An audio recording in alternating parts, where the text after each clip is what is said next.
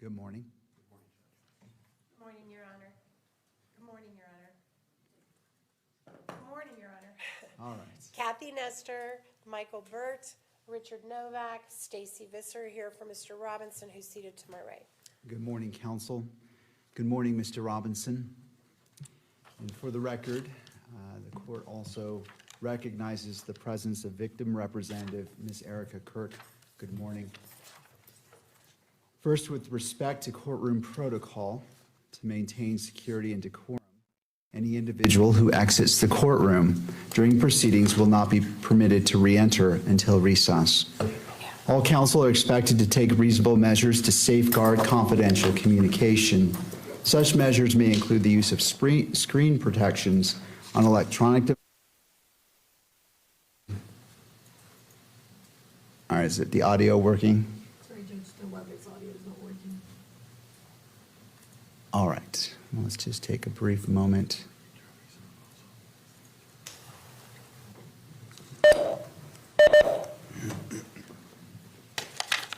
And just let me know when it appears to be working.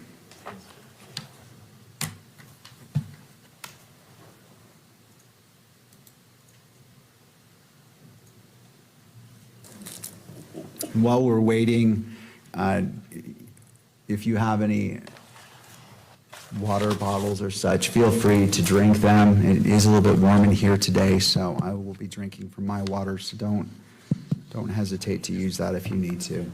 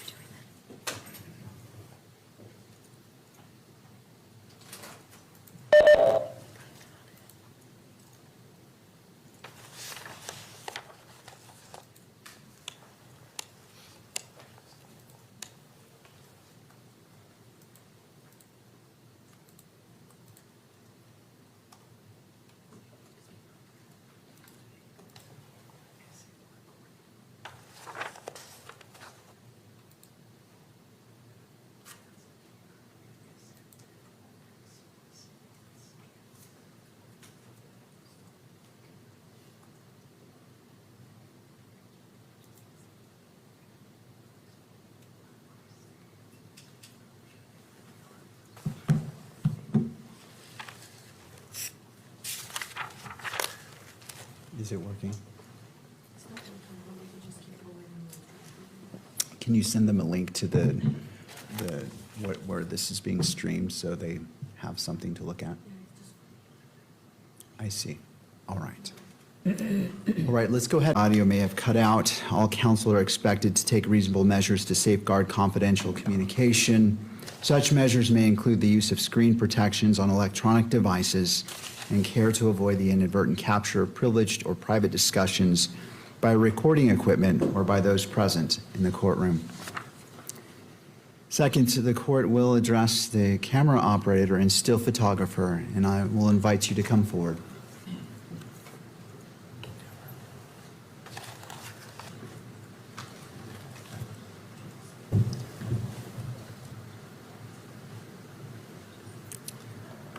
All right, the purpose of this is to ensure clarity regarding the expectations governing today's proceedings. Could you both state your name for the record? Yes, Trent Nelson with the Salt Lake Tribune as the pool still photographer. John Wilson from KSL Television, video photographer. Good morning to you both. Have you reviewed the court's standing decorum order? Yes, Your Honor. Yes. Do you understand the requirements set forth in that order as they apply to your activities today? Yes. Yes. Do you require additional time to review the order or to adjust equipment to ensure compliance? No. No. Do you anticipate any difficulty complying with the order or with the court's instructions? No. All right. Well, thank you. I appreciate your Thank you. cooperation today.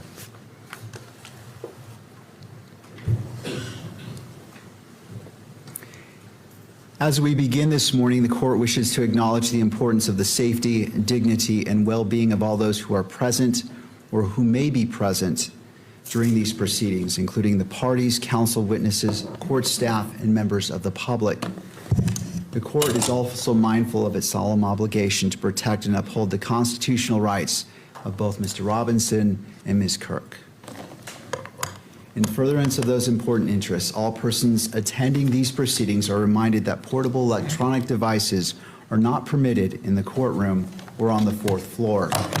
The court also expects every person in attendance will be treated with the dignity and respect to which they are entitled. Consistent with the court's standing decorum order, all spectators shall remain quiet, civil, and orderly during all times. Spectators shall not engage in conduct that is distracting, disruptive, provocative, disrespectful, uncivil, or threatening in any manner. Spectators shall not make audible comments of any kind, shall not shake or nod their heads, and shall not make gestures or other visible reactions during today's hearing. Spectators shall also not wear or display pins, buttons, signs, clothing, photographs, or other items expressing support for or opposing to any person connected with this case, or expressing any position concerning the status of this case as a capital offense. The court appreciates the cooperation of all present in maintaining a courtroom environment that is safe, respectful, orderly, and faithful to the rights and dignity of every person involved. Turning now to counsel. Before we begin, I wish to acknowledge the professionalism, civility, and competence demonstrated by counsel for both the defense and prosecution during yesterday's proceedings. It is evident to the court that each of you approach this matter with seriousness, preparation, and a deep commitment to your respected responsibilities. The court appreciates the care which you have taken in advocating for your positions and the respectful manner in which you have done so. Thank you. Do either party require the benefit of the record before we proceed? The state does, Your Honor. Mr. McBride will address the court. All right, and just as a reminder, the microphones at council table are turned off to prevent the inadvertent capture of any communication. So if you would like to come forward, thank you. And turning to Mr. McBride. Thank you, Your Honor.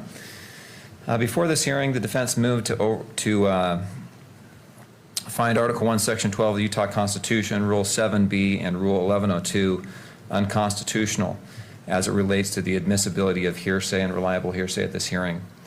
The issue was extensively briefed and argued. The court denied the defense motion to exclude the use of reliable hearsay at the preliminary hearing. That ruling is at docket number 631. In addition, defense counsel filed a standing objection on July 3rd. That's docket 678. The standing objection reasserted the arguments made in defendant's previous motion. Defendant continues to make these same objections throughout the testimony of each witness. I believe both throughout the proceeding they have continued to make objections. At this point, further objection is unnecessary to preserve the record and causes undue and unnecessary delay. This is needless delay, and we'd ask the court to acknowledge and the record to reflect the standing objection. And we also ask the court to give an instruction that continuing objections on this ground are unnecessary. Of course, if it relates to some other ground or is some item that's particular to a particular statement, that objection may be appropriate. But at this point, we feel that the repeated objections that have been made and already been ruled upon are unnecessary and cause undue delay. Thank you, Mr. McBride. To defense.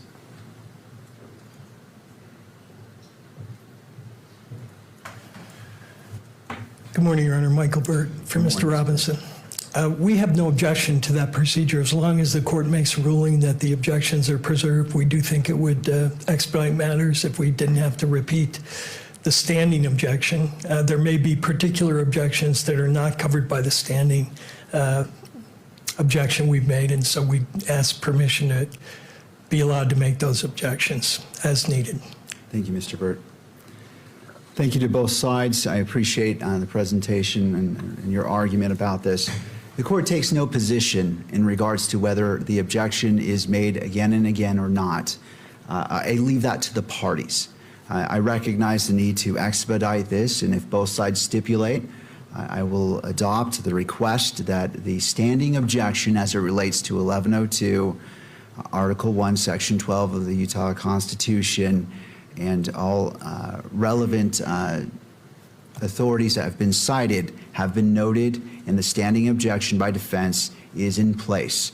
However, if defense feels the need to do that in order to protect the constitutional rights of Mr. Robinson, the court will not prevent that, nor stand in its way. This court is not is acting in the role of a magistrate and will allow the parties to move forward as necessary. But as noted, I will make that note that the standing objection has been noted for all of the yesterday's proceedings and will be in place throughout the rest of the preliminary hearing. Anything further or any need for the record given the court's statement? Not from the state. No, Your Honor. All right, thank you. All right, the court acknowledges that the exclusionary rule is in effect. At this time, any witness who is subject to exclusion should be excused from the courtroom. And again, I will leave it to the parties to monitor the courtroom to ensure that if a witness has come in and they shouldn't be, that they are redirected. I invite Agent Hull to return to the stand to resume direct examination. And Agent Hull, you are still under oath. Mr. Sturgill? Thank you, Judge. And before we begin, is there a way to dim these lights just a tad like we did yesterday?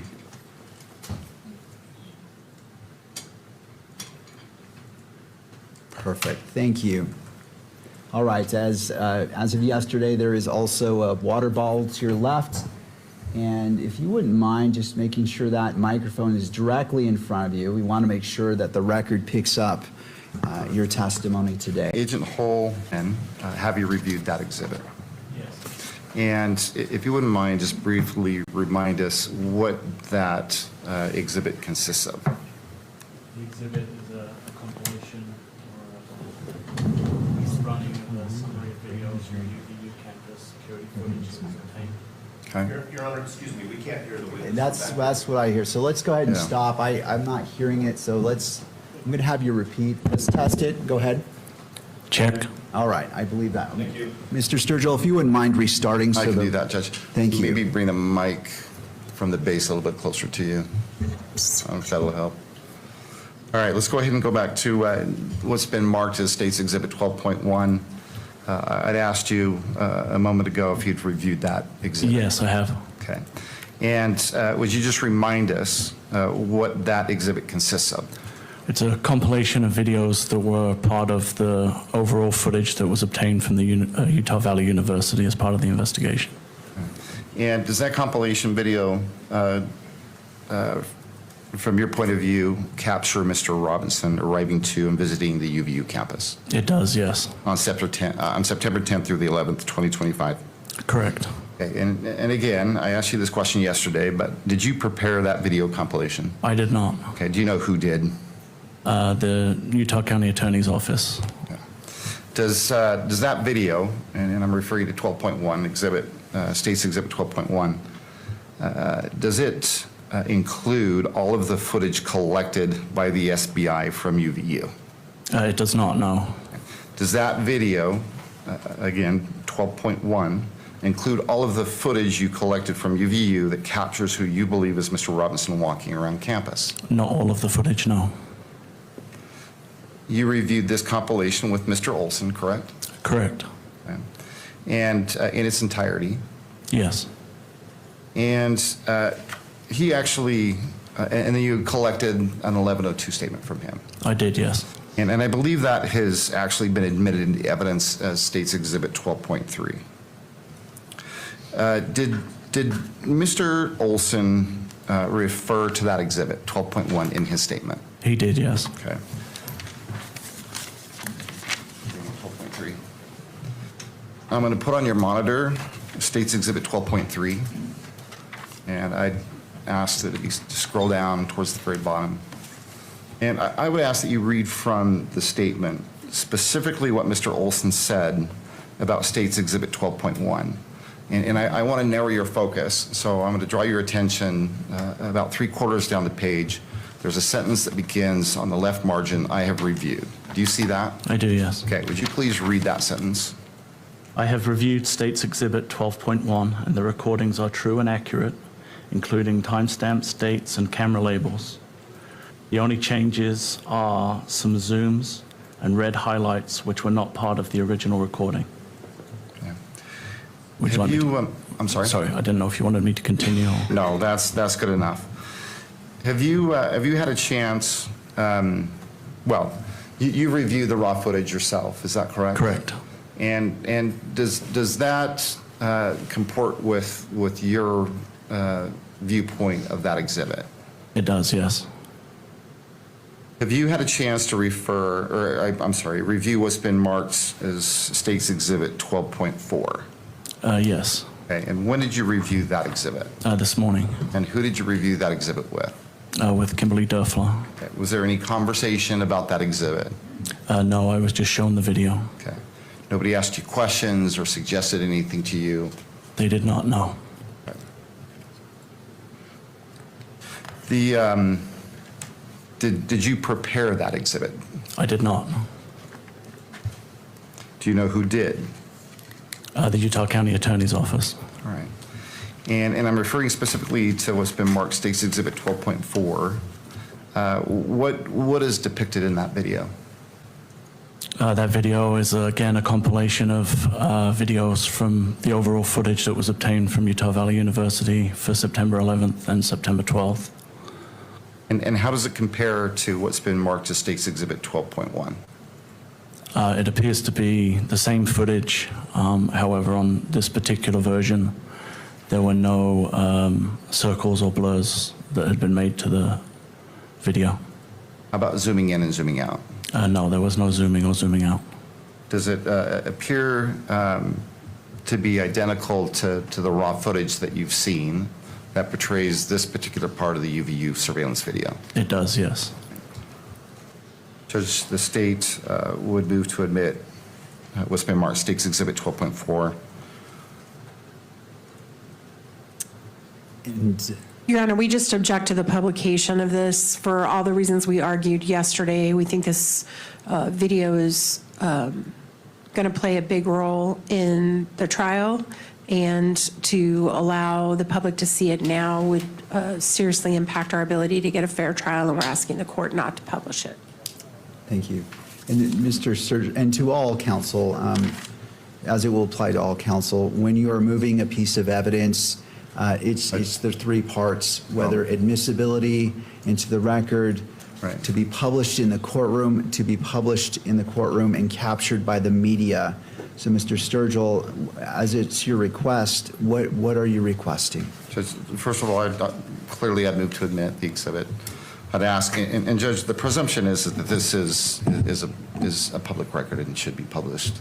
And so the state's position is that it should be published here in the courtroom, and it should be published in such a way that the media can capture it on video. All right. Your Honor, can I be heard on that very briefly?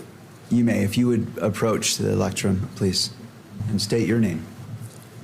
I'm David Ryman. I represent the news media. I didn't make an appearance because the news media technically aren't parties, but as you know, they do have the right to be heard on issues like this, and I've tried to keep that to a minimum. But since this is the first one coming up today, I thought it might be helpful to just address it again. There is a presumption not just that it be published in the courtroom, as we talked about yesterday, because the participants or the spectators in the courtroom have a right to know what the court is viewing so that they can understand how you're making your decision. This seems like a very important piece of evidence. It doesn't seem like there is a basis to keep the people who are in the courtroom today from understanding why it's being introduced. It is not like the videos yesterday, my understanding at least is, and you can correct me if I'm wrong, but we didn't object to the videos that weren't published yesterday that were graphic. We didn't object to the non-publication of the autopsy report.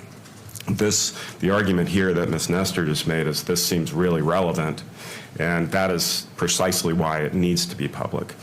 With the last thing I'll address is just EMC. There is a presumption, it's a rule presumption, not a constitutional one, that EMC is allowed. And I think that for all of the reasons that we've briefed this for Your Honor several different ways, there needs to be a really good reason why.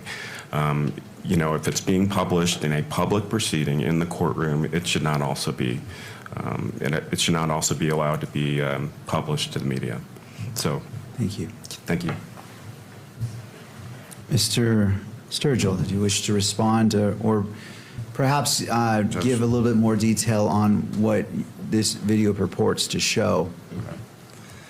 Well, do you want me to proffer that, Judge, or have the witness? I'll defer to you. Okay. Well, first of all, if I could take one step back. Let me ask you, I may have misheard, but let's just be clear about this video, the compilation video. It includes video surveillance from UVU campus from what dates? September 10th, 2025 into the morning of the 11th, 2025. And if you wouldn't mind just describing in a bit more detail what this compilation includes. The compilation shows the movements of the individual believed to be Mr. Robinson on Utah Valley University campus, arriving and leaving in a vehicle, arriving and leaving on foot, and then returning and leaving, and then attempting to gain access again in a vehicle. And his movements throughout the day are included in the videos also. Is there any footage of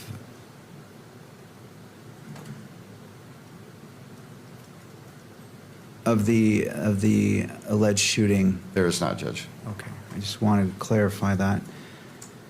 Ms. Nestor, given that additional information and anything further from defense?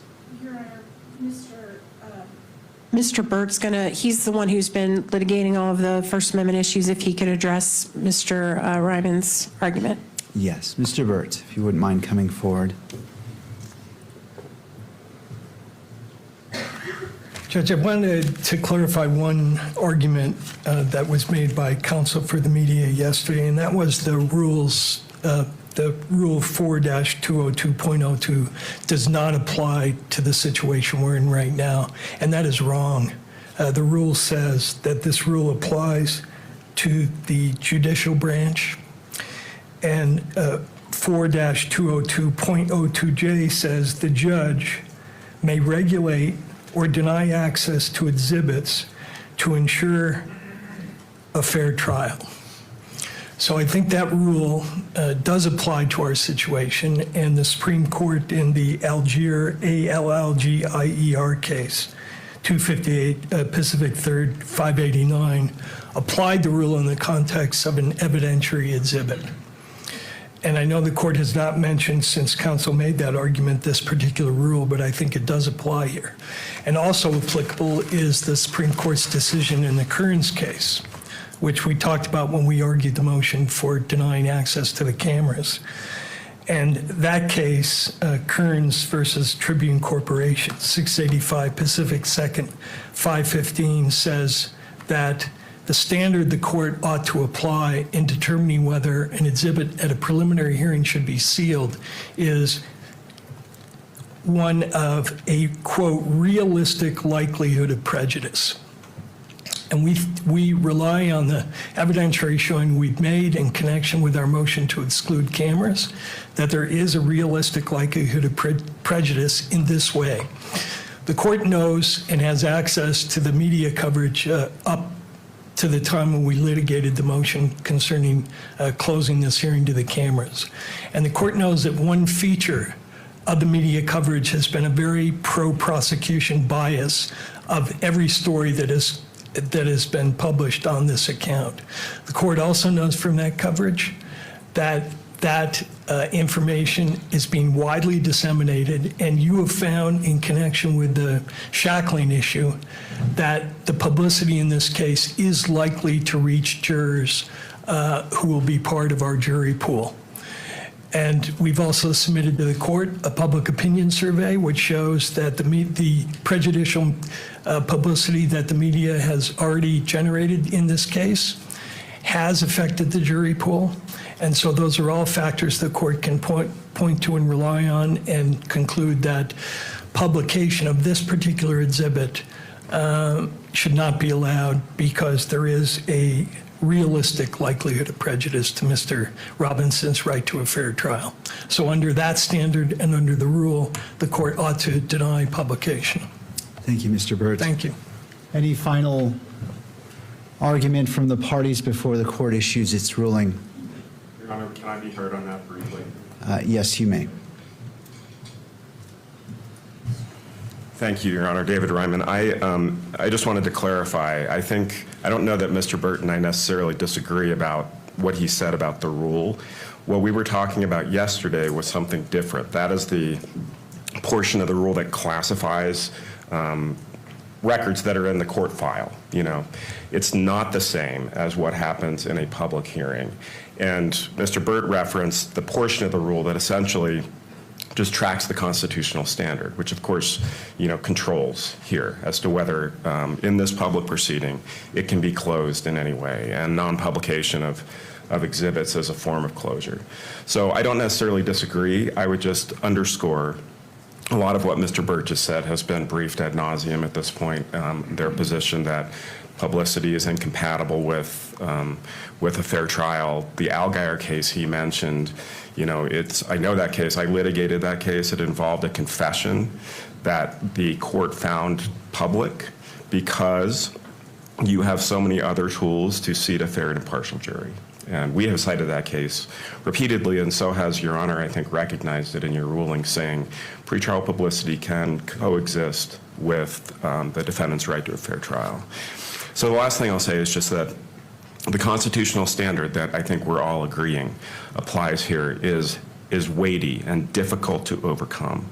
And it is never satisfied, as we've explained, by just generalized assertions that there's a lot of publicity out there. It's got to be something really specific, and they just haven't made that showing. And I certainly don't think that a video that apparently just shows the defendant walking around the UVU campus qualifies. Thank you. Anything further? Judge, from the state, no, but I think I'd like to be crystal clear. You asked if there's any portion of this video that captures, and I believe you asked of the actual shooting. There's no video of that. There is video, however, and you've heard testimony related to this, where the shooter goes to the top of the low-C building, goes out to the edge of the building, low crawls, and then leaves after what we assume is the shot being fired. That's as close as it gets. I don't know if that makes a difference, Judge. I just wanted to make the record clear, and I want to be crystal clear with Your Honor. Thank you. I appreciate that clarification as it is guiding for this court and making its ruling. I turn to Utah. Well, let me pull this up.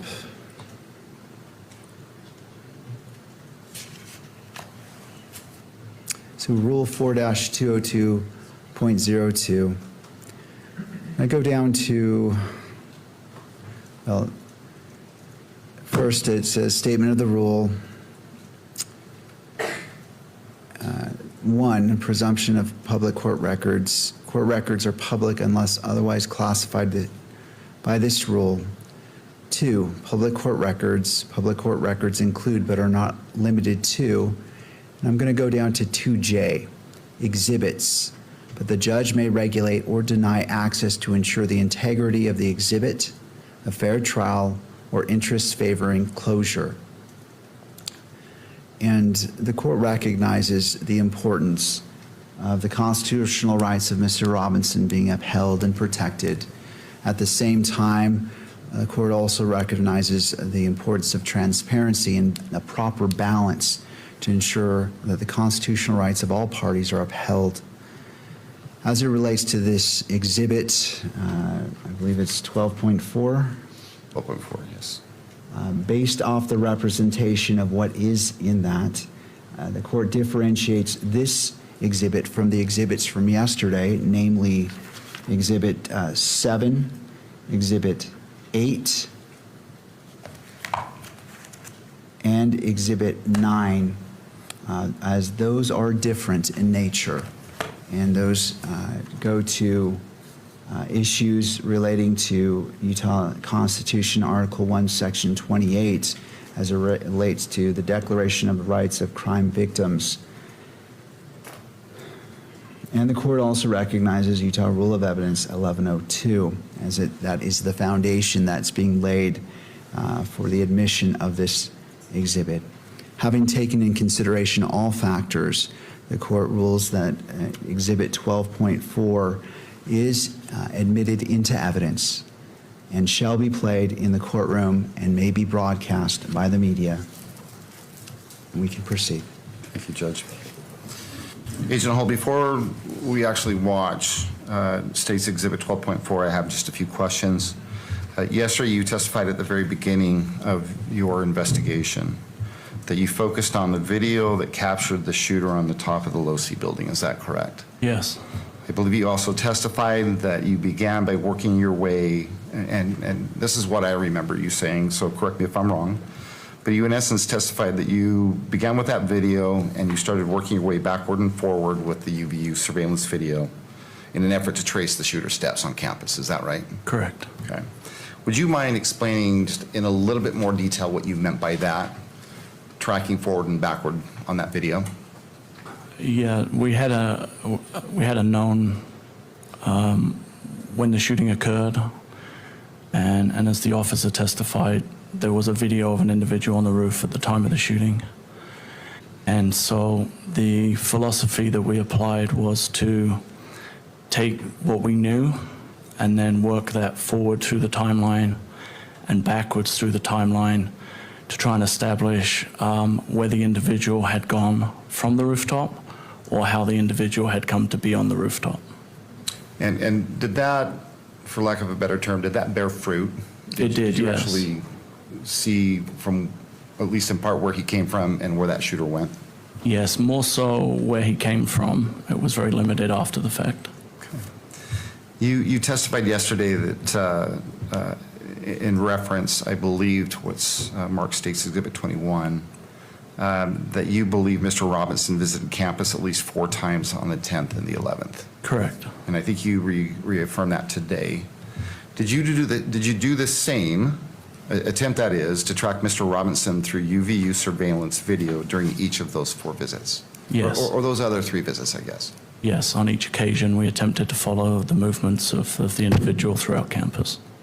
And did you in fact see Mr. Robinson on campus in surveillance video that is not included in State's Exhibit 12.4? Yes, there is additional footage of him on campus, yes. Okay. I'm going to have displayed on your monitor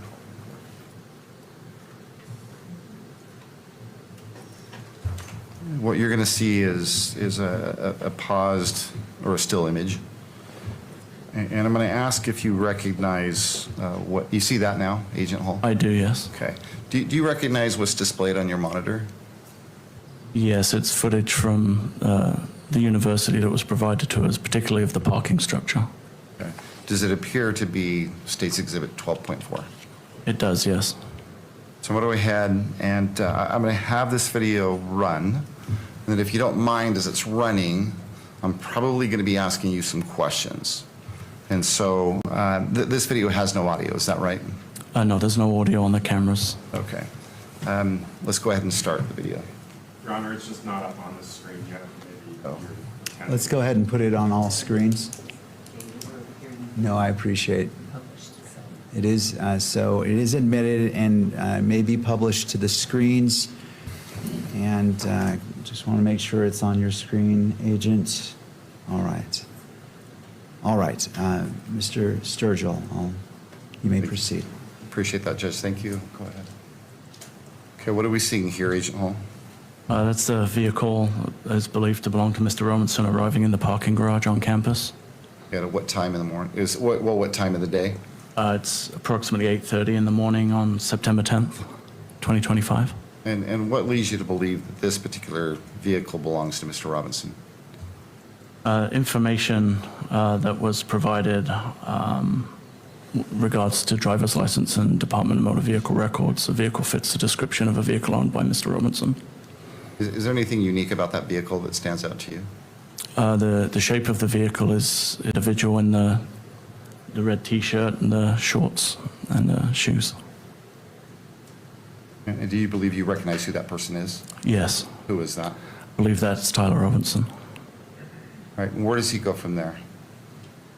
He heads out of the parking garage on foot into the campus and actually goes to the quad area of the campus. At that time, he makes contact with some representatives from TPUSA. By quad area? Sorry, the amphitheater is what I previously referred it to. All right. So he goes up on campus, visits the amphitheater area, the courtyard or quad. Correct. And then what do we see here now? He returns on foot back to the same vehicle. And what time is he returning back to the vehicle? It's about 9:25 a.m.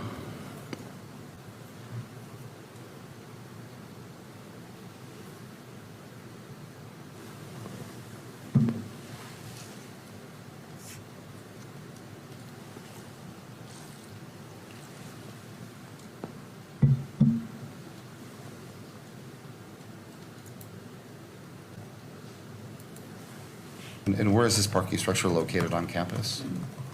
It's just off of Campus Drive. It's a short walk from the amphitheater. What do we see now? That's the vehicle exiting with Mr. Robinson driving the vehicle.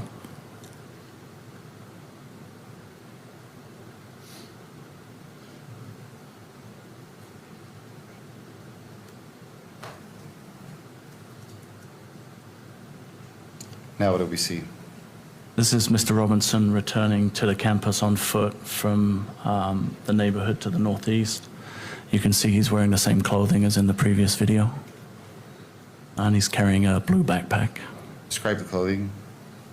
It's a maroon colored t-shirt with gray or olive colored shorts and then Converse shoes. And what time did he return to campus? Just after 10 a.m.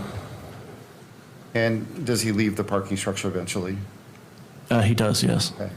And during this visit, do you know where he goes after he leaves the parking structure? Yes, we were able to track his movements on campus. He went to Chick-fil-A in the Sorensen building and purchased some food, sat and ate the food.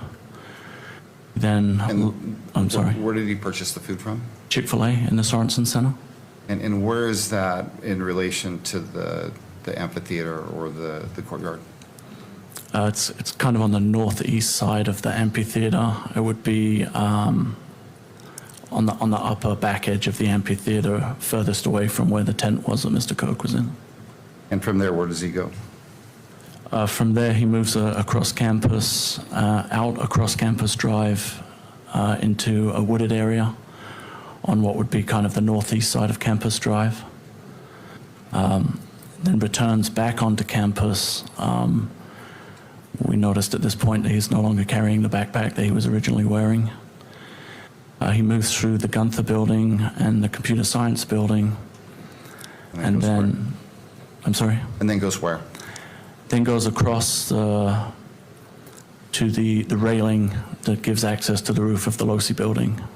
From there? From there, he comes back down the stairs and walks off campus from that point. And about what time was that he left campus that second time? Do you know?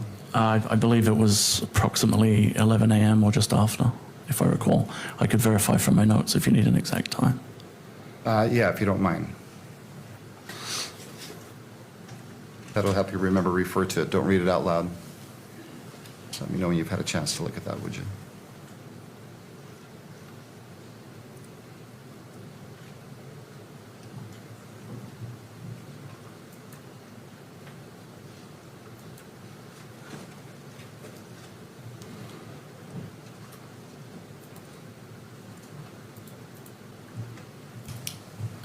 Were you able to refresh your memory as far as the time? I was, yes. Okay, and what time was it? It was just prior to 11 a.m. when he walked off campus. Okay. And before we go any further, the parking structure that he left initially, where is that parking structure in relation to the LDS Institute building? I'm sorry, in relation to? The LDS Institute building on campus?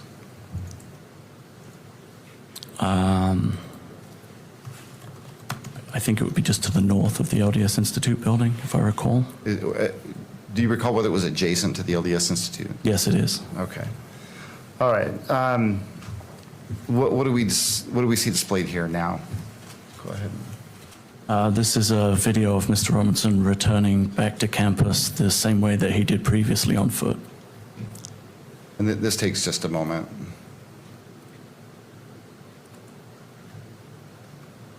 And why, well, let me ask you this. You believe this is Mr. Robinson returning to campus? I do, yes. Okay. And why do you believe it's Mr. Robinson? The shoes are the same, and the images that we have are from my viewing and seeing Mr. Robinson on the video, it's the same person. He's noticeably wearing different clothing. He is wearing different clothing, and he also is walking with a gait or a limp in this video. With a gait or what? A limp. Okay.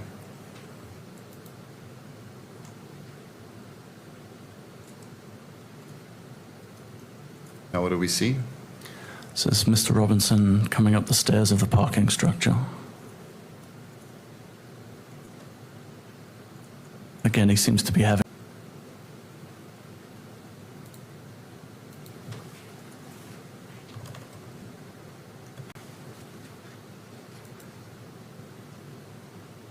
And again, were you able to track Mr. Robinson when he leaves this parking structure? Yes, we were able to. Okay. So when he leaves the parking structure, where does he go? He comes up around Campus Drive. As you can see on the video here, there is a cut through there north of the Losi building, and that's Mr. Robinson coming up the sidewalk. He has the noticeable gait or limp in his walk. And then he moves south across the front of the Losi building. On the sidewalk? Yes, correct. Okay. He would be the rear of the two individuals in this particular video. All right. So right now, if you were to break this picture into quadrants, This is an image looking across the parking lot to the Losi building, and Mr. Robinson is appearing on the exterior staircase, which gives access to the Losi building roof and the area where the railing was. and again, let's break that image into quadrants. Where would he be located if you broke it into quadrants? It's in the top right, and the individual can be seen moving under the notations that are on the video. Okay.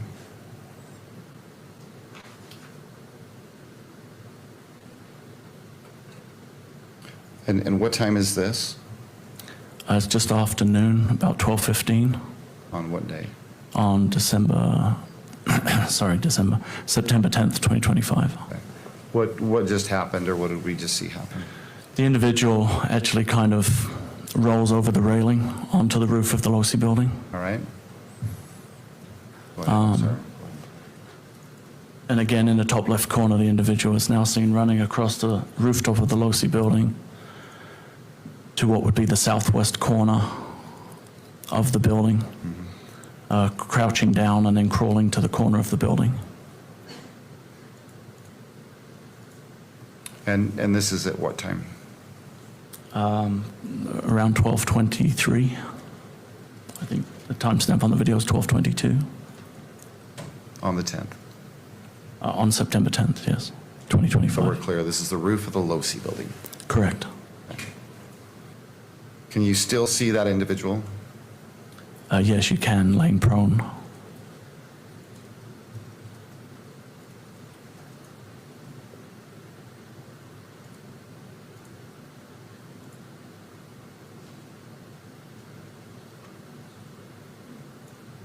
You believe this to be Mr. Robinson? I'm sorry? You believe this to be Mr. Robinson? I do, yes. And how long is he out there on the edge of the building? Just until the reported shot was fired at 12:23 and 28. individual then stands up and then moves across the building to the north. Is that what we're seeing happening right now? It is, yes. They move behind the atrium area on the rooftop to the northeast corner where the white triangle is. Do you see Mr. Robinson now? I do, yes. He's just arriving at the corner of the building, almost the top center of the image.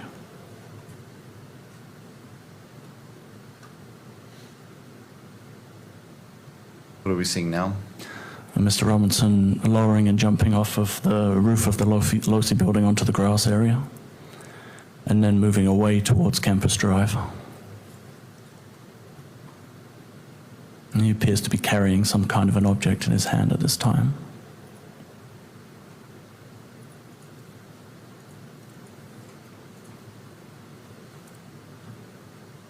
So he's approaching, Campus Drive. and again, broken into quadrants. Where is he currently? Be in the top right quadrant. And the time? It's 12:24 and 42 on the timestamp. What do we see now? He then crosses Campus Drive and drops down into the wooded area on the far side of Campus Drive. And that is located in what part of the video? What quadrant? It would have been just off center on the top left side. What do we see now? This is the intersection of Campus Drive and 800 South. There's a vehicle attempting to turn right onto Campus Drive. That's the vehicle that's driven by Mr. Robinson. Okay. And on the screen, where is that vehicle that you're referring to located, if you broke it into quadrants?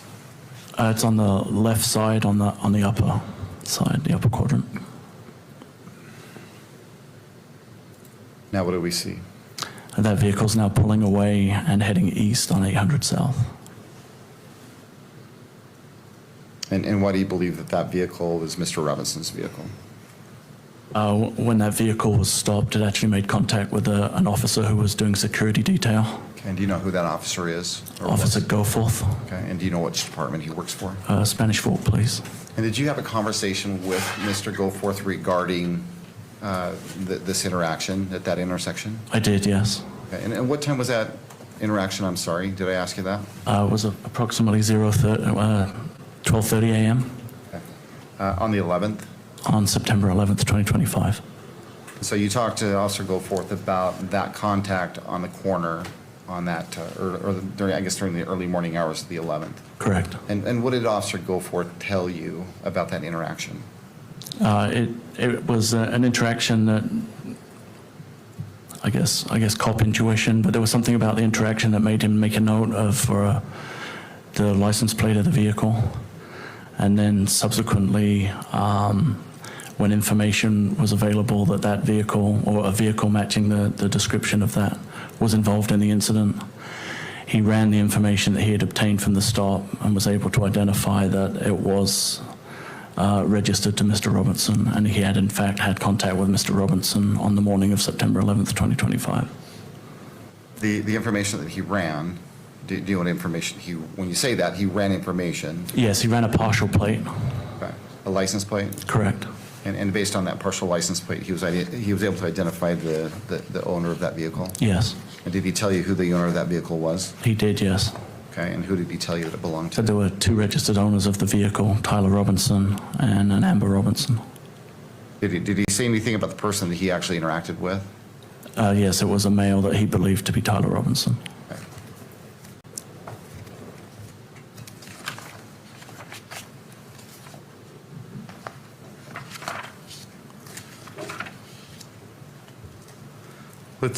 Let's return again to what's been marked State's Exhibit 12.1. Again, you've reviewed that video. Yes. And the difference between 12.1, or what's been marked as State's Exhibit 12.1, and 12.4 are, if I understand you correctly, are these enhancements that we've been talking about. Yes. And specifically, be specific about the enhancements, and let's go one at a time. Okay. I think there's a reference to either red circles or red highlights. I think Correct. That's how Mr. Olson described it, red highlights. Yes. Do you know what he's, or what is he referencing by the red highlights, or what do you believe he's referencing? I believe he's referring to red ovals or circles that were placed over the image to identify specific individuals of note. And these red circles, are they permanent red circles? Are they temporary? I'm Different. I would assume they are temporary. I'm not very technological, but I believe they would be overlaid over the image. This is a bad question. What I mean by that is do they appear and disappear quickly, or do they linger or last for a period of time? They're there for a notable period, but I believe they come off the video. But All right. And other than, well, and you said that the circles, what do the circles do? they identify an area or a person of interest within the video. And other than do that, do the circles or the highlights, do they do anything with regards to the video itself, as far as its accuracy? Not to my knowledge, no. Okay. I think the next enhancement that has been mentioned that we've talked about is there's some blurring. Yes. Do you know what that? Tell us what that is. What blurring do you see in what's been marked as State's Exhibit 12.1 that you now don't see in 12.4? If I recall, there were some individuals in the parking garage footage, and their faces were blurred. Excuse me. Is anything other than faces being blurred? Not that I recall, no.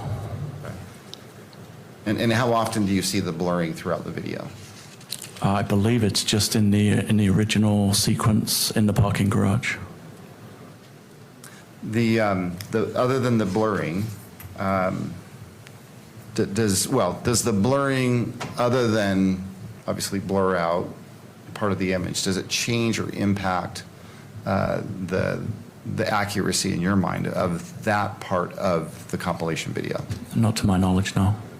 And then the last thing is, I believe, is there's some zooming in and zooming out that's in 12.1 that has been removed Yes. from 12.4. What can you tell us about the zooming in and the zooming out? Predominantly, it's in the area that was referred to as viewing the Losi building rooftop. I believe it focuses on the area where Mr. Robinson comes up the stairs and onto the rooftop. Those portions of that particular footage were zoomed in for clarity. Other than zooming in and zooming out, does at least that enhancement to the video, does it change the content of the video? No. The accuracy of the video in your mind? No. Okay.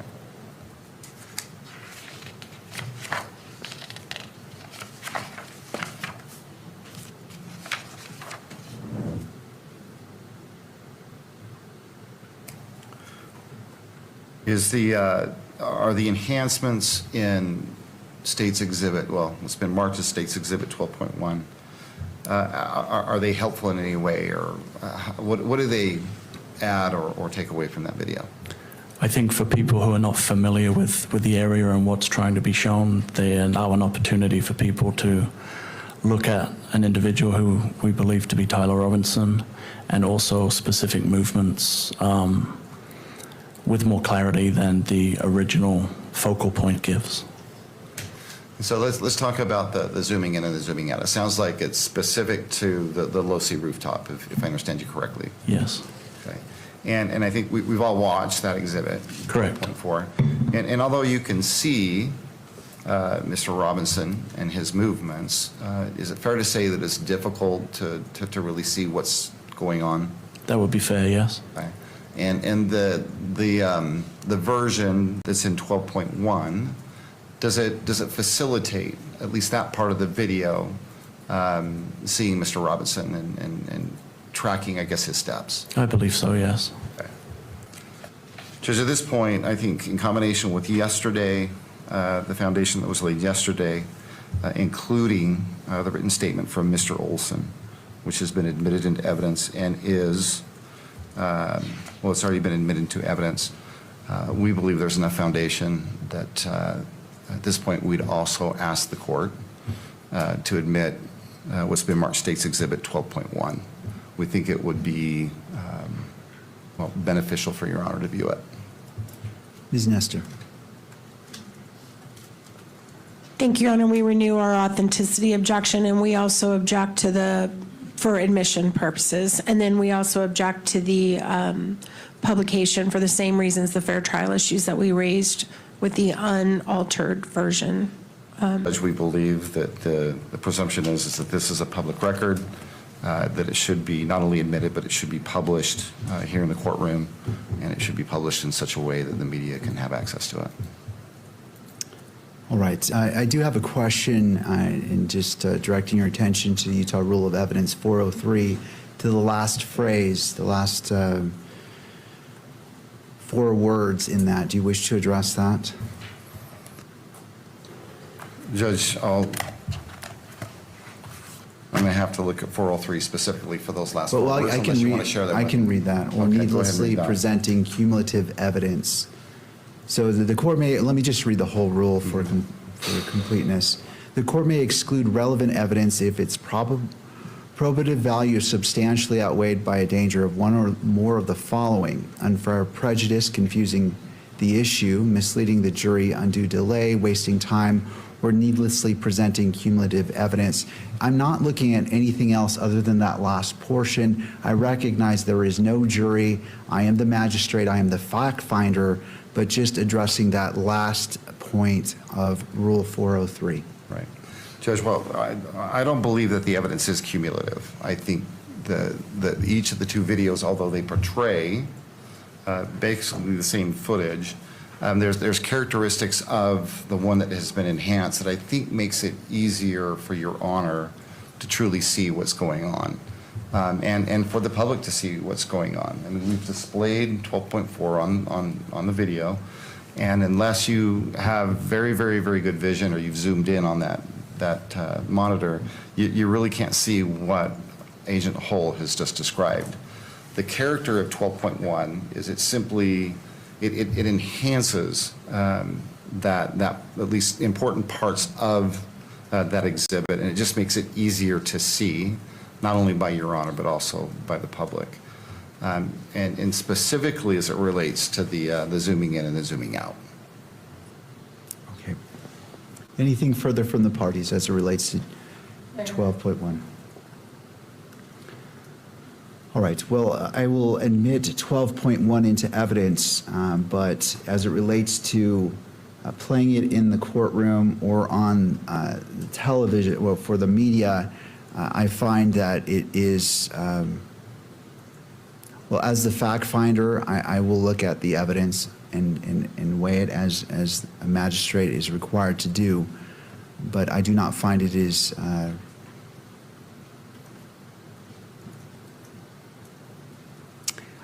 I don't find it's necessary to replay this video, given the representation that's the exact same video, the difference being enhancements made. If it was different in any way, or if it added to or subtracted from, that would be one factor. But because it's simply the same video, simply zooming in with circles or notations, the court does not find that the interest of justice requires it being played again. But it is received into evidence and will be reviewed by myself in determining a probable cause determination. And I appreciate that, Judge. And just so we're clear, State's Exhibit 12.1 has been admitted. It is received into evidence, yes. And your intent is to review it in its entirety, but not here in the courtroom?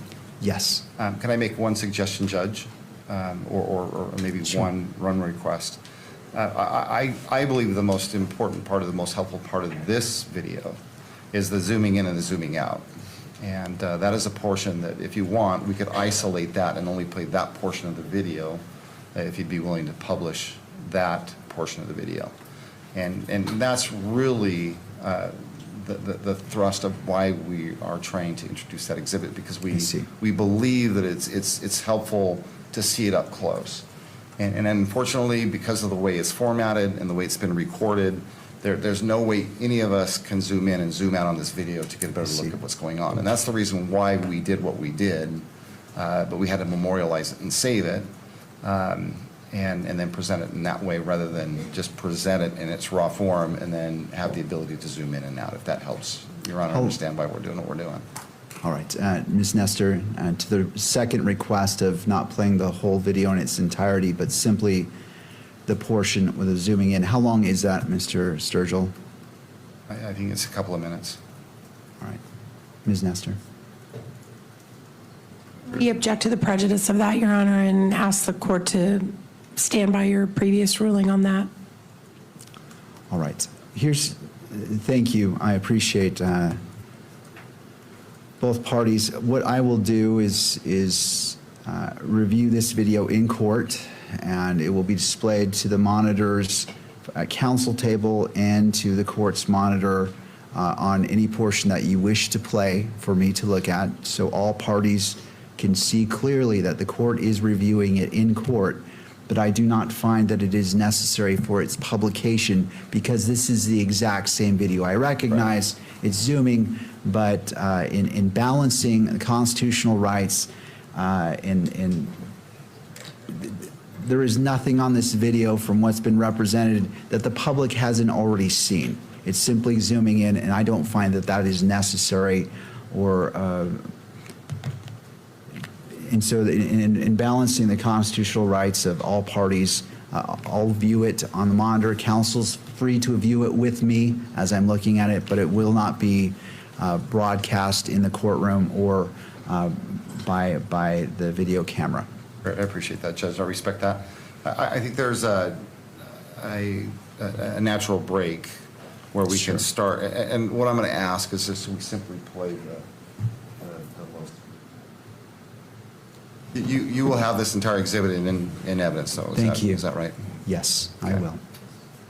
All right, whenever you're ready.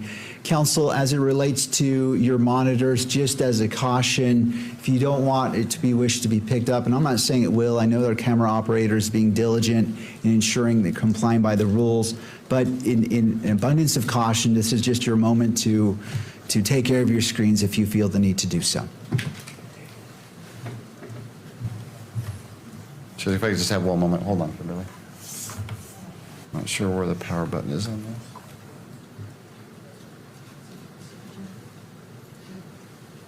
There we go.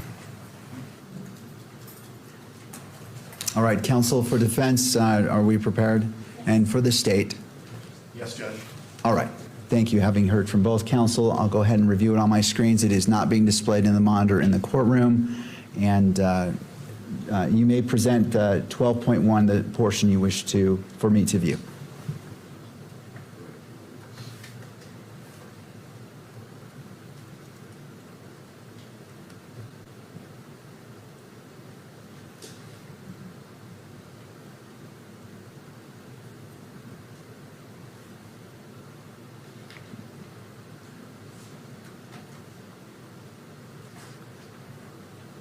And just for the benefit of the record, do you want to put on the record the timestamp of what you're playing, at what point you're starting and stopping, as we go, or when we finish is fine. I just want the record to be complete.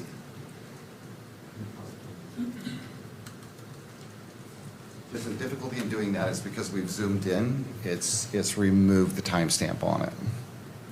And so- Well, you can just give me the count The on the count video? on the bottom. There's a timer at the bottom of the total length of the video, so that's fine. I'm just trying to create a record of what exactly I'm looking at.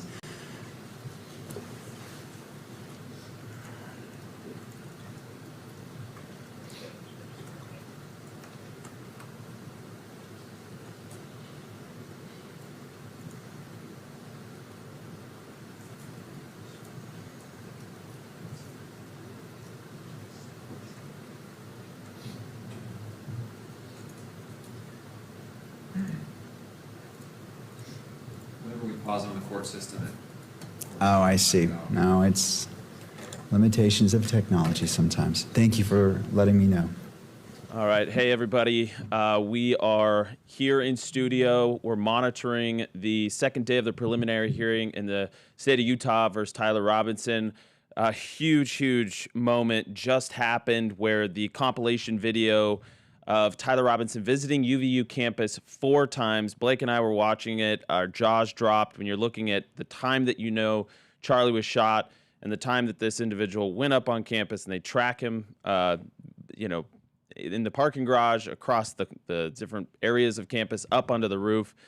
It was a really, really powerful moment that the judge allowed that to be seen by the media. There was a back and forth between the media and the defense and the prosecution of the defense. We're finally getting evidence that we've heard for months exists, and we're finally getting to see it. So, and now there is a sort of John Madden style video where they're zooming in and putting circle marks where they want you to kind of see the suspect walking on campus and wherever else. And so the judge now has not allowed the John Madden style video to be seen by the public, but he's reviewing it right now. So we're going to throw back into the courtroom.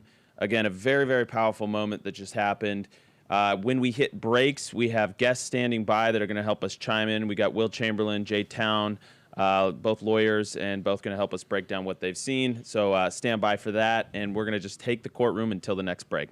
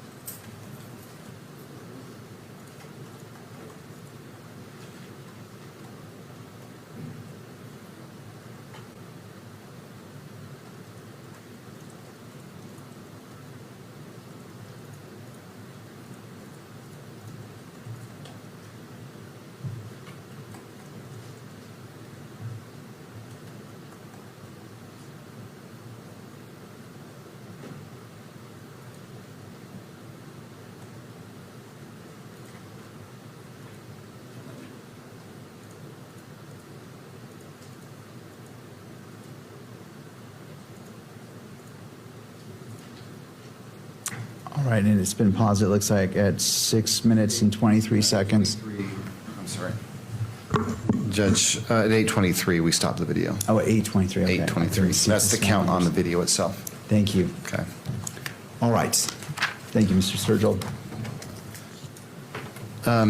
Agent Hull, you were able to watch that zoomed-in version, is that Yes, right? Okay, and was there anything that stood out watching that zoomed version? For me, on the zoomed version, it's apparent that Mr. Robinson, the individual jumping off the roof, is carrying an item. Mm-hmm. Okay. And you can see clear the clothing that he's wearing? Check to leading. Strike that. Mr. Sturgill, do you want to respond to the objection? Judge, it is leading. I'll go ahead and sustain the objection, and that you may move forward. Is it easier to see? Strike that, Judge.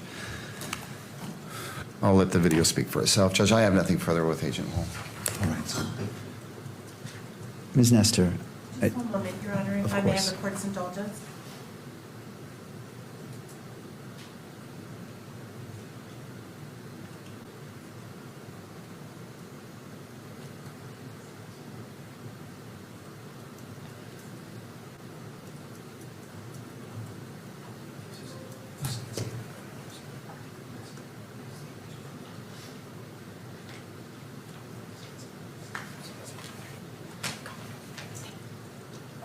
Thank you.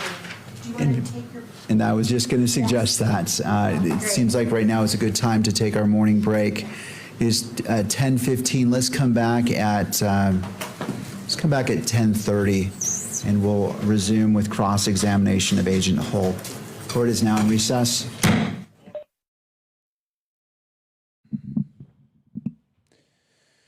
All right, welcome back, everybody.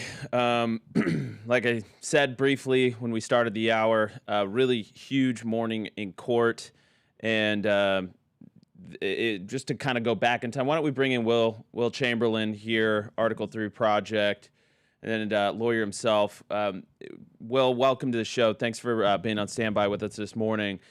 That was a continuation this morning with that same witness. And the judge had blocked the sort of John Madden style video from being submitted as evidence and being broadcast to the public. The state, the prosecution in this instance, went back and got the raw and showed a compilation of the raw video without any zoom ins. The judge allowed that to be broadcast. What did you see when, in what I believe is the most powerful moment of evidence so far in the case? Well, I mean, it seems pretty clear they have him dead to rights on the fact that he was there, 4 times in a little over, well, I guess once a week before and the 3 times day of. And I mean, the fact that they have him there, in the morning, and then they have him there right before the shooting, and then you have the video obviously a little smaller with the person who's moving towards him, but it's pretty clearly Robinson too. This is, extremely compelling video evidence. And obviously, this is not going to be the end of it, right? The video evidence alone is damning, but we've got all the, physical and forensic evidence too. So I think I think the big mistake that maybe those who were skeptical were making was assuming that only the evidence that had been shown within 48 hours of the shooting that was used to identify and apprehend Robinson, but that was going to be the only evidence that the prosecution was able to present. And that's certainly clearly not the case even after just this brief moment here. Yeah, and Blake, I was sitting next to Blake when this happened, but there was also the moment when you see him coming down. He's changed clothes. It's obviously the moments leading up to the actual shot being fired, and he's got long pants now. The first video in that morning, he was wearing shorts, but the same shoes. Then he's got pants.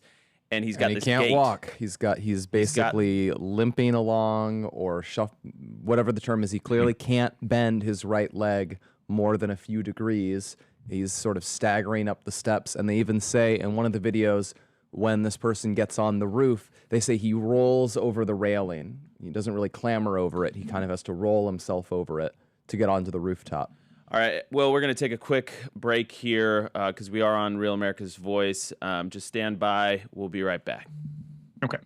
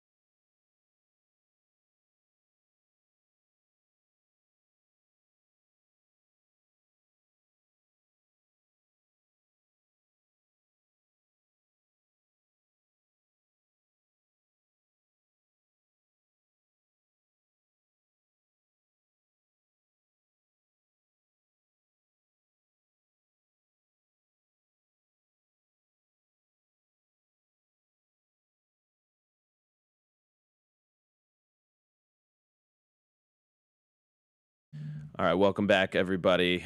So much was made, and we've got Will Chamberlain, Article 3 Project, joining us as well to help break this down. So I'm going to play this video, which, again, you know, we were all watching it together in the bullpen out here, and when you see Tyler Robinson walking with this gait, this limp, I found it to be one of the most compelling moments. And then the next piece in the compilation, you know, we all know, we have the time stamp in our head, 12:23. That's when Charlie was killed, 12:23. And you're looking at the timestamp on the video as he's going up onto the roof. I mean, this is extraordinarily compelling. Go ahead and play cut 4.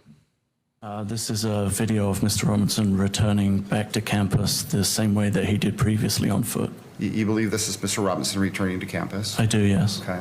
And what do you believe is Mr. Robinson?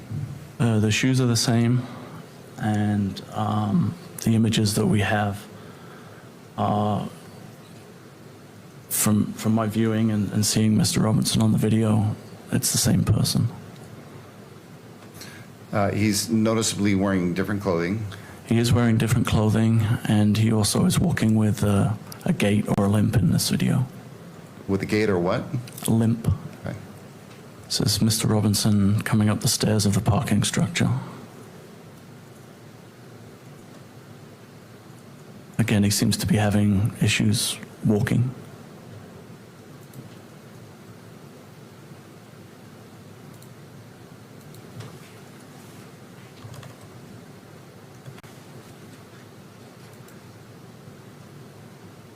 And again, were you able to track Mr. Robinson when he leaves this parking structure?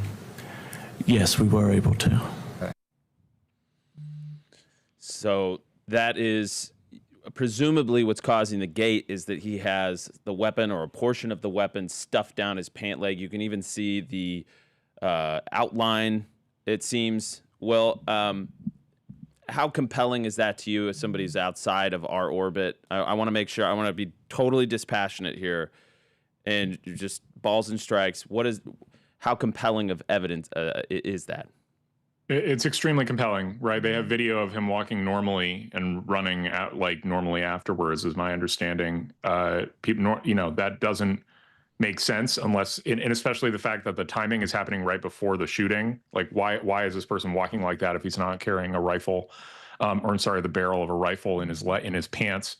That and again, I mean the fact, again, it's the timing and the combination of evidence here. Like, obviously he's trying, you know, he's now wearing different clothing, in sunglasses and a baseball cap, trying to hide and change the appearance of his identity, and with this bizarre physical gait, you know, and it's like he's not. I mean, think about it. Here's another way to think about it, right? Like, say this was just some random person who was injured. Well, you know, theoretically, then why isn't he on crutches? Why doesn't he have something that'll assist in his mobility? You know, one of those little leg scooters everybody has. Like, right. No, this is.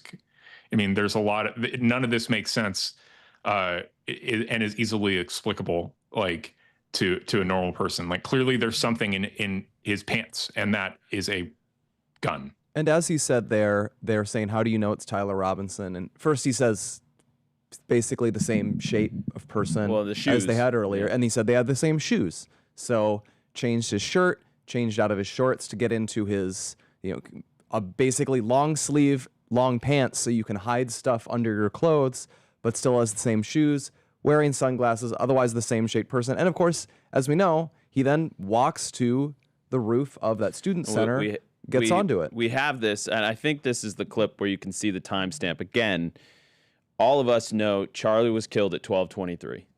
We'll never get that number out of our head, all right? And so to watch the timestamp of the video and you watch him get up there, it's very compelling. Let's just say that. SOP 5. And what time is this? It's just afternoon, about 12:15. On what day? On September 10th, 2025. Okay. What just happened, or what did we just see happen? The individual actually kind of rolls over the railing onto the roof of the Losi building. All right. Go ahead, sir. And again, in the top left corner, the individual is now seen running across the rooftop of the Losi building to what would be the southwest corner of the building, crouching down and then crawling to the corner of the building. Can you still see that individual? Yes, you can, laying prone. Laying prone. And then got another clip here, Will, but just to highlight what you said, the roll over, because again, he's got the gait, something stuffed down his pants, he's not walking normal, so he kind of rolls over. Can't stick his leg over the normal way. To get onto the Losi building there. And then here's the next clip in the sequence of him then fleeing the roof, SOT 6. You believe this to be Mr. Robinson? I'm sorry? You believe this to be Mr. Robinson? I do, yes. And how long is he out there on the edge of the building? Just until the reported shot was fired at 12:23 and 28. The individual then stands up and then moves across the building to the north. Is that what we're seeing happening right now? It is, yes. They move behind the atrium area on the rooftop to the northeast corner where the white triangle is. Do you see Mr. Robinson now? I do, yes. He's just arriving at the corner of the building, almost the top center of the image.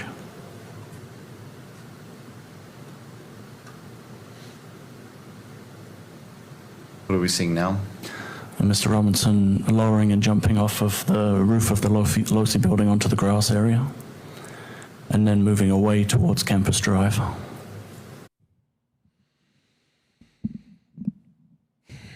So the guy with the limp suddenly became a lot more mobile right there. Right after 12:23 and 28, which is, as we all know, the moment. So it's hard to watch, to be honest. Mm-hmm. So I don't know. Anybody else want to chime in here? I mean, I remember that footage. That footage, at least that little bit of security footage, that was published I think that was published all the way back 48 hours after the shooting by the FBI when they were looking for the guy and they were sort of presenting the evidence of why they thought this was the guy. Maybe it was at the apprehension, I'm not sure. But I remember that footage, and I thought it was, perhaps one of those things where once you understand that it's like, oh yeah, clearly it's this person, right? Like whoever, you have the timing in the background, that's when the shot just happened. And then you have a guy scrambling across the roof and dropping himself down to clearly escape. Like if he was, a normal person, say just again, let's try and construct sort of innocent explanations, right? Why is there a normal person on the roof? What would they do? Well, they wouldn't run and try and drop down 10 feet. They would just go back the way they came. They would walk down the stairs if they're just a normal person going about their day and for whatever reason decided to take a brief excursion to the roof for sightseeing or something. Yeah. But no, this is a person who's running. Hang right there. We got to take a quick break for Real America's Voice, and we'll be right back.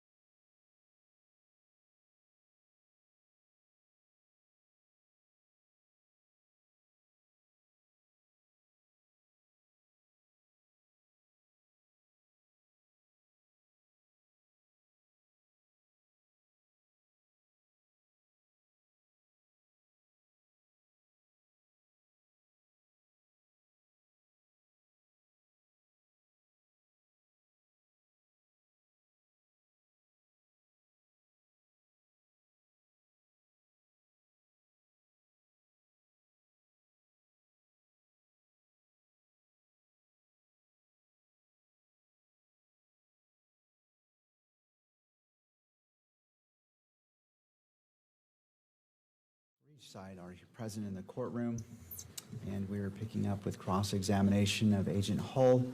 Ms. Nestor, your witness. May it please the court, thank you. Good afternoon, Agent Hall. Good You morning. and I have met before, but just to remind you, my name's Kathy Nestor. I'm one of the attorneys representing Mr. Robinson. So, when did you leave the SBI? The State Bureau of Investigation? Yes, March of this year. March of this year? Yes. So you were involved in this investigation from September to March, basically? Yes. And your new position at Post, what is your new position? I'm an investigative sergeant. So you investigate potential wrongdoing of police officers? Correct. Okay.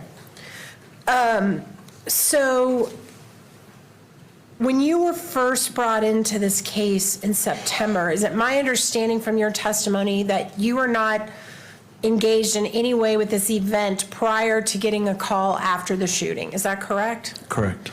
Does the SBI on occasion assist other agencies with preparing for big events like this or not? Is that not typically something you do? Not something that I've ever been involved with, no. Okay. And what time did you arrive on campus that day? I believe it was shortly after 1:30.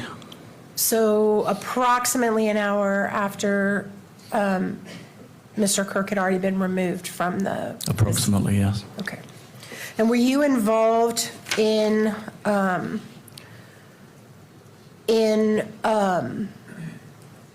putting up any drones into the air? Were you part of that, or were you not It's involved in not, that? no. So how quickly after you arrived on scene did you become aware that you were actually going to be in charge of the scene? I believe it was approximately an hour after, so what would have been approximately 2:30. So for the first 2 hours, you were not in charge? For the first 2 hours, I wasn't. I didn't arrive till 1:30, so no. Okay. And once you came from on high that you were basically going to be in charge of the scene, what was your first priority? What were you focused on? We were focused on, through our major crimes team and our lieutenant, putting together an investigative team and developing initial assignments and a plan as to what we were going to do moving forward. And part of that is protecting any potential forensic evidence that may be found on the scene. That's clearly important, right? Correct. Preserving the scene, right? Correct. But it sounds like that's not really your area. That was more maybe Agent Falmina's area. Agent Falmina was assigned to process and document the crime scenes.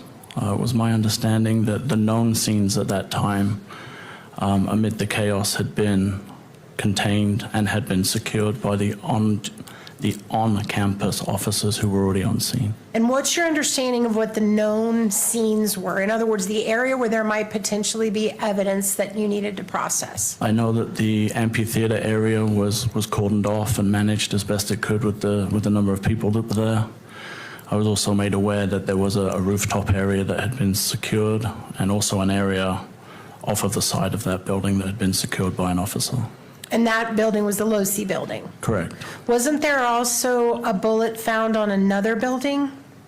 I believe an unfired bullet had been found on another building at some point during my time there on September 10th, yes. Which building was that, sir? I don't recall. Was that considered a scene that was worth preserving?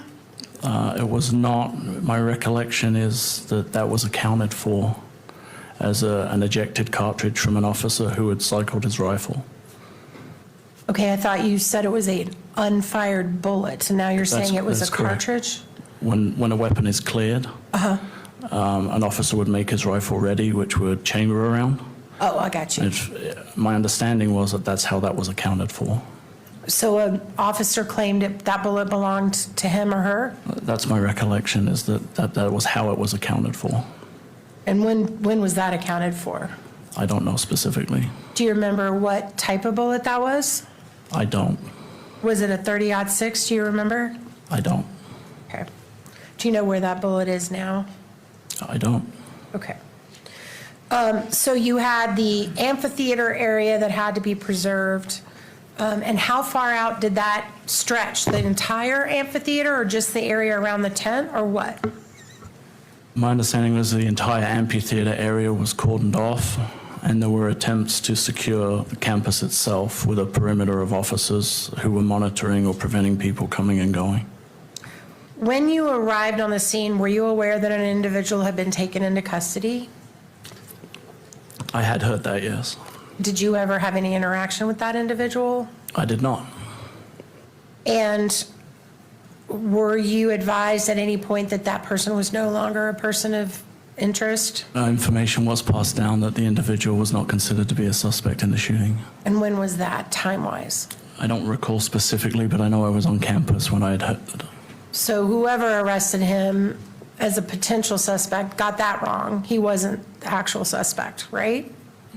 So he got what wrong? That he was the shooter. The person I believe to be the shooter was not the individual who was taken into custody, correct? And then was there anybody else taken into custody as a person of interest? There were several people who were detained for questioning and who were interviewed throughout the investigation. And none of those people were they were all ultimately cleared by you or somebody connected with you? Correct. And were there any other guns confiscated on the scene that day?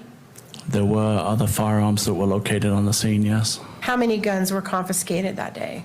I don't know specifically confiscated, but I know that there was a firearm found in a backpack that was accounted for during the day.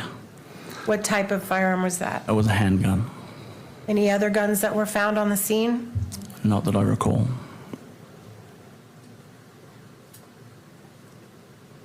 Do you recall an individual named Noah Gonzalez being interviewed? I don't recall that name specifically. Let me see if it refreshes your memory that he was an off-duty, I think maybe trooper that was on the scene that day and that was involved in recovering the holster. Does that refresh your memory? I know that a trooper was interviewed having been on scene. I don't recall if it was Gonzalez. I don't recall the name, but I do know there was a trooper that was interviewed, yes. Okay, and just a moment, Your Honor. And do you recall the trooper that was interviewed saying that there was actually a gun found in that holster? I do not. You do not? No. Okay. Can we pull up?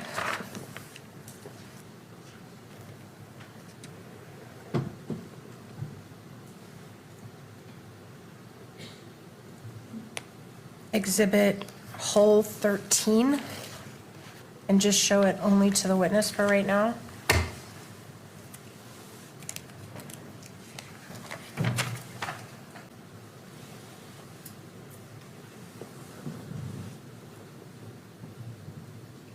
All right, can we go to page 2 of that report? Do you recognize this report? Have you reviewed it as part of your investigation duties? I do recognize the report now, yes. Okay, and this is a report prepared by actually Mr. Davis, who's going to testify later in this matter. Is that right? Correct. Okay, and on page 2, this is the interview of Noah Gonzalez. Is that right? That's what it stated on page 1, yes. And he's an off-duty trooper who happened to be there that day? Correct. And do you see on the second paragraph, does that refresh your memory about whether Trooper Gonzalez believed there was a gun found in a holster in that area of the amphitheater? Trooper Gonzalez included in his report that there was a gun, yes. Okay. Thank you.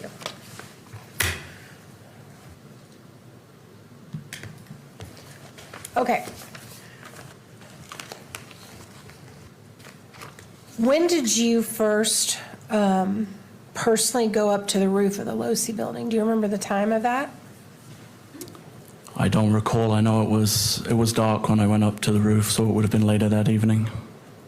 And at the time you went up there, there was already crime scene tape that had been placed around it? There was an officer standing security. Right. And to your knowledge, as the head of the investigation, did they ever find any bullets or casings anywhere on the low-C roof? Not to my knowledge, no. Did they ever find any bullets or casings anywhere around the low-C building? When you say around the low-C building, you mean how close? Like immediately around the low-C building? Correct. Not to my knowledge, no. Okay. And then you've been talking a lot about a timeline here that seemed, you talked about it when you were watching the video, but you also talked about the fact that you developed a timeline, is that right? Correct. And can you pull up hole 1, please? I'm pulling up on your screen your report that you prepared. Do you recognize that? Looks like September 14th. It says date created.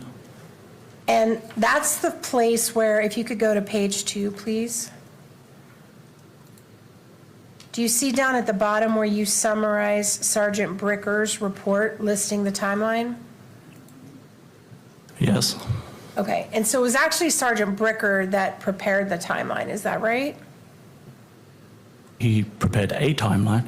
And you incorporated that into your report? No, I created a timeline. You created your own timeline? Yes. Separate from the one that's in this report?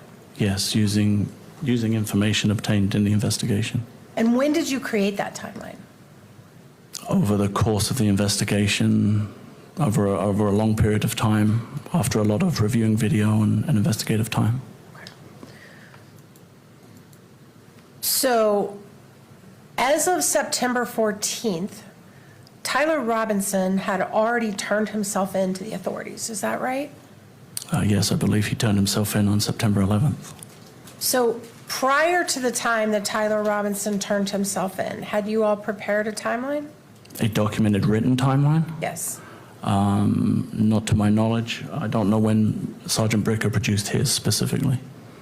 And isn't it fair to say that as of the moment that Tyler Robinson voluntarily surrendered to authorities in Washington County, as of that moment, you all did not know who the shooter was. Is that right? We had identified a person of interest, but we did not specifically know who the shooter was at that time. Okay. And you became aware that Mr. Robinson was voluntarily surrendering how? How did you become aware of that? That information came originally, I believe, from the Washington County Sheriff to the administration at the control center at the university on the evening of the investigation, or the second evening of the investigation. All right, we're going to get back to that in a minute, but I just wanted to get the timeline down. All right, now I want to go back to the videos that we've seen and the question that I just asked before, which is it fair to say that nothing about the video of the individual on the roof revealed to you, you couldn't see facial features, you couldn't see what they were wearing, correct? Of the individual on the roof? Correct. I know that there was a meeting to discuss perhaps a pattern on the front of the shirt that was observed when the individual was jumping off of the roof. Okay, that's fair. But at that time, as of the 11th, before Mr. Robinson turned himself in, you all had not been able to determine that, is that right? Excuse me. Determine who he was, or determine distinguishing features? Determine distinguishing features of the video of the person on the roof. Yes, we had a person of interest, and those images were released to the press. You're talking about the ones in the stairwell from the... Correct. From the parking garage? Correct. But the video on the roof was not distinguishable, fair? That video as a standalone? Yes. It was not, no. Okay. And in fact, the video on the roof, well, strike that. Is it true that you had some spectators that you interviewed that had gotten a photograph a few seconds before the shooting of someone on the roof? Sorry, I'm not sure I understand the question. Did you, at some point in your investigation, collect from two young men who were present at the event a video that they had taken of someone on the roof about 10 seconds before the shooting? Yes, a video, yes, not photographs. A video was collected from an individual who had a video. And ultimately, some screenshots were taken out of that video, is that right? By you? Not by me, no. Okay. That's fine. It could have been someone else. Okay. But did you see the video that those young men took? If you're referring to the video that is looking north and shows an individual dressed in dark clothing on the corner of the roof, Yes. if that is the video, I have seen that video, yes. Did you review the interview of those young men? I did not. Do you know how they described the person on the roof? I don't know if I read it or if I heard it, but my understanding was they believed it was Overwatch or some kind of a police Overwatch for the event, Okay. if that's my recollection. And do you remember anything specific about the person's build that they discussed when they described the person on the roof? I do not know. Okay.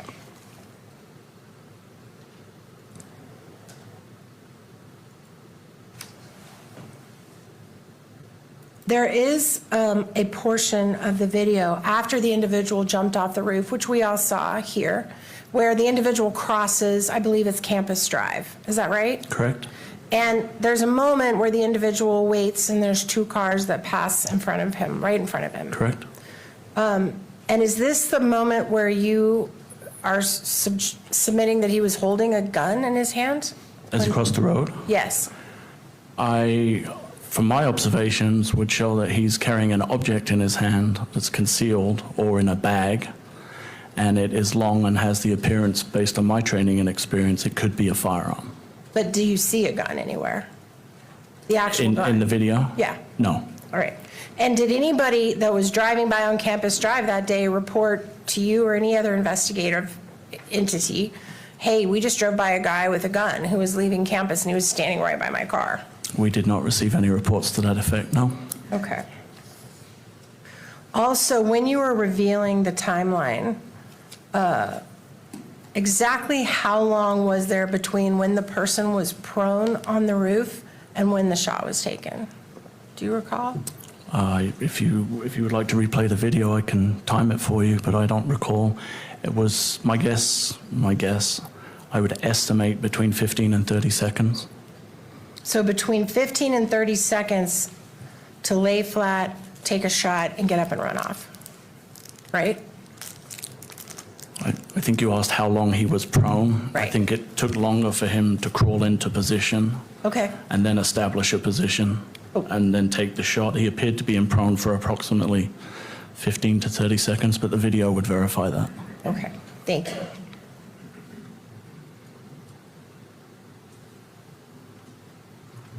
All right.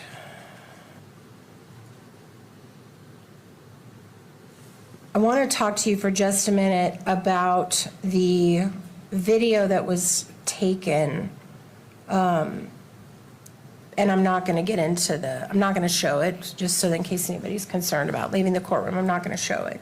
But there was a video that was taken by Mr. Ty Phillips from behind the individual that was speaking to Mr. Kirk. Correct? And it showed like a dead-on view of Mr. Kirk and his parts of his security team. Is that right? And then you also have video that you described that shows the back of the tent at the moment the shot happened. Is that right? Behind Mr. Kirk. You're referring to the UVU video in the breezeway? Yes. We have that video, yes. Okay. And can we pull up the last video, the last clip, 49? I want to show you, just you, this clip. That is a little clip from that video under the breezeway that's behind the tent, right? Correct. And just to be clear, this area behind the tent would not have been visible to anybody that was on the Losi building. Is that fair? I can't answer that question. Yeah, sure.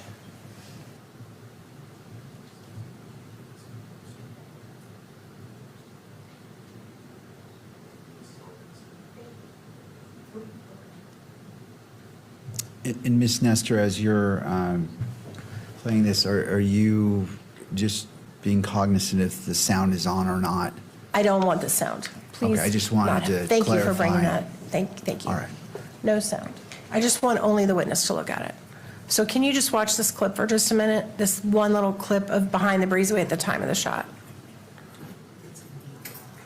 That's fine. And so just as a reminder to all the parties, if it's on your monitor, please be cognizant of that. It will not be displayed on the main monitor. Ms. Nipster, you may proceed. Thank you. Is it playing?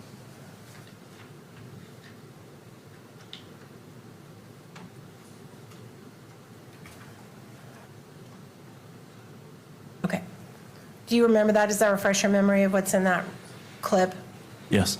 And having reviewed that, at the time the shot was fired, there was no one standing directly behind the tent. Is that correct? You'd have to show me it again. I wasn't specifically looking for that. Okay. But I can answer that question if I can view the video again. Okay. And just before you do that, I think you testified before that Mr. Kirk would have been dead center behind that banner. Is that right? Approximately. Okay, so what I'm asking is if anyone behind that banner, dead center behind Mr. Kirk, if there was any people standing there. Go ahead.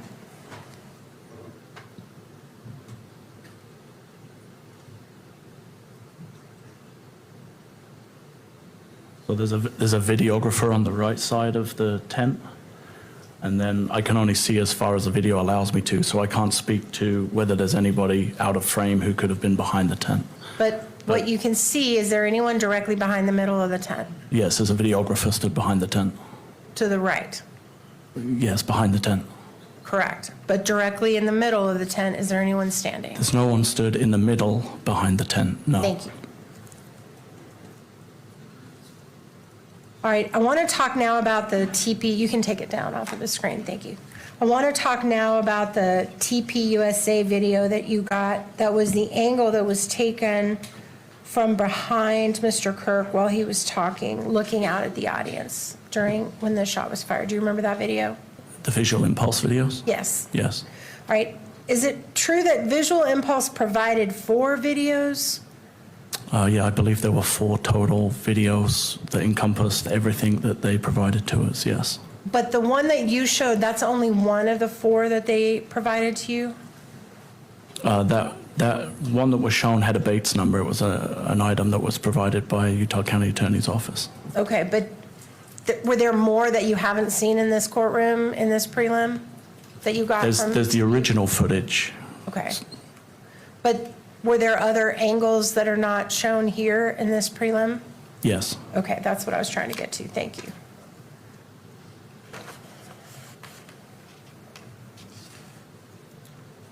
All right. Were you involved when the gun was located in the forest area? I was not involved in the search for the gun, no. Did you get notice when it was located? From the footage that we reviewed, we identified an area that we believed could be potentially of evidentiary value, and then it was secured, and then I was notified that as a result of that search, a gun had been located, yes. Were you involved in the processing of that gun? In other words, I was not. boxing it, shipping it, sending it wherever it was going to go to be I analyzed? was not, no. Okay, thank you. All right, now I want to shift to the autopsy for just a moment. You were not present at the autopsy, is that right? I was not. Okay. So anything you know about the autopsy was not from personal observation? No, other than from my meeting with the medical examiner and his report. No, I was not present. Did you meet with the medical examiner after he had conducted the autopsy? I did, yes. And when you met with him, did you provide him information about what you all had learned in your investigation so far? We didn't have any reason to provide any investigative information to him. The purpose of the meeting was to establish what information he could provide to us. Well, in fact, on the front page of the medical examiner's report, he talks about the investigation and information he learned. Did he learn that from you, or did he learn it from someone else? It would be my recollection that he did not learn that from us, but I couldn't speak to how he did learn about it. Okay, so you didn't share with him your conclusions about what happened or how Mr. Kirk was injured or anything like that? That's my recollection. Okay, thank you. And isn't it also true that fingerprints that were taken from Mr. Kirk and autopsy photos were provided to you on a CD? Yes. Was there anything else provided to you from the autopsy other than that? Other than the CD and the report? Yes. Not to me, no. Okay. You did mention not to you. Were you aware of anything else from the autopsy going to anyone else? I believe standard practice is anything of evidentiary value that the medical examiner collects is transferred through a chain of custody. And are you aware of anything that was transferred after Mr. Kirk's autopsy? I'm aware that there were items transferred for evidence, yes. What items? I believe some fragments of a bullet casing. I know Mr. Kirk's personal items to be returned to the family. That's all I can recall off the top of my head. Do you know how many fragments from the bullets? I don't. Now, I'd like to talk a little obtained, and We interviewed her to verify the authenticity of the video, yes. and were you involved in that interview? With Miss Noble, yes. And do you recall what they told you about what they remember seeing in and around that car that night? I don't recall. I just know we were there to verify the video. I didn't conduct an interview with Miss Noble at that time. Okay. Can we please bring up whole? Sorry, just a moment.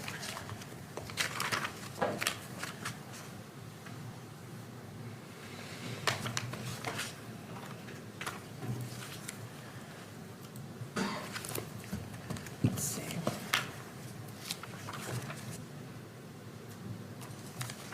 Whole 48. This is Miss Noble's interview. Do you have it?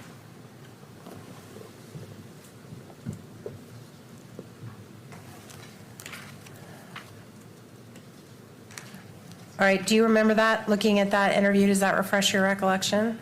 I remember reading the report at some point, yes. And do you remember that the Nobles told you that the driver of the vehicle was bald? I do remember that being in the report, yes. And you didn't mention that today when you were talking about that ring camera, did you? I did not. And did they also tell you there were 3 other people in the car? Yes, I believe they thought that was the case. Okay.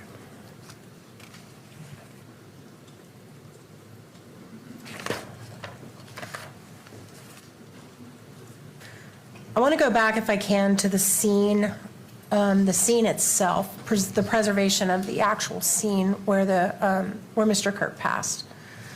Did you all have canine dogs at any point that sniffed that area?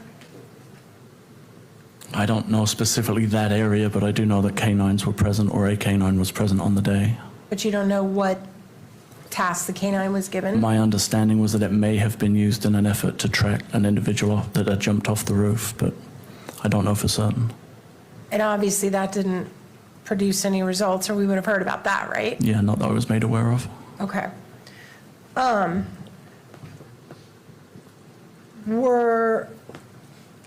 Do you know when the tent and the stuff was actually removed from the scene?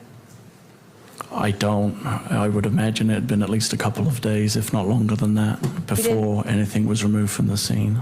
You didn't have to give permission to remove the tent? Me, personally? Right. No.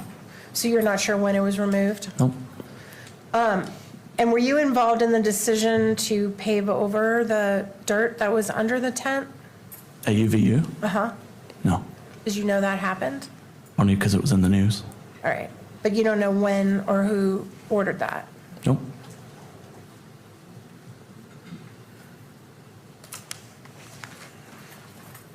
And it's true that during the time before Mr. Robinson turned himself in, you all received lots and lots of tips from the public. Is that fair? Correct. You received tips of death threats that Mr. Kirk had received before, the day before the shooting. Is that right? I'm sorry, did we receive threats that Mr. Kirk had received before the event, or? Let me clarify. That Thank was a you. confusing question. As you were going through tips that the public was giving you, did you receive tips about online death threats that had been made against Mr. Kirk prior to his death? There was a huge variety of tips and information and suggestions that were being provided by the public. Okay, and a lot of those, some of those filtered through you, right? Some of them filtered their way down to us, but predominantly that was being handled by our State Information and Analysis Center that had been set up. And you also got multiple tips about potential suspects, people who thought they recognized people in the picture, right? Yes, there were different calls and information provided by the public. And you had quite a few of those. Correct. And then Mr. Robinson turned himself in, right? Yes. And is it your understanding that the individual they used to facilitate Mr. Robinson turning himself in was someone known to Mr. Robinson personally that had been connected to law enforcement? I know he was known to the family. I don't know his connection specifically with Mr. Robinson, but I am aware that someone was used to facilitate Mr. Robinson turning himself in. And were you aware that he was one of his Boy Scout leaders? Did you know that? I think I had heard that at some point. There was a connection. I didn't recall specifically what it was. And Mr. Robinson, in fact, no police went to go arrest him. He drove himself, or he was driven with his parents to the Washington County Sheriff's Department, correct? That's my understanding, yes. And he voluntarily walked in. That's also my understanding, yes. And that was the first moment you ever knew his name connected with this case. Yeah, aside from the image that we had, that was the first time that we had a name of an individual who had taken responsibility, yes. And did you personally ever meet with Mr. Robinson? I did not.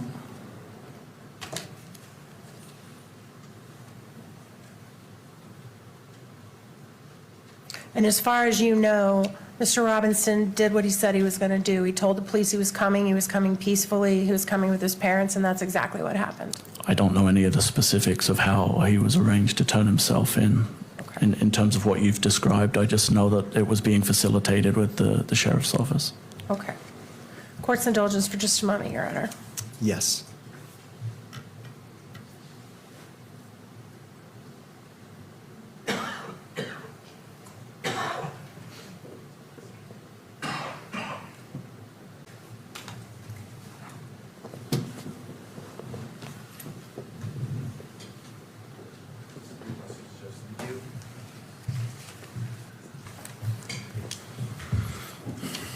I'm going to go back to a few things that Ms. Nestor asked you about. First of all, the unfired bullet that you referred to. It's your understanding that that bullet was accounted for? That's my recollection, yes. Okay, and it possibly belonged to an officer that could have maybe been clearing his weapon. Yes, that's what I recall being told about that particular item, yes. Are you aware of if on the 10th there were police officers present that were actually securing buildings and securing rooms there at UVU? I know prior to my arrival, it was a dynamic and active scene that I believe was originally being treated that there was an active shooter on campus. Mm-hmm. So there was a large, rapid response of law enforcement who were actively trying to clear, secure, and ensure that the campus was safe, if that answers the question. The entire campus? Yes, correct. Okay. And what types of officers were there clearing the campus? Originally, there would have been probably local units who would have responded, but subsequently specialty teams would have been deployed to do a more methodical search of the campus and what we would call a clearing of the campus. And those specialty teams and any other officers, how were they equipped? Like what type of equipment were they carrying? I believe most officers carry a sidearm, a handgun, mm-hmm. and most officers in this day and age are equipped with a rifle platform as well. Okay. When you said that it was possible that round was from an officer clearing his weapon, what exactly do you mean by that? Our standard practice in our department is to carry a rifle cruiser ready. I'm sorry?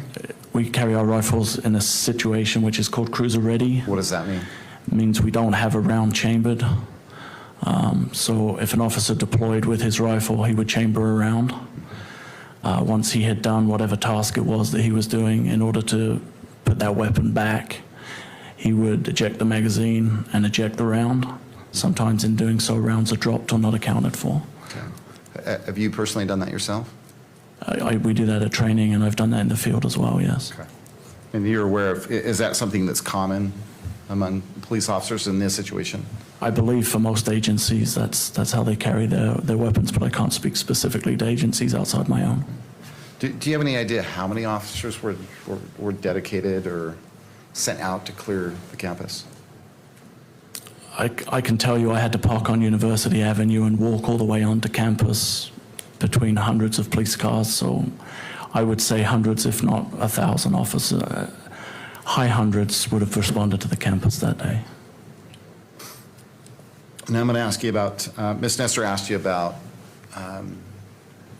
your observation of seeing Mr. Robinson with something in his hand. And I think she was asking you about Mr. Robinson just prior to crossing Campus Drive, following the shooting. Do you remember that question? Yes, I think I was asked whether he had a gun in, or I had seen a gun in his hand in the video. And you said that you did see something in his hand? Correct. Okay, I want you to go back as far as you can remember.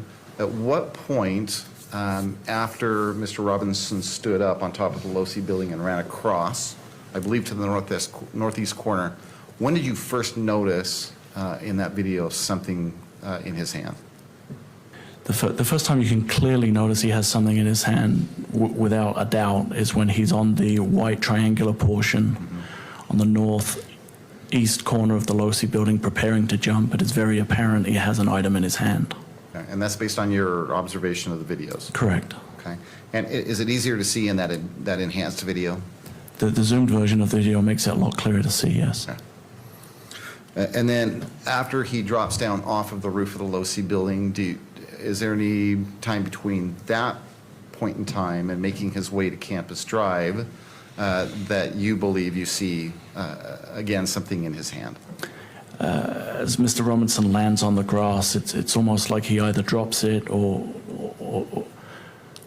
goes into a crouched position, and then when he returns up from that, it is again clear that there is some kind of an item in his hand, yes. Okay. Can you be more specific or describe in more detail It what that appears, item might it be? appears to be black, and it appears to be longer. Okay, anything else about that item? No. Okay.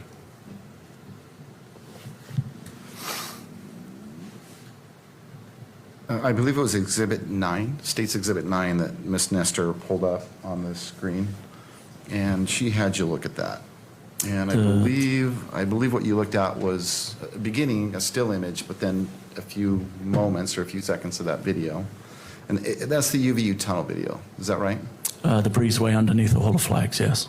And the view is from behind, where I believe you testified that Mr. Kirk was on the other side of what appears to be a banner. Sure. In that tunnel view. Yes. And on the other side of that banner is the tent and then the rest of the courtyard. Is that fair to say? Do you remember seeing the banner? Yes. In the video? Okay. You're referring to the back of the pop-up tent? Correct, yes. Okay, yes. Okay. And do you remember, what do you remember about that banner? It has some kind of an emblem on it, and it forms the back portion of the pop-up tent. Is it opaque? Is it transparent? No, you can't see through it. It's white, Right. and you cannot see through it, no. And how much of the tunnel does that banner, I guess if it's opaque, obstruct? I couldn't say. I'm assuming it's a 20 by 20 gazebo, so it would block out the area of the back of the tent that you can see.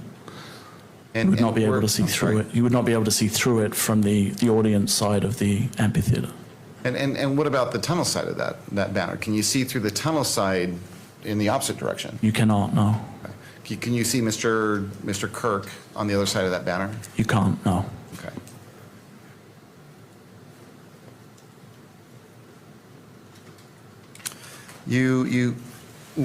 Well, we exhibited, or Ms. Nestor had you watch just, I believe, just a brief few seconds of that video. That exhibit is actually much longer than what we just looked at, or what Ms. Nestor had you look at. Is that right? Correct. Okay. And leading up, and again, I'm referring to that view, that tunnel view of that surveillance camera, leading up to the shot, what's going on behind that banner? There are representatives, I believe, of TPUSA, but there are representatives of TPUSA. There are law enforcement representatives. I don't know if there's any student body, but essentially people are moving to and fro behind that area. A couple of individuals are retrieving items from a vehicle, but there's consistent movement behind and in that area. Okay. Directly behind the banner? Correct. Ms. Nestor asked you about the wooded area that today and yesterday, that you witnessed Mr. Robinson enter a wooded area on at least 2 occasions. Is that fair to say? Yes, on his second visit to the campus and on the visit where the incident took place. Okay. At least on those 2 occasions, did the wooded area that he entered, were they different parts of the wooded area, or was it the same parts of the... They appeared to be the same. You're aware that a rifle was eventually discovered? Yes. And was it your understanding that that rifle was discovered in a wooded area? It was in the wooded area where we believe Mr. Robinson entered the wooded area, yes. Okay. And that rifle was discovered on the 10th? Yes. Ms. Nestor asked you about a variety of tips including threats to Mr. Kirk, I think before the event? Yes. And did you follow up on those tips? After tips have been put through a process and been analyzed and screened, anything that appeared to have relevance to either the investigation or a credible threat was managed by the various entities involved, yes. Okay. So managed by law enforcement, so... Correct. Did you personally follow up on any of the tips? I don't think I personally did, but I worked closely with people who did. The point is, I guess, is that those tips were followed up on. Is that fair to say? To the best of our ability, yes. Okay. And then Ms. Nestor also asked you about tips, I believe, of people reporting to police that they felt like they knew who the shooter was. Yes. Okay. So identities of possible shooters. Correct. Did law enforcement follow up on those tips as well? They did.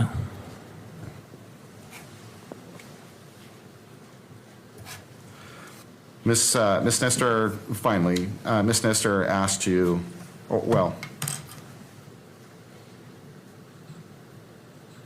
she asked you whether Mr. Robinson voluntarily went to the sheriff's office down in southern Utah. Is that right? Yes. Okay. And that was the Washington County Sheriff's Office? Yes.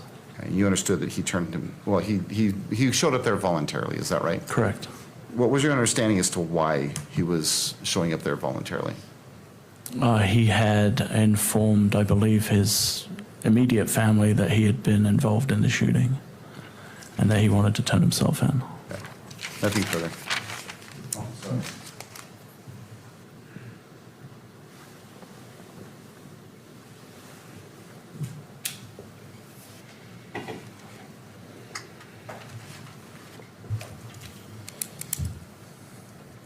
In the video that we've already talked about, the video where Mr. Robinson stands up and runs across the top of the Low-C building, do you notice whether at that point, after he stood up until you see him last, at least in that part of the video, do you notice whether he's walking or running with a limp? He is not. From the time he left after going over the railing, when we see him on the video move out to the position. Correct. And then leave the position, there is no longer a visit. Nestor. No follow-up, Your Honor.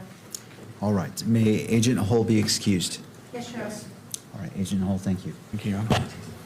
We have just a minute to meet with All right, let's take a 5-minute break and allowing parties to confer. Court is in a brief recess.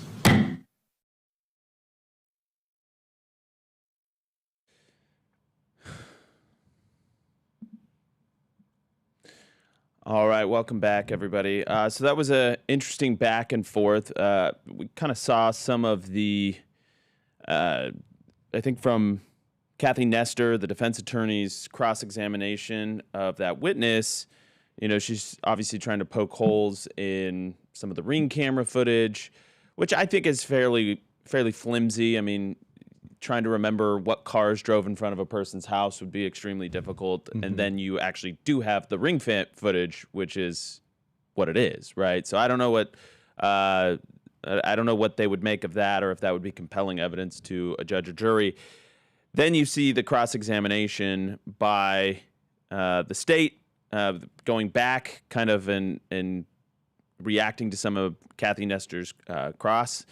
And it felt like he did a fairly thorough job of kind of plugging in all those holes. They keep talking about this bullet casing not being found on the roof. That has been sort of dealt with as well, that if you have a bolt-action rifle and you only fire one shot, it doesn't eject the casing. That was found later. So anyways, lots of interesting back and forth. We're going to take a quick break here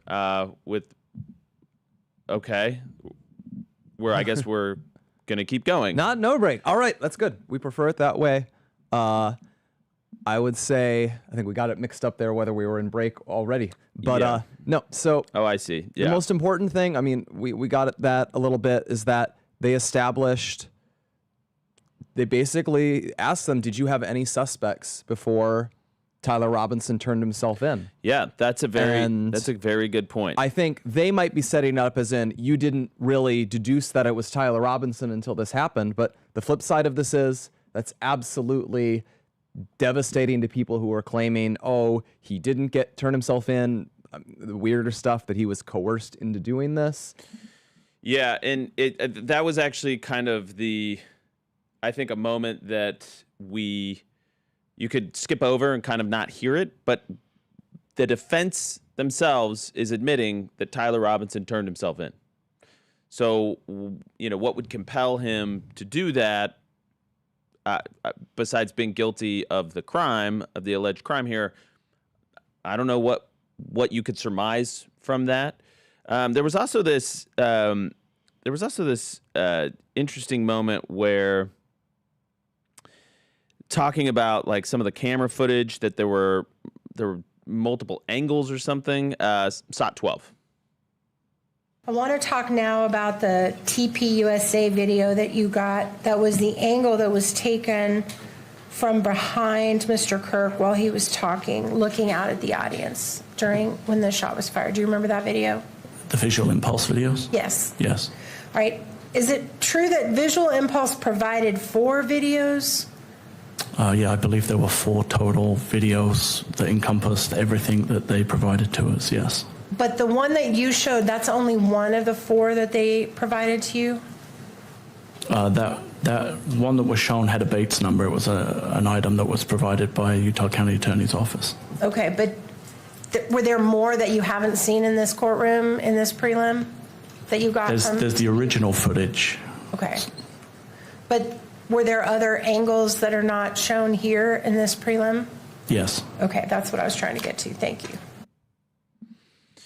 So I don't really know what she's getting at there. All that video was turned over to authorities. That's why they have it.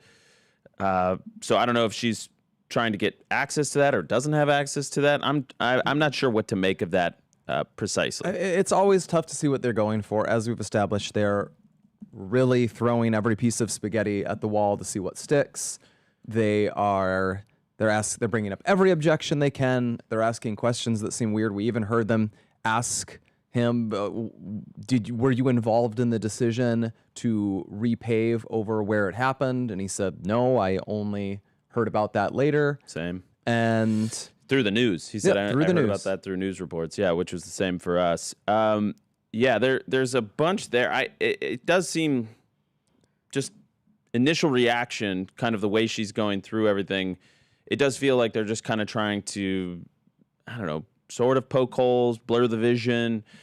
I think it's important then to kind of go through some of these different moments that we have here, right? So just to recap for the audience, we've got the medical examiner's report says cause of death was a gunshot wound to the neck, right? So no exploding mic theory. TPUSA turned over HD video footage. That would be Visual Impulse, turned over the video footage from their camera shooting. So Nobody tampered with that evidence. It was turned over. The lead investigator testified that the tip came when a person, Tyler Robinson, turned himself in to the Washington County Police. So he did turn himself in. That's another sort of thing that's been unclear. Access to the rooftop. We heard from that testimony that when he was walking with a limp, he kind of rolled over the railing. So it was open to the public, a small guardrail that can be hopped over to gain entry, or in this case, rollover. So you don't need to be super tall. You don't need to have like a huge vertical jump or anything like that. He rolled over it. That video has been presented of that moment happening. So there's just the bullet casing. We talked about that. Bolt actions doesn't eject the casing if one shot's firing. Go ahead. I'm just thinking I'm re-looking because we're getting these videos coming in. Some of the stranger objections, they go after the autopsy. They ask, were you personally present there? And he says no. So you're only getting this secondhand. Well, yes, that is what we're allowed to do in this preliminary hearing. We will see, the medical examiner will almost presumably come in or give some kind of, make some sort of appearance in the actual trial. But for now, it is enough for the police officer to say, I have seen the report and this is what it says. But they're really making a lot of objections, and I know some people are freaking out about them. Remember, Tyler Robinson is constitutionally entitled to a defense, and you and I both believe they have a pretty tough job to do. Honestly, it would be a tough job.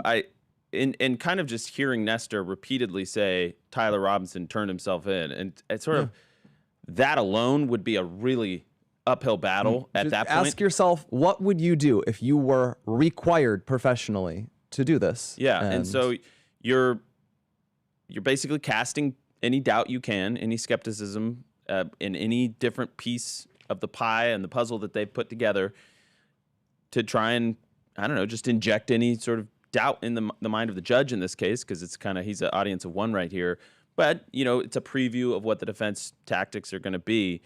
But yeah, just him admitting alone. So it basically, I'll read the quote here, and I think we're getting the video as well. It says, isn't it fair to say that this is from Nestor, the defense, isn't it fair to say that as of the moment that Tyler Robinson voluntarily surrendered to authorities in Washington County, as of that moment, you all did not know who the shooter was. Is that right? Even the framing of that, you didn't know who the shooter was. That's interesting. Are you admitting that Tyler Robinson is a shooter? Well, one thing is we identified a person of interest. They didn't really explore that, I don't think. No. Did they? Was it Tyler Robinson or was it somebody else? You mean the investigators? When he says, we had a person of interest. We identified a person of interest, but we did not specifically know who the shooter was at that time. I think I read that as just sort of him saying that we identified that person, the suspect in the video. That makes sense. Yes. Yeah, because he's saying we didn't specifically know who the shooter was at that time. So they knew who they were looking for. Yeah, exactly. They knew the person in the videos they'd seen who they thought was the person of interest. And then Nestor says you became aware that Mr. Robinson was voluntarily surrendering. How did you become aware of that? And Hull says that information came originally, I believe, from the Washington County Sheriff to the administration at the control center at the university on the evening of the investigation, or the second evening of the investigation. And just to help people have this map in their head, Washington County is down in St. George. That's actually many hours drive away. This is in Utah County. That's where Provo and Orem are. And then Washington County is down in the southwest corner of the state, close to Nevada and Arizona. That's where Tyler Robinson is from. That's where he turned himself in. And so I just want to emphasize that point, that this is a completely separate police department, sheriff's office, that is bringing in this information to them. Yeah, that's a good point. Separate sheriff's office. We're going to take a quick break for Real America's Voice. Again, the preliminary hearing is taking a quick break. We're monitoring. We'll be right back.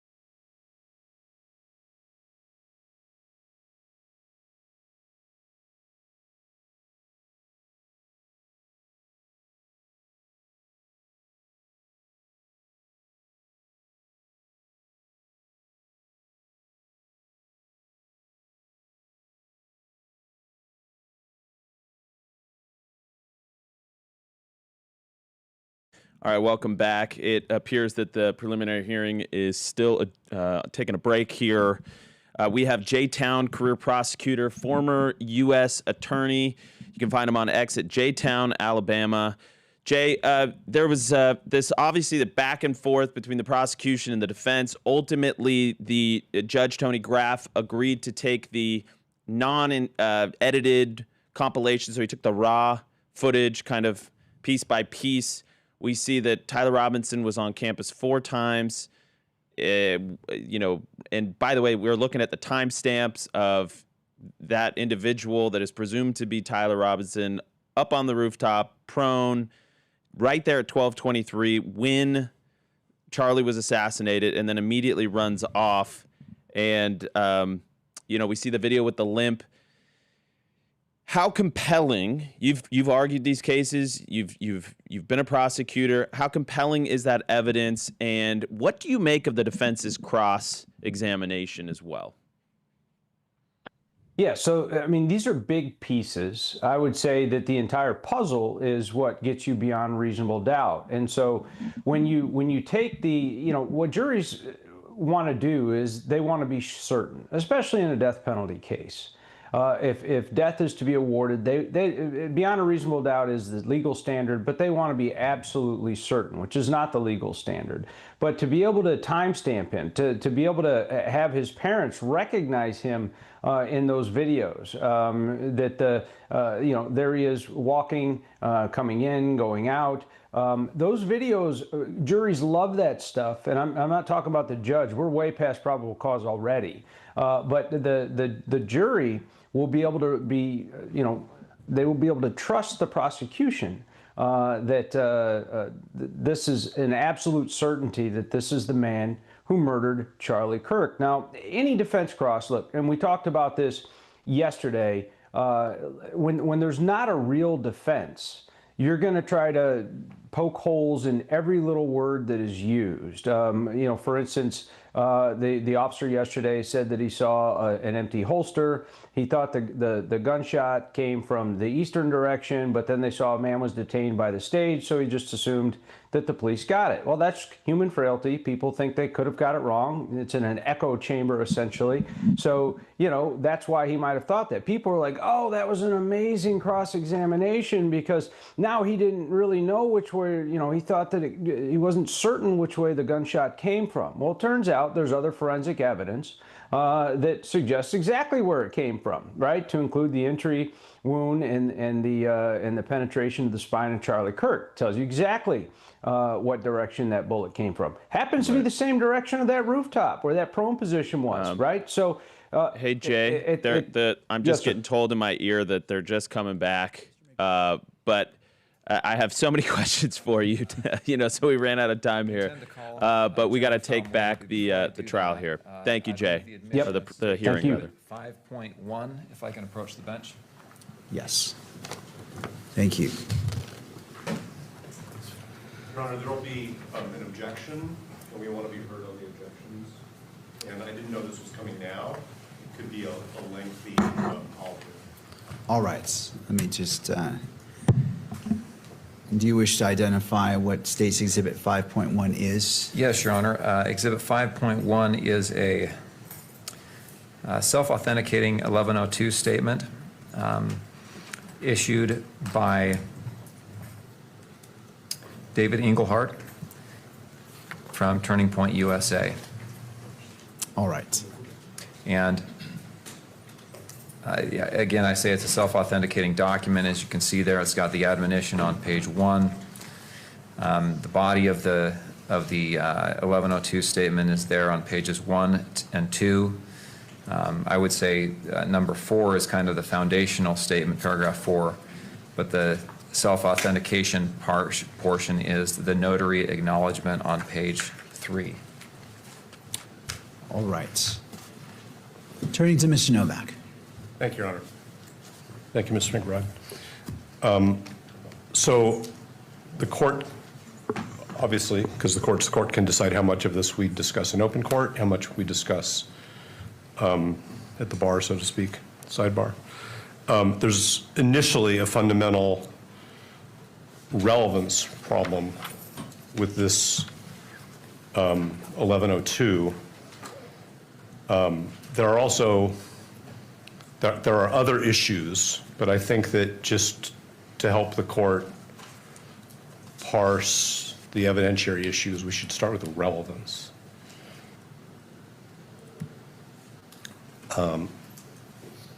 There are sub-issues. There's also a problem under 1102 because if the court looks at the last paragraph of this, Mr. Engelhardt, who is the purported author, refers to himself in the third person, so it's not clear to me who actually wrote this report. And as Your Honor knows, 1102 says that prosecutors are not to assist witnesses in writing their own 1102 reports. That's not my primary concern, although I think it is an important issue because that's what the rules require. But the real question is relevance. And I guess the question is, does the court want me to do the speaking objection? Because the court said no speaking objections. Should we approach sidebar? How does the court want to handle it? The people can move their exhibits into evidence whenever they wish. I wasn't aware we were going to do it at this moment. I'm ready to proceed, but the question is how the court wants to handle these objections. I'm prepared to keep going in open court, but it's what the court referred to as a speaking objection. No, I appreciate that. As it relates to,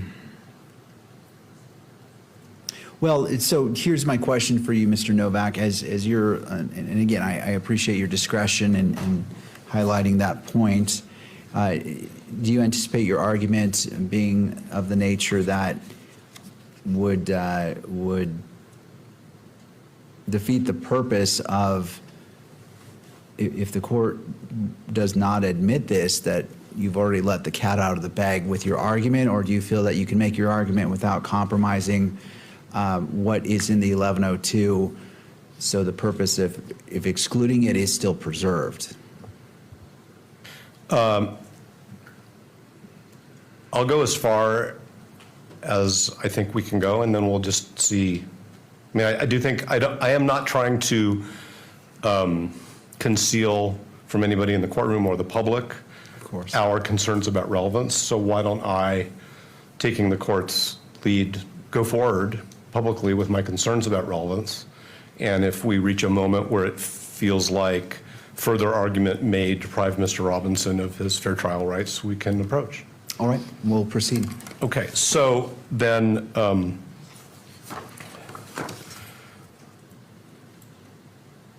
what I'm going to do is I'm going to point out that this proposed exhibit, which is the 1102 statement of Mr. Engelhardt, is basically 4 paragraphs. The 4th paragraph identifies Mr. Engelhardt, although I say in the third person, as a pastor and as an attorney who was a friend and a counselor to Mr. Kirk and was involved in leadership of Turning Point USA. So that identifies who the author is. Beyond that, it's not really relevant to any of the issues before this court. Paragraphs 1, 2, and 3, paragraph 1 talks about Turning Point USA's status with the Internal Revenue Service, the purposes of Turning Point USA within the context of the Internal Revenue Code, and sort of what I'll just refer to generically as the goals and objectives of Turning Point USA. And it also then talks in the second paragraph about Mr. Kirk's relationship with TPUSA. None of this is unknown information, that he was a founder, that he was the chief executive officer, that he was the president of the board until his death. So I'm still not sure what the relevance is, and I guess actually what I should say is I don't believe there is any relevance of any of this information. Paragraphs 2 and 3 are, and actually I'm going to preface this. my discussion of this is within the context of the rules of evidence. And there's nothing that I'm going to say here that is meant to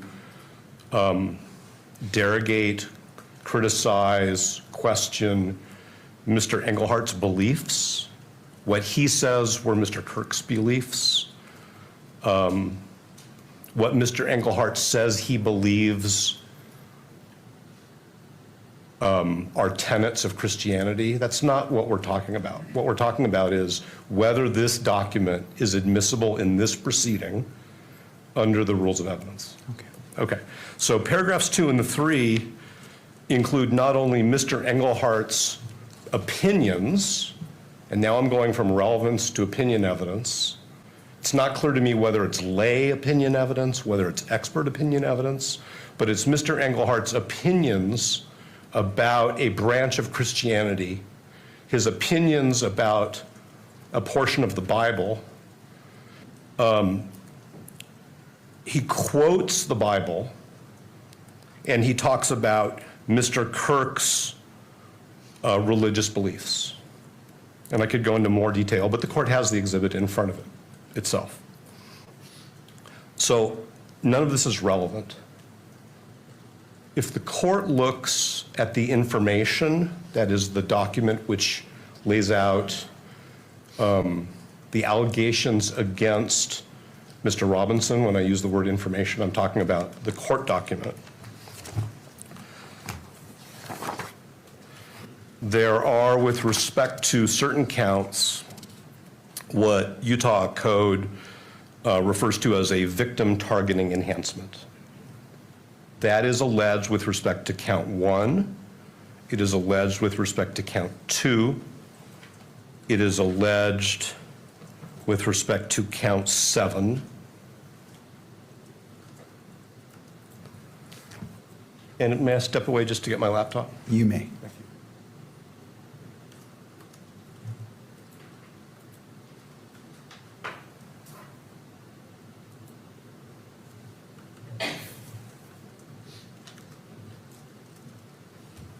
And as the court knows, but I want the record to be clear, when I refer to the what the information calls the victim targeting enhancement, that's Utah Code Section 76-3-203.14, which the code calls the victim targeting penalty enhancement. The information alleges, and this is, I'm emphasizing this, that Mr. Robinson intentionally selected Mr. Kirk because of Mr. Robinson's belief or perception regarding Mr. Kirk's political expression. And I'm going to focus, if I may, the court's attention on two things. One is, whose state of mind are we talking about or whose state of mind is the statute talking about?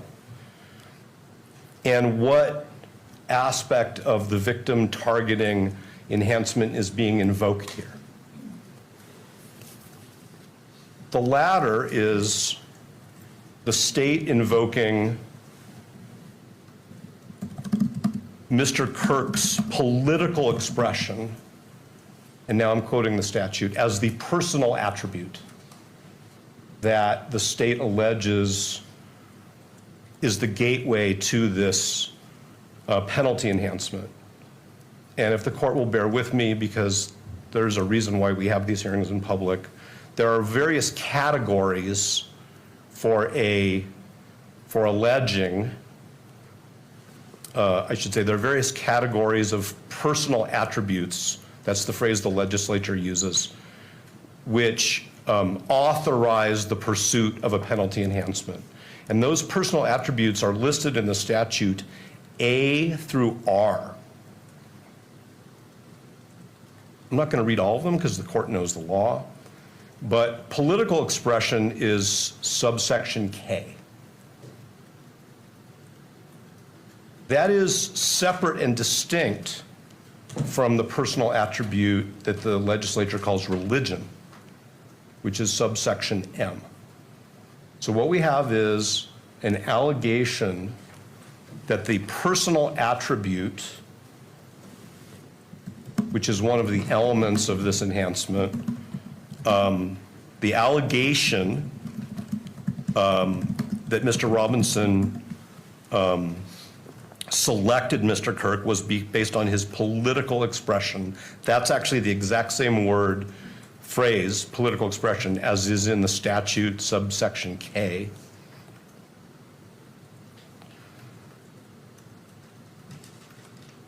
The 1102 statement is predominantly about what Mr. Engelhardt describes as traditional Orthodox Christian values that he believes in, that he believes Mr. Kirk believed in. And I understand in today's world that there is a crossover between religion and politics. I think we can all acknowledge that. But the legislature and the information here are focused on political expression. So I'm concerned that the 1102 statement of Mr. Engelhardt goes far beyond the scope of what would be admissible if the state has it to prove that Mr. Robinson targeted Mr. Kirk because of Mr. Robinson's belief or perception concerning Mr. Kirk's political expression. The second element of this is that the victim targeting enhancement focuses on the allegation of what is in Mr. Robinson's state of mind, not what is in Mr. Kirk's views or deeply held beliefs, sincere religious beliefs. And so the evidence that the state needs to present is not what Mr. Kirk believed or said or what TPUSA stood for. It's what was in Mr. Robinson's head, if anything, about selecting Mr. Kirk because of Mr. Kirk's political expression, because that's the information. So why TPUSA exists, what its founding beliefs are, what its leaders' beliefs are, what Mr. Engelhardt believes Christianity is or is not relevant. And that's why we think it should not be received into evidence. There's a second level here, which is Mr. Engelhardt's statements about what is in the Bible, specifically Matthew chapter 9. And so I would just ask this court the hypothetical question. If the state asked the court to take judicial notice of a portion of the Bible in order to prove this enhancement, because I can't see where else it fits into this case, I think, if I may, the answer would be no, it's not relevant.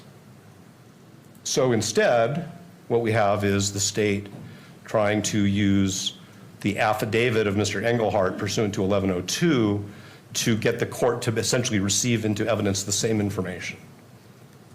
It doesn't really matter here, in this proceeding, what the book of Matthew says. It doesn't matter what Mr. Engelhardt thinks. And again, I say this with all due respect to Mr. Engelhardt, who I've never met. The book of Matthew means, or how one reconciles the book of Matthew as he sees it with other views on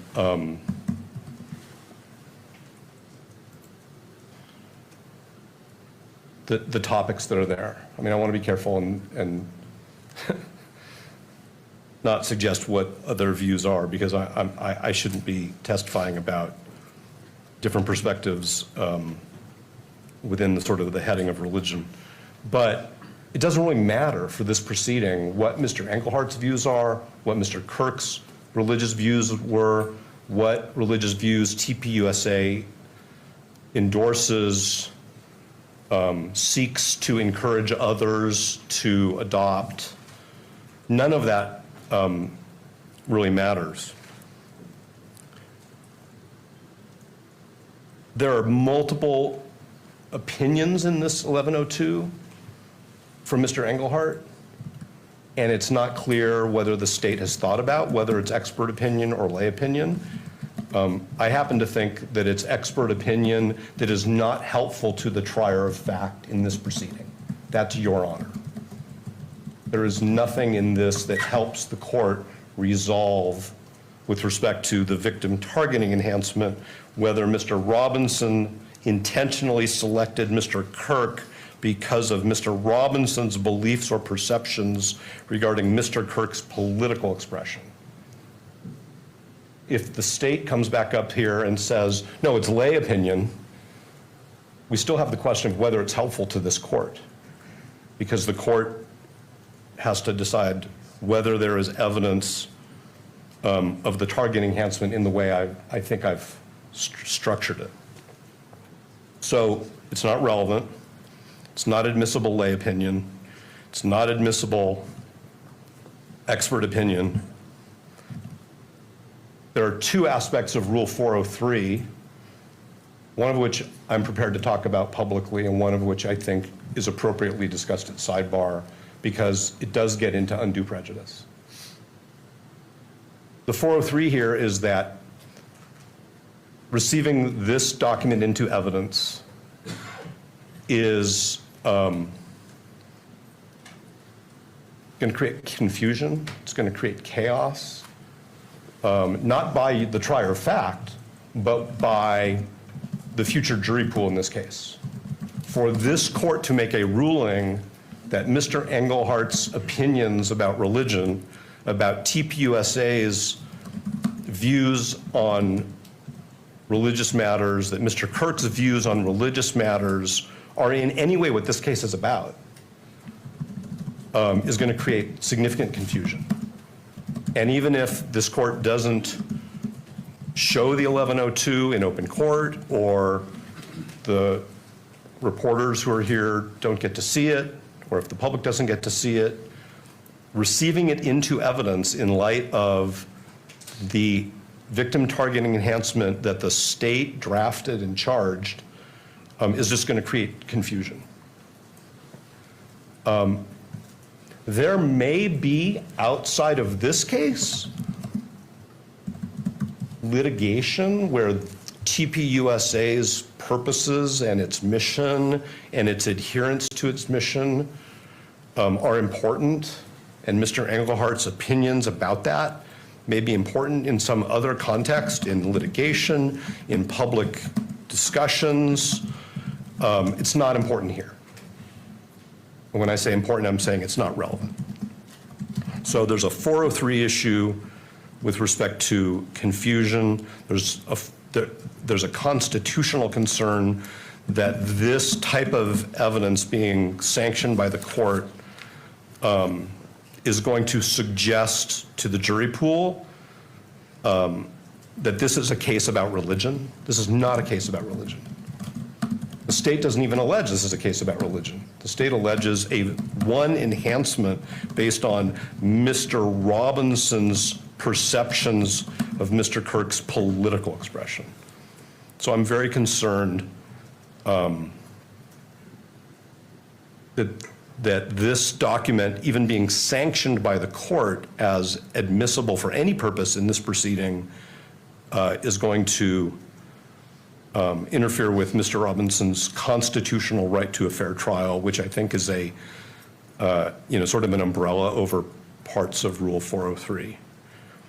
If at the time, if there is a trial, if Mr. Robinson is bound over, and if there is a trial, and if the state wants to proffer Mr. Engelhardt for some specific evidentiary purpose that I'm missing, then we can engage in that. But it seems to me that it's, again, a mixture of lay and expert opinion, which at this stage is more prejudicial than probative.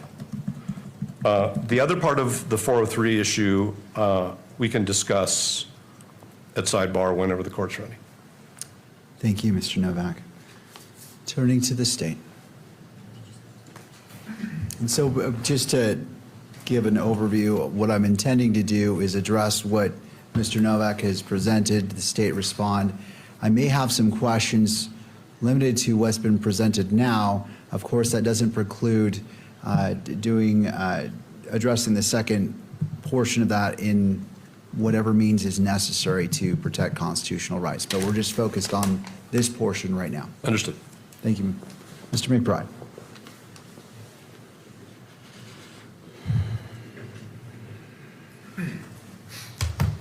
Your Honor, the evidence is relevant to 2 points.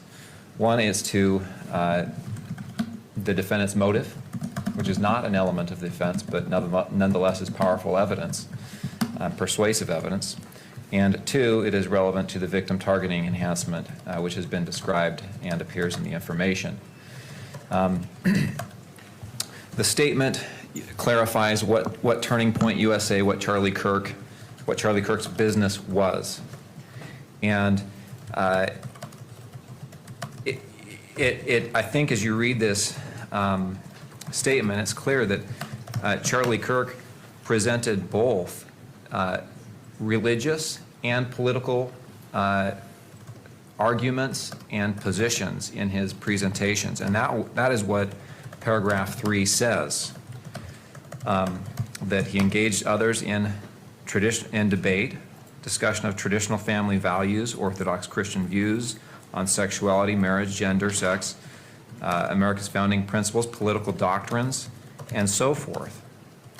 He often spoke specifically and attempted to persuade attendees to follow a mindset rooted in Orthodox Christian and politically conservative values. Excuse me, Your Honor, can I lodge an objection to Mr. McBride reading the exhibit which we are discussing the admissibility of? And I'd ask the court to strike his statements and admonish him. All right. So as it relates to reading from the actual 1102, because it's not admitted into evidence, I will, well, before I do that, let me turn to you about the objection to make sure that you are heard as well. Yes, Rule 104 requires the court to consider evidence before determining its admissibility.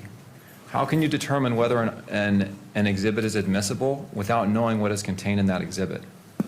That's what I'm putting in front of Your Honor, is explaining this is why the exhibit is admissible, because it contains this language that is relevant and probative.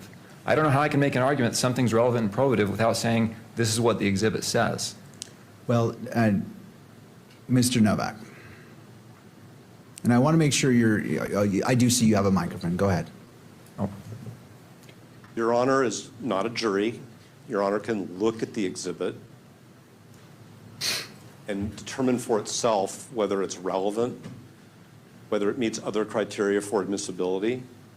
It's not necessary for Mr. McBride to read aloud in open court an exhibit which the court has available to it. I'm not saying that the court shouldn't read it. I'm saying that it's not admissible. Okay. I understand that the court has 2 roles, one under 104 and one as the magistrate, but that doesn't require Mr. McBride to read in open court the exhibit which we are discussing the admissibility of, especially where I have just expressed our concern that the exhibit has a tendency to confuse the issues in this case and create fair trial risks for Mr. Robinson. All right. Thank you, Mr. Novak. Any final thoughts before I rule on this specific issue about reading from the 1102 by Mr. McBride? Yes, Your Honor. I have to be able to argue here. I have to be able to refer to the exhibits. I can't do my job as an attorney without being able to refer to the exhibits. If the court doesn't want this to be in public, then we've got to close this proceeding. But I have to be able to argue the exhibits. I don't know how I can make an argument without actually pointing to the language of the exhibits, unless I want to say, you know what I mean, or referring to line 13. It's just so cumbersome to do, Your Honor. And I think my job and my duty to my client, which is the state of Utah and and to their right to fairness requires me to make a good and powerful argument, and that requires me to refer to the exhibit. And I'll submit it with that. All right. Thank you to both of you. In looking at this, typically in court, when evidence is being taken, until it's admitted, it doesn't come in. For example, if there's a witness on the stand and one is trying to get a piece of evidence in, that witness cannot read from the document and prior to it being admitted into evidence. And so the court applies that same principle here. However, the difference is, in noting Mr. Novak was drawing points from this specifically, he mentioned Matthew, I believe, chapter 19, and talking about certain points in here specifically.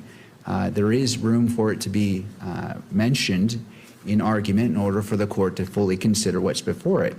I'm going to sustain Mr. Novak's objection and simply say, if you want to talk about it conceptually, talk about the points, you certainly may, but simply reading from it exactly, saying, and I understand, I don't want to constrain either party from being able to make their full argument, but quoting from it in open court, I fear does risk issues to the constitutional rights of the parties.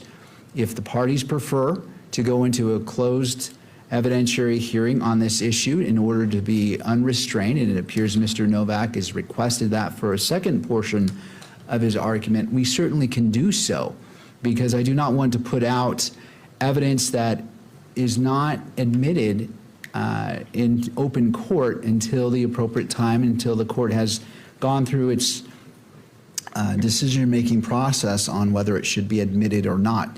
So to the parties, if you feel you can move forward on this first portion of it, I'm happy to entertain that argument. If the parties feel at this point, at this juncture, that a closed evidentiary hearing is needed in order to fully explore all the issues, I will leave it to the parties, because I don't know your arguments, and I don't want to constrain you from saying, well, I don't know what you're going to say, but Yeah. I can't read your minds, and the court will stay in its lane to ensure that it's in the proper judicial role. So the objection has been sustained to Mr. McBride. In regards to your response, the rebuttal to the argument by Mr. Novak, what is your request? Yes, Your Honor. I do not believe it's necessary to close this hearing. I would argue against closing the hearing on the admissibility of this exhibit. However, the court needs to rule on that issue before I launch into the fullness of my argument, because I do not want to be admonished for discussing an item that I'm asking to be admitted into evidence in public. So I would ask the court to make a ruling on the closure of the argument about the admissibility of this hearing so that I can make that argument unconstrained. And after that time, after the court rules on that, I will make my full argument. All right. Well, what I'm trying to do is, you've heard the reasoning of the court. I don't want to constrain you. If you're saying, as you stated, that you want to best represent your client, and every attorney should be doing that, that is your duty. I don't want, if you feel that closing this hearing to the public is necessary in order for you to fulfill your duty, the court will entertain that. But I can't have it both ways.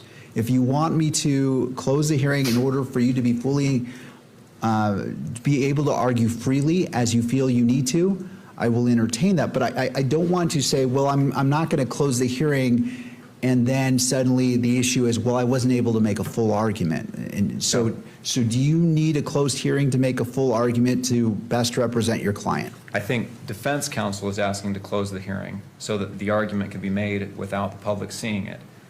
I do not want to close the hearing. I do not believe it's necessary to close the hearing. That's not my motion. I do, however, want to make a full argument that requires me to rely on the evidence and quote the evidence as I have done. That's my position. If I am not permitted to quote the evidence in my argument, then we need to decide whether or not this hearing should be closed. I would oppose closing it, but I do think it's necessary for me to quote the evidence. All right. Are you able to make your full argument to the best of your ability to best represent your client by simply referring to the paragraphs and to the lines so it is clear to the court what you're talking about? There's no ambiguity without quoting it verbatim in open court. No,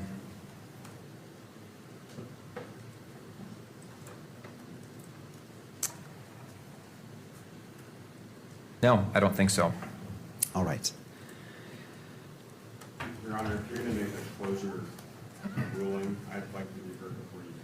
All right, I'll hear from you as well. If you would like to come forward, again, just, Mr. Reimer, just stating your full name for the record, for the clarity of the record. Sure, thank you, Your Honor. David Ryman again for the news media. We have briefed this issue a couple different times so far. Sometimes there is a misconception that I think is running, particularly through what Mr. Novak argued, that suppression hearings, because the evidence may be suppressed or excluded, or in limine hearings, need to be closed unless the evidence is deemed admissible. That is the opposite of the law. That has been settled since the United States Supreme Court decided Waller versus Georgia. You can see it in Kern's Tribune, which dealt with a preliminary hearing and access to a preliminary hearing where, as you know, and as we've heard repeatedly today, all kinds of evidence is presented at the preliminary hearing that may not be admissible at trial. And so the universe of the public's right of access to, which, you know, if there even is a trial, and that's been, we've cited the court to, you know, numerous cases on this, and I don't have the brief in front of me, and the docket is huge, and I can find it for you if you'd like. But I just wanted to correct the misimpression that the public is not entitled to hear argument and to see evidence just because it may not be admissible. Otherwise, we would never have admissibility arguments in public. And I do want to I'll just make one other point. Kern's Tribune also speaks to this, and that is that if you do decide that there's and so let me just make two quick points. To the 403 point, just because evidence isn't admissible is not a basis to close the hearing. There may be a 403 argument. I haven't seen this document. I don't know what's in it. Maybe there is something incredibly prejudicial. You would have to make that decision. I'm at a loss. I haven't seen it. I'm happy to take a look at it and give you substantive argument, but it's the same high constitutional standard that you have to satisfy in order to close it. And then the last thing is just on the scope of any closure. Kern's Tribune speaks, and I know the court is aware of this. If you are going to close it, it needs to be as minimal as possible. And it's my experience, at least, that most of the argument about things in this context can occur in open court. And if you want to have, you know, a closed session or a sidebar or however, you have also done it in chambers. I just ask that it be as limited as possible. Thank you. Thank you. All right, Mr. Novak, it appears like, would you like to respond to that before, and then I'll return to Mr. McBride for any final thoughts, and the court will make its ruling. Well, I just wanted to mention the Utah Supreme Court decision in State versus Archuleta, 857 P. 2nd 234, where this state's Supreme Court reminds us that the First Amendment right of access is qualified, and that what needs to be carefully judged in light of the qualified right of access with respect to preliminary hearing exhibits, that was the issue in State versus Archuleta, is the defendant's right to a fair trial. So we're in this slightly twilight zone situation where counsel for the media is saying, even if the court has decided that the exhibits are not going to be made available for copying and inspection, and the court may decide that this exhibit is either not admissible or admissible for the court's eyes only, counsel for the media is counseling that the court permit Mr. McBride to read the exhibit verbatim in open court. And that basically defeats all of those principles. So I don't think that's the correct path. Counsel for the media is correct that the court's sealing or closure should be narrowly tailored. And the 403 issue, which we are prepared only to discuss because of the sequencing of things in this case, in this proceeding, we're only prepared to discuss at sidebar, has to do with potential future evidence that the court may receive in this hearing, or it may not. So I'm not going to address other 403 issues in open court. If the court wants to defer this entire exhibit and discussion of it until later in the proceeding, then it may be that that part of the 403 argument doesn't need to be at sidebar. And I think we're all assuming that sidebar proceedings in this preliminary hearing are going to be part of the sealed transcript until some later point in time. In other words, it's not sidebar just for the moment, it's because the transcript's going to be sealed. So it very well may be that taking this issue up at a later point in time in this proceeding eliminates the need, from our perspective, for that 403 issue to be discussed at sidebar, or at what counsel for the media says in a closed proceeding. However, I agree with the court that Mr. McBride can't have his cake and eat it too. If he wants to make his argument and he thinks that his argument requires that he read an exhibit in court, which we in good faith are saying is not admissible, then we need to have a closed proceeding.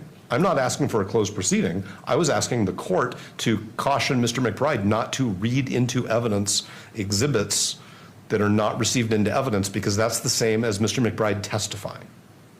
All right. Thank you.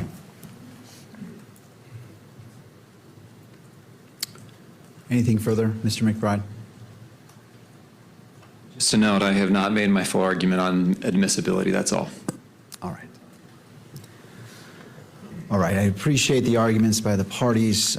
This is clearly something that's very important to you all and is important for this case, as is every piece of potential evidence. I note that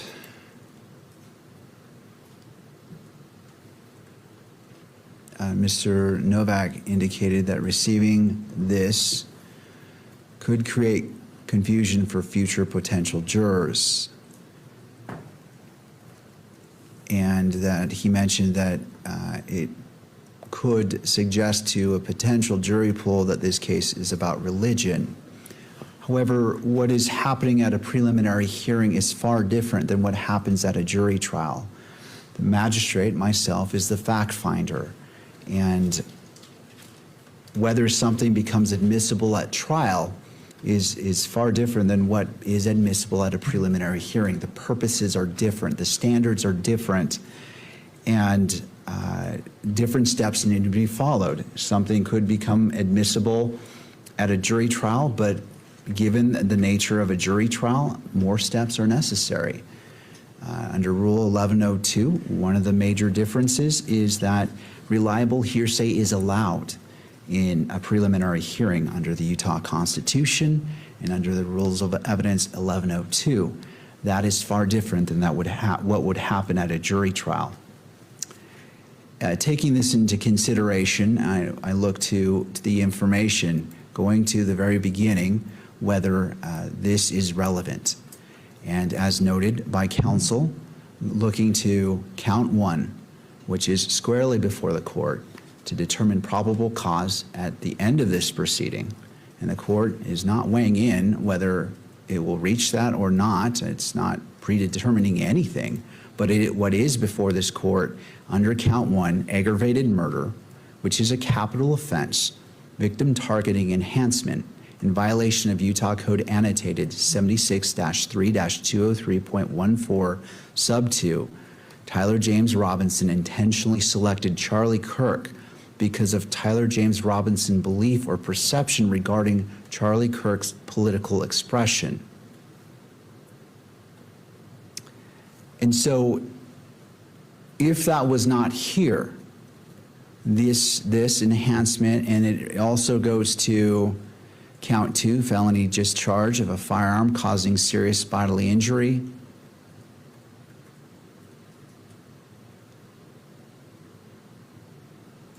I'm just reviewing. And then finally, count 7, violent offense committed in the presence of a child, where the victim targeting enhancement also is in play. Because that is part of the information that's squarely before the court, this becomes relevant. Now, trying to determine what is political expression versus religious expression, that goes into different grounds, but at this point, the court finds it is relevant for consideration, and if for the very least for argument. What the court is going to rule is that the need for a closed hearing is not been met at this point, because what needs to be shown is prejudice,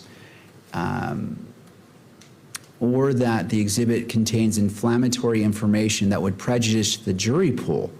That begins the path where we can consider closing the hearing from the public. However, that's not what's before the court, nor has the court heard that. And so the ruling of the court is, previously I sustained Mr. Novak's objection, and the court will expound upon that Mr. McBride in his argument cannot read the entirety of State's Exhibit 5.1. Can he reference points of it and specifically quote certain points? The court rules that he can, just as Mr. Novak pulled from this, and it was broad, but he quoted Matthew chapter 19. He stated that this came from the Bible. He talked about the going from paragraph 1 where he quoted, or at least drew from, about the Internal Revenue Service and the type of business. And so there is grounds for that to occur in order for the court to consider the argument fully and making the determination whether it is relevant and should be admissible. Therefore, the court rules that Mr. McBride can continue in his arguments in order that the court can make its determination whether State's Exhibit 5.1 is admissible or not.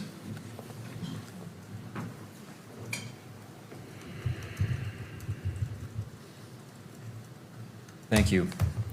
5.1 is a general explanation of what Turning Point USA, Charlie Kirk's organization, is and was on September 10th. The exhibit describes the events that Turning Point USA holds, talking about at least 200 plus of these events featuring Charlie Kirk as a headline speaker had taken place by that time. That's in paragraph 3. That these events discussed political issues as well as religious issues. Those political issues in the portion I previously quoted talked about gender issues in particular, gender, sexuality issues, the difference, or the Christian and political view regarding marriage and families and gender identity. And that information is relevant to the motive that we are alleging in this case. And it's also relevant to the victim targeting enhancement, which is in part a motive type enhancement. And the evidence will be introduced through, or we will offer evidence through other witnesses that talks about some of the defendant's statements that indicate his gender persuasion, and that he falls into some of these political and gender views that Charlie Kirk argued against. That's the relevance of this statement, is it shows Charlie Kirk publicly in front of large gatherings of people debated and presented his views, his political views, which were tied to his religious views about gender identity, LGBTQ rights type issues. And the relevance to that is the defendant's motive is that he was on the other side of those views. And you'll see evidence that talks about that through other witnesses, that talks about that being the inference and the motive that he had, or the inference from that evidence supports that motive, which supports the victim targeting enhancement, and frankly, motive in general, which goes to identity. For that reason, Your Honor, this exhibit is relevant. I don't see the prejudicial effect, unfair prejudicial effect this would have on the fact finder. Whether or not it has, some capability of prejudicing the potential jury pool, I think that's a completely different question. I don't think it does. I think this case has already highlighted the political issues that we're talking about here, but my job here is to present this case to the court, to you, Your Honor, for you to make a decision. This evidence is admissible for that purpose. Whether or not it's public or published for the public to see is a different question, which I'll submit. The media is very capably represented, and I'll let them make the argument on that point. But I would ask the court to admit this exhibit. Mr. Novak.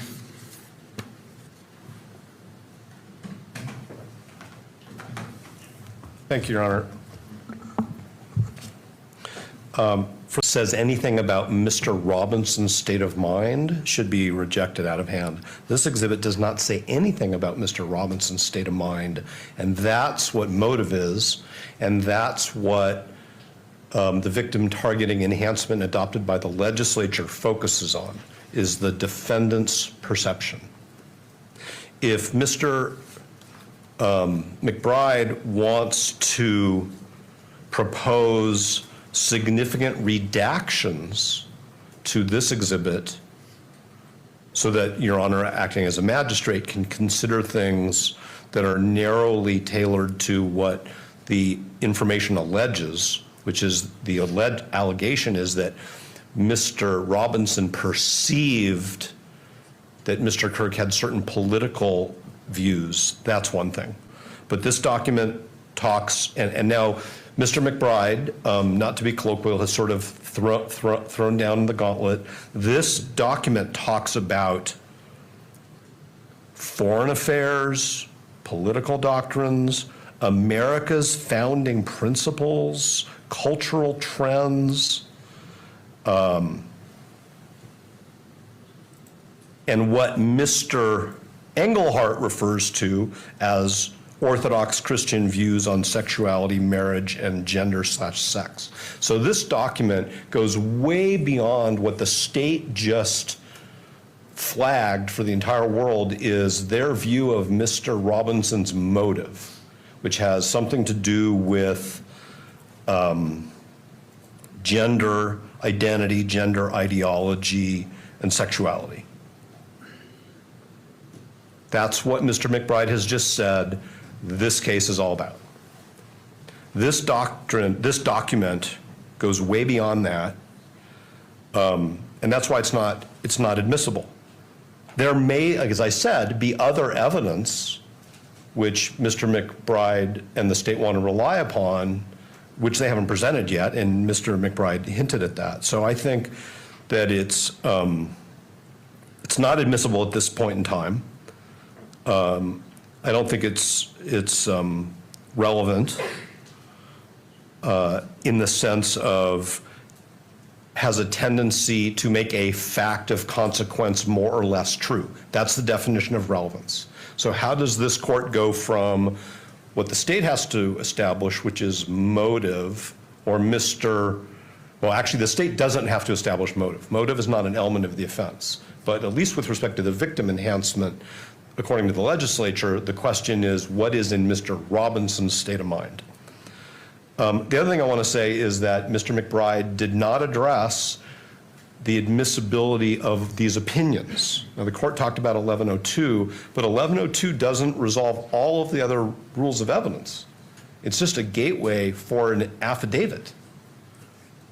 So what we have in this document are what I think are purport to be untested expert opinions or at least lay opinions. And the question is, under the rules of evidence, is whether this document is helpful to the court when it makes a determination about whether Mr. Robinson perceived that Mr. Kirk had certain political views. So where is the evidence that Mr. Robinson, in this document, that Mr. Robinson was aware of Mr. Kirk's political views?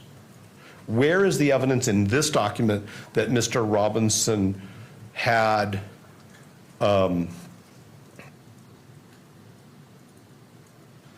disagreement with Mr. Kirk's political expression? None of that appears in this document. Cannot, of course, express any opinion about Mr. Robinson's state of mind because he doesn't know him, and because that would be improper opinion evidence under any rule of law. So for a document to be received into evidence that quotes one very narrow piece of religious doctrine and that involves Mr. Englehart's interpretation of what that means. I mean, Mr. Engelhardt at the top of page 2 is basically telling this court what he thinks Chapter 19 means. How could that possibly be admissible in this proceeding? And how could it possibly be admissible for the purpose of this court concluding what Mr. Kirk thought Chapter 19 of Matthew means? So it's not relevant. It's improper opinion evidence. It's definitely overbroad in terms of the evidence that the state is proffering to prove a very narrow point. And it actually doesn't get to that point, which is what was Mr. Robinson's state of mind. It also doesn't say anything that Mr. Kirk specifically said on September 10th that Mr. Robinson may or may not have heard, or anything that Mr. Kirk said before September 10th, specifically, that Mr. Robinson may or may not have heard. Nor has the state presented any evidence, and as an officer of the court, I would say I don't think the state can present any evidence that Mr. Robinson specifically heard Mr. Kirk say a specific thing at a specific time. There are some statements which I think that the state will say are admissions by Mr. Robinson, which reference Mr. Kirk, which we will get to later. But none of those reference specific statements by Mr. Robinson about specific statements by Mr. Kirk on any specific issue that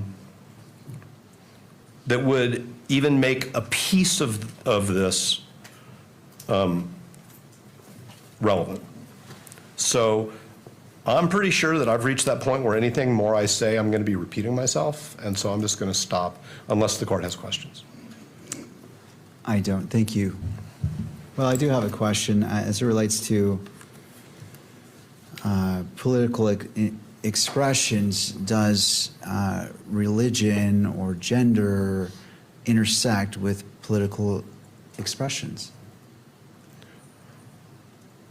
I think that's a great question, but probably not a question to be answered by me in this proceeding. That's actually a really, really complicated question that the state wants the court to say is a simple yes.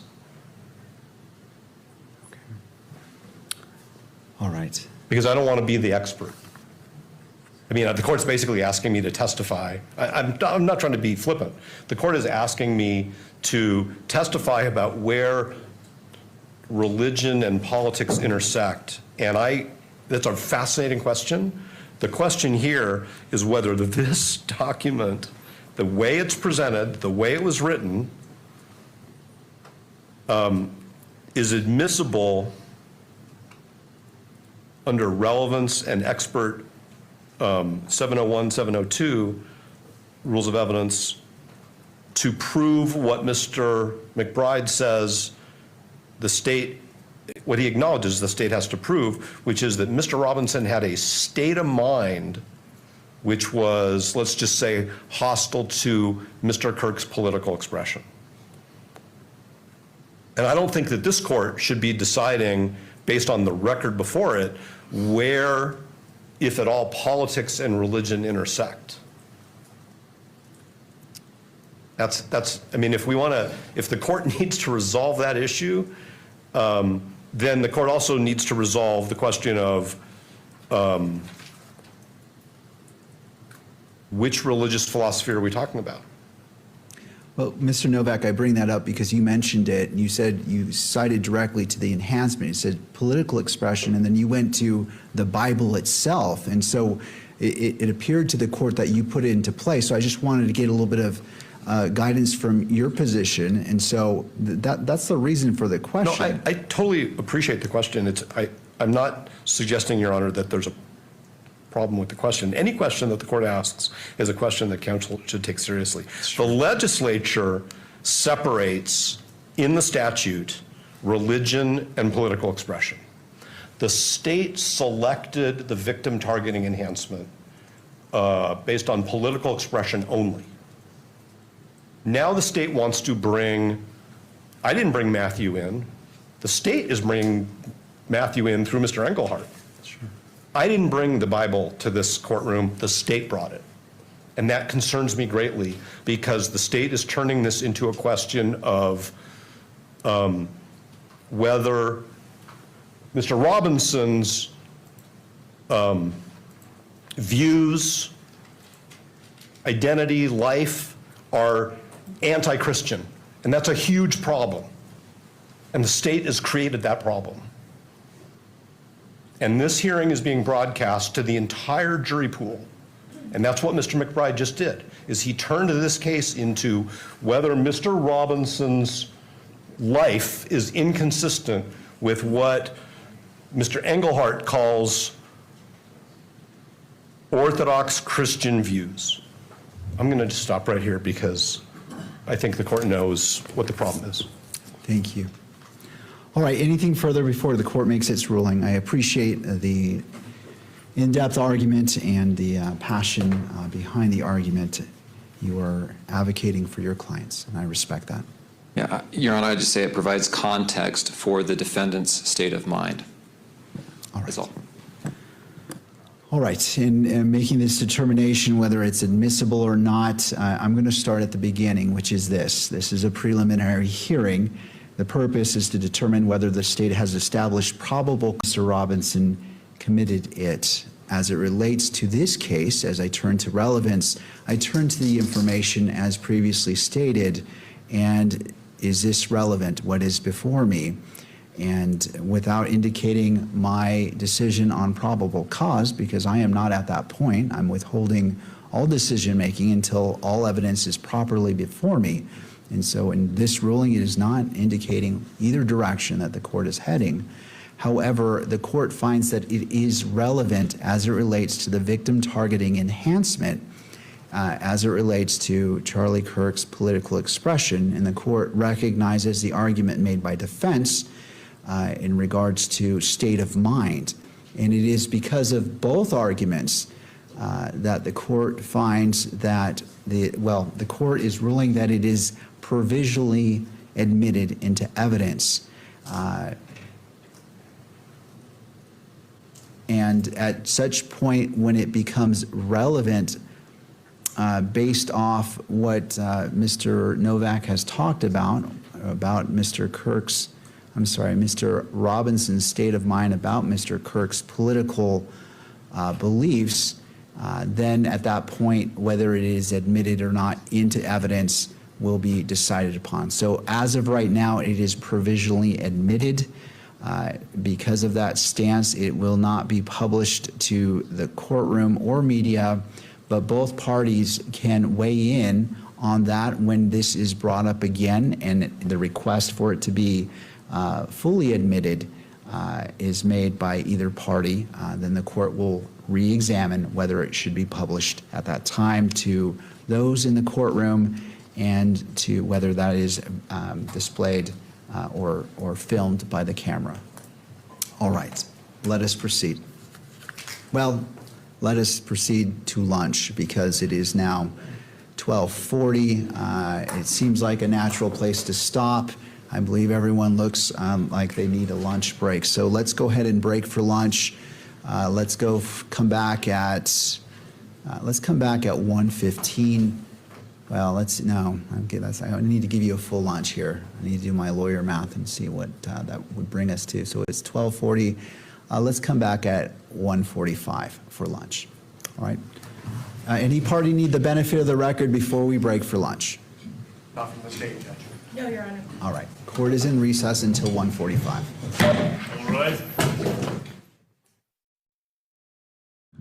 All right, welcome back. We're going to take the last part of this hour to kind of summarize what just happened as we're getting it real time. That whole proceeding, I'm sure people were... I was weird. Yeah, we're sort of wondering what it was, okay. That was in regards to a statement from David Engelhardt, who, yes, is a pastor and a lawyer, and he's also a board member of Turning Point. I believe he was asked to sort of provide that kind of as a statement of what does Turning Point do, what does it believe, what did Charlie believe, talking about Christian beliefs, conservative values. They're doing that because there's something called enhancements. And again, apologies if I get any of this slightly wrong, just simply because I'm not a lawyer, but there are something called enhancements necessary for a death penalty case, right? So you have to prove that it was done, the motive was done out of a political or religious motive. The Supreme Court, when they briefly banned the death penalty and then brought it back in the 70s, when they brought it back, they said you can't have the death penalty just be the default punishment for first-degree murder.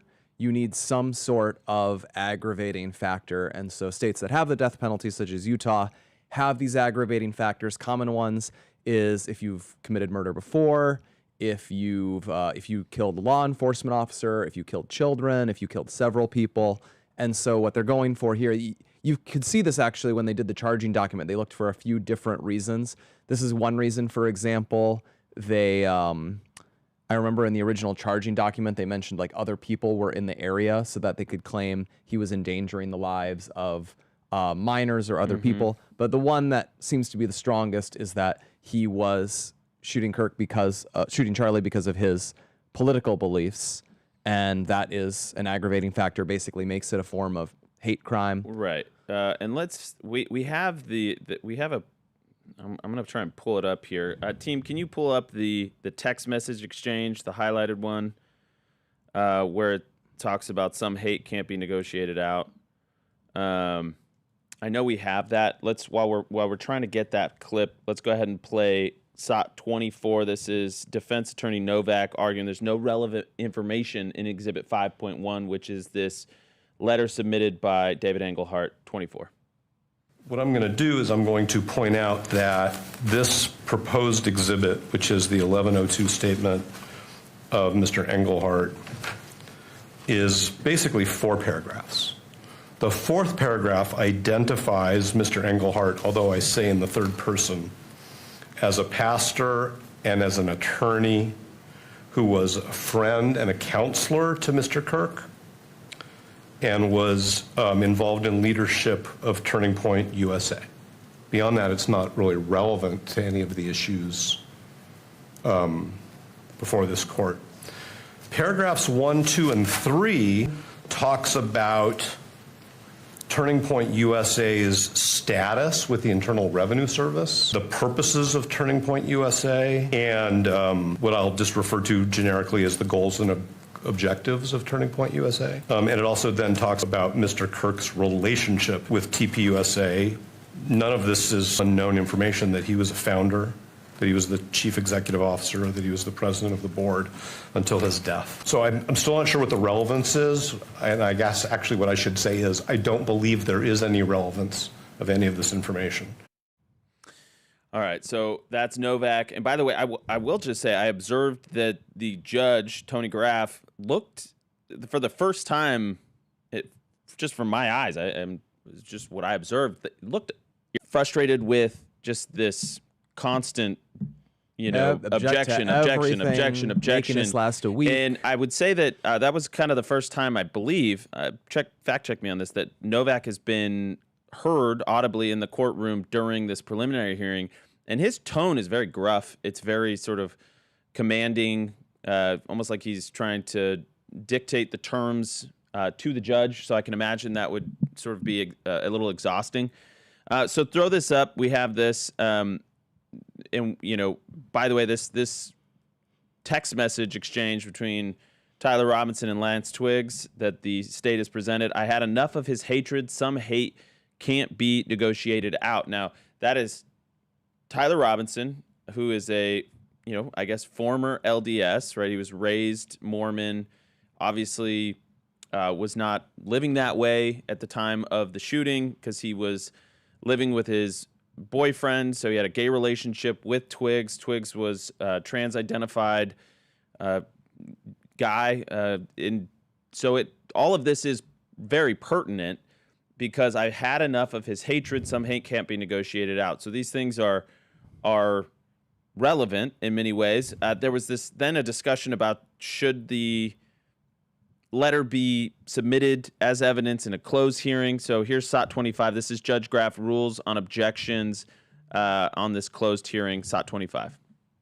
Under count 1, aggravated murder, which is a capital offense, victim targeting enhancement in violation of Utah Code annotated 76-3-203.14 sub 2, Tyler James Robinson intentionally selected Charlie Kirk because of Tyler James Robinson belief or perception regarding Charlie Kirk's political expression. If that was not here, this enhancement, and it also goes to count 2, felony discharge of a firearm causing serious bodily injury, and then finally count 7, violent offense committed in the presence of a child, where the victim targeting enhancement also is in play. Because that is part of the information that's squarely before the court, this becomes relevant. Now, trying to determine what is political expression versus religious expression, that goes into different grounds, but at this point, the court finds it is relevant for consideration, and if for the very least for argument. The need for a closed hearing is not been met at this point. So it's not been met at this point with a closed hearing. Then he goes on, Judge Graff explains so he kind of splits the baby here. Now, again, my interpretation of this, and I think a lot of people agree with me, because I've got, like I said, I got all these lawyers and prosecutors that come out of the woodwork. I didn't even know that that they were paying attention. But they're, it's sort of signaling that the judge kind of has I'm sure he's thinking that there's enough evidence here, right? Even just from the charging documents to take this thing to trial. He's trying not to step on any procedural tripwires here that could cause a mistrial, could cause this thing to get overturned upon appeal, all these things. So he's being very deliberate. He kind of splits the baby. See how he addresses this objection from the defense here, SOT 26. And so the ruling of the court is, previously I sustained Mr. Novak's objection, and the court will expound upon that Mr. McBride in his argument cannot read the entirety of State's Exhibit 5.1. Can he reference points of it and specifically quote certain points? The court rules that he can. There is grounds for that to occur in order for the court to consider the argument fully and making the determination whether it is relevant and should be admissible. Therefore, the court rules that Mr. McBride can continue in his arguments in order that the court can make its determination whether State's Exhibit 5.1 is admissible or not. Okay, so he splits the baby. Mr. McBride of the state, the prosecution, then is able to sort of paraphrase and pull out aspects of the letter, which I'm sure was honestly frustrating for him, not just to be able to kind of read verbatim or frame it up. And you could see that kind of frustration between Mr. McBride and Mr. Novak on the defense. So it was just, again, technical, back and forth, very interesting, but ultimately the judge essentially ruled that A, we don't need to go to a closed hearing for this, and B, he can extrapolate the main takeaways of the letter from David Engelhardt to make the case that this was an enhancement that warrants the death penalty in this case. So that's what all of that was about. It took about 40 minutes, 50 minutes. So you wonder how long this stuff gets dragged out. Yesterday we had that with Holt, where he they had about 45 minutes of back and forth, and they had a closed door break for discussion on whether he's allowed to identify the defendant in the courtroom. And they build it up, and then they finally are allowed to get to the point. Okay, can you identify? Yeah, it's the guy between the two defense attorneys. Yeah. Yeah, exactly. It's like watching, if you're familiar with the the medieval tea ceremony in Japan, just something that could be done in 10 seconds, and it's going to take all day. Yeah. Well, that was a fascinating back and forth in a I think, just to sum it up, I think the big piece of evidence that was submitted was that video compilation of Tyler Robinson, the man that the investigators identified as Tyler Robinson. They repeatedly stated that it was Tyler Robinson from the stand, Officer Hull, and they have him there multiple times that day. They have him walking with a limp with presumably a weapon in his pant leg. They have him getting up on the rooftop of the Losi Center. And they have him jumping off. They have him immediately jumping off after 12:23 when we know Charlie was shot, and they runs off the rooftop and throws something down on the ground, I believe. That video is now public record, and it's more video than we'd seen before. And we're still waiting. We basically have, I think, we'll have who's the guys going now, and at least one witness after that.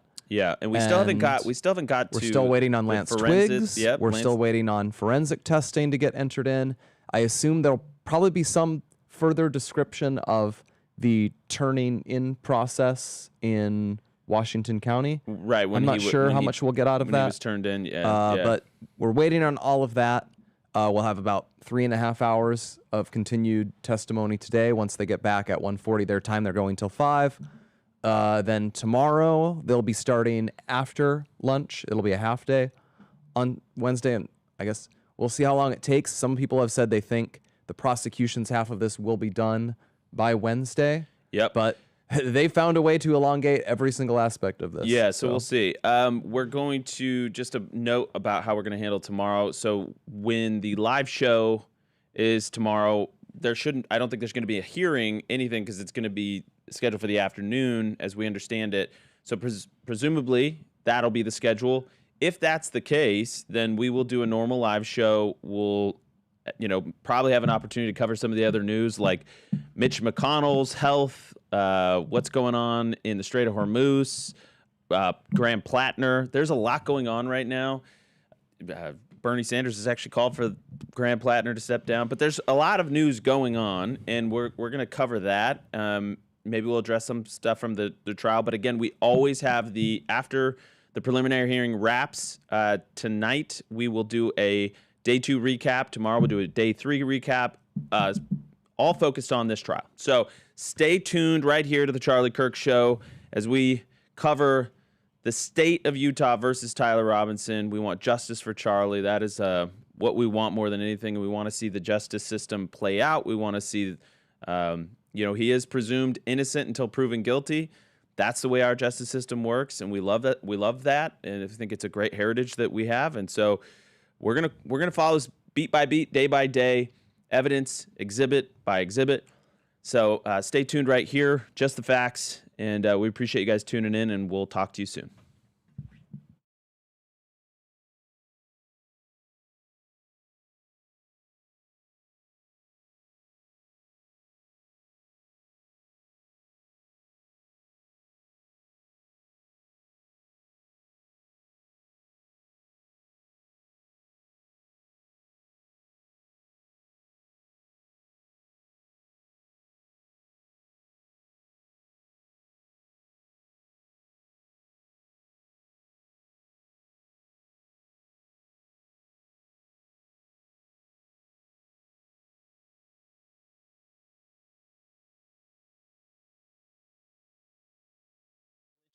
Even still, okay, it's a highly graphic video, okay, so it is a reprehensible act, and it would lead to compelling evidence, of course. If we're watching that, he probably has a better definition of quality video or something we haven't seen yet. But yeah, my goodness, it is a literally traumatizing video. Kevin, what's it looking like on the ground there? You know, day 2 of this pretrial. Give us kind of lay the land for us. Absolutely, yeah. So it's about 90 degrees out here, and I gotta say, right now, I'm feeling hotter than the sun because of what the defense is trying to do with this religious versus political allegations here, that they don't want to have, Englehart's statement presented with the prosecution admitted as evidence. I think it's totally ridiculous. It's really actually burning me up inside. Charlie was definitively always talking about Christian values and Turning Point, and they brought up Matthew 9 and Matthew 19, okay? And if you're aware of those, one of them talks about Jesus sitting with the publicans and sinners, which is exactly what Charlie did, okay? And it's also, Matthew 19 would be about the marriage, sex, and divorce. So we have these, allegations, again, that Tyler Robinson was this transferee, so that's not Christian at all. But the point is, we're looking at aggravated murder, so the death penalty would definitely be a conviction there, because it's definitely about religion. Okay, he has bullet casings that say "Hey, fascist, catch" and "Bella Ciao." Like, that is a definitive Antifa song, and they're blatantly anti-Christian. So it's just ridiculous. Yeah, I think it's absolutely relevant to the case. It is relevant, and thankfully Judge Graff seems to be provisionally allowing it, and because it does say something about the defendant's state of mind. It does say something about what Charlie Kirk represented. In his question, do gender and religion and politics intersect? Of course they do. I felt like that was a rhetorical question. And Novak got backed into a corner. As smart as that guy is, he got backed into a corner. And Kevin, we only got about 2 minutes left with you, but you went down the path of Christianity here and how this does play into it. I want to ask you what you think justice, since the name of this special right now is called Justice for Charlie, what will justice look like? Because yes, the death penalty is on the table. Some people have mixed feelings about that. I'm sure you have your own as a Catholic. We've got to figure out what justice will look like. Ultimately, we want the defendant punished for his crime. But let me just ask you, from just a personal level, what would justice for Charlie look like to you? To me, I would favor the death penalty, sure. I mean, if he's found guilty, that is actually debated in Catholicism. But if it's an egregious act, it's not unwarranted by any means. I mean, of course we preach forgiveness and mercy, but it has an extent. Okay, there's also justice. The Old Testament is full of God. God wanted to kill everyone that was with Moses in the desert in Exodus. And Moses literally had to convince God not to kill everybody. So it has definite historical precedence. And yeah, I would be in favor of the death penalty here if that turns out to be the case. But that's what they're trying to get away, and just have him rot in a prison cell. And I'm against that too, Bo. Honestly, I don't want to have people from Utah paying taxes to keep Tyler Robinson alive for the rest of his life. That's a good point, Kevin. And I just feel like there's a certain irony now of Tyler Robinson saying he'd had enough of Charlie's hatred. But there's a difference between, it's so funny to me because hatred, he took hatred to a completely different level. Now he's hating what he considers the hater and took the matters into his own hands by killing that person. That's the definition of hatred. That's violence. That's when political rhetoric becomes escalated. And absolutely that evidence should have been admitted today. And I'm so glad that Judge Graff recognized the applicability of it and admitted it. Well, guys, we'll just have to leave it right there. We'll have more Justice for Charlie all week for you. Benny Ray Harmony, Kevin Posobiec, thank you guys so much. We will see you soon. America's Voice Live is next. Never, ever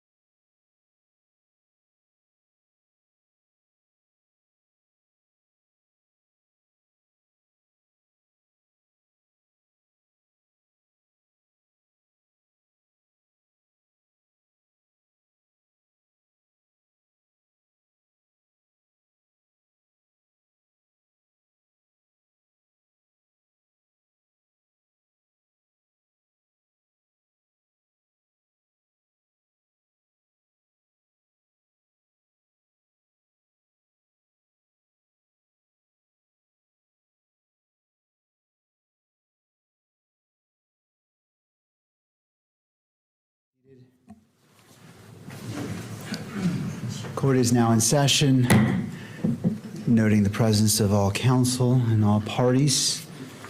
All right, Mr. McBride, turning to the state. Yes, Your Honor. Just by way of preview, we are going to call Jen Falmuina, Sergeant with the SBI, but how we're going to proceed is we're going to call her for a very limited purpose. We're going to pause her testimony. Defense is not going to cross at that time, and we're going to call an FBI DNA analyst out of order. It's a defense witness, but that's to accommodate that witness's schedule. State calls Sergeant Jen Falmuina. I'd like to come forward and be sworn in. Do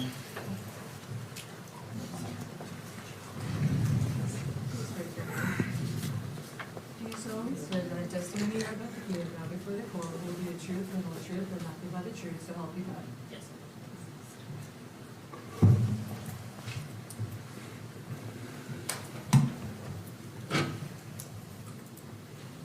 All right. After you're situated, there should be a bottle of water to your left, maybe behind the monitor. And if you wouldn't mind just bringing that microphone just a little bit closer to you so it picks up your voice for the recording. Mr. McBride, your witness. Will you please state your name? Yes, Jennifer Famuina. Where do you work? I work for the Utah Department of Public Safety. What position do you hold there? I'm 25. I was assigned to oversee the crime scenes as well as the physical evidence. And were you sergeant with the State Bureau of Investigation at that time as well? Yes. And do you have any kind of specialty in your assignment there? Yes, I do. I am currently overseeing, or I am the lead over our evidence response team within our division. That includes not only conducting training, but also attending training and whatnot. Okay. So if we hear ERT, it means evidence response team? Yes. Were you called to the crime scene at Utah Valley University on September 10th of 2025? Yes, I was. And were there multiple scenes that you oversaw or helped to process? Yes. We've had some testimony about the rooftop of the Low C Center. Did you oversee or are you aware of evidence that was collected in that area? Yes, I am. Was there a screwdriver that was collected from that rooftop? Yes. And do you know how that was collected and what happened to that screwdriver? Yes, that was collected by the Utah Bureau of Forensic Services Crime Scene Response Team, or also known as our State Crime Lab. And do you know what happened to that? Yes, it was packaged, and then that evening there was discussion on who would take custody of the evidence, and I was there along with FBI. Then it was decided that FBI would take custody. And did that evidence actually go to the FBI? Yes, it did. And was it sent for testing? Yes, it was. Where was it sent, do you know? It was sent back to their, I guess, their equivalent of our crime lab. Okay. Are there other areas there at Utah Valley University that were also processed for the presence of evidence? Yes, there was. Is there a wooded area that's northeast of campus? Yes. What was found in that wooded area? What was found there was a long gun that was wrapped in a dark colored towel. And you say a long gun. What does that mean, a long gun? Sorry, that would be a rifle. So for to be more specific, it was a Mauser 98 rifle. Do you know what caliber that was? It was retrofitted to a 30-06 barrel. And do you know what kind of action that had? Was that a semi-automatic, automatic, bolt action? It was a bolt action. What is a bolt action rifle? I'm not too familiar with guns, but I just know there's a bolt and you have to pull it back. Okay. And what was done with that weapon and that towel? That was documented in place, and then eventually pictures were taken. It was documented in place, and then afterwards we rendered that gun safe and then packaged the gun as well as the towel. What was done with the towel after it was packaged? The towel was also provided to the FBI. And those two items, well, let me tie up that thread. The gun, what was done with the gun?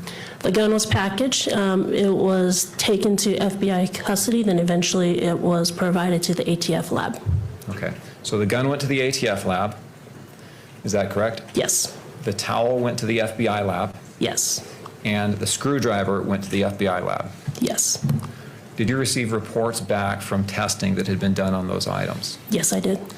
I'd like to show you State's Exhibit 31.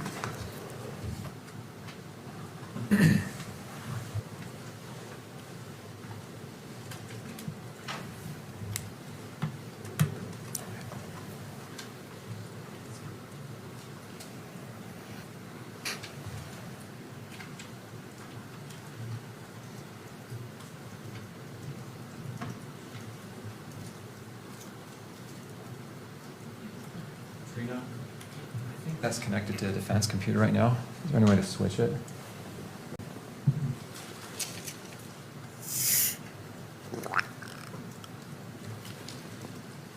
Thank you. Okay, I'm showing you here on the screen State's Exhibit 31. Do you recognize that? Yes, I do. What is that? This is the FBI report that was provided to me by the FBI that documents DNA testing. And does that include testing that was done on the screwdriver that we've spoken about and the towel that we have spoken about? Yes, it does. Okay, what I'd like you to do, Kimberly, if you'd please just scroll down so that Sergeant Falmuina can observe this exhibit.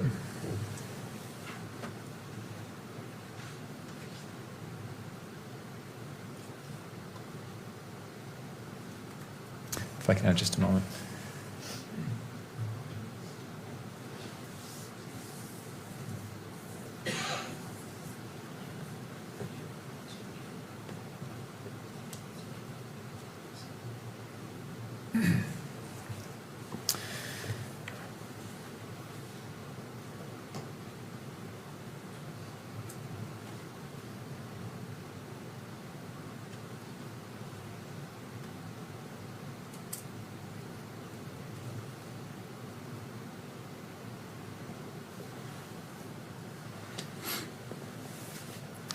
And can you see who that report is signed by? Yes. Who's that? Amanda Baker, I'm assuming is how you pronounce your last name. Is that, in fact, the report that you received documenting the testing results on these items and some other items from Yes. the FBI? Sorry, yes. And does it appear to be in an accurate condition as to how you received it? Yes. I'd move the admission of State's Exhibit 31. Defense? No additional objections. All right, so I'll note the standing objection, and as it relates to admission, what is your request as to publication? I'd move this admission and its publication both to the court and to the public. All right. Anything further, Mr. Burke? No. All right. The court will admit State's Exhibit 31 into evidence and allow publication of this exhibit to the gallery and to the monitor on screen in the courtroom and for the camera to broadcast. Okay, if you'll go to, Kimberly, if you'll scroll down to, still on page 1, where the screen will show items 7 and 8. Sergeant Falmuina, do you see the lines there that say item 7, that line? Yes. And will you read that portion of the report that describes what item 7 is? Item 7, towel from around Mauser rifle, serial number 8863. And there's also some other identification numbers. Is that the towel that you found with the rifle that day? Yes, it is. On September 10th? Yes. Item 8, will you read what that says is a description of item 8? Item 8, screwdriver from perch. And is that the screwdriver that you described that was collected from the rooftop? Yes. Okay. If we can go to page 3 of 6, please. Will you, item 7, sub 1, will you please read the result there from the title, item 7, until the word contributors. Yeah, object to that. It's cumulative. We have the analysts here who can describe what the report is. Not sure it assists the court to be having her read from a report that's already in evidence. And would you mind repeating that, but with the microphone? I want to make sure that the record picks up your objection.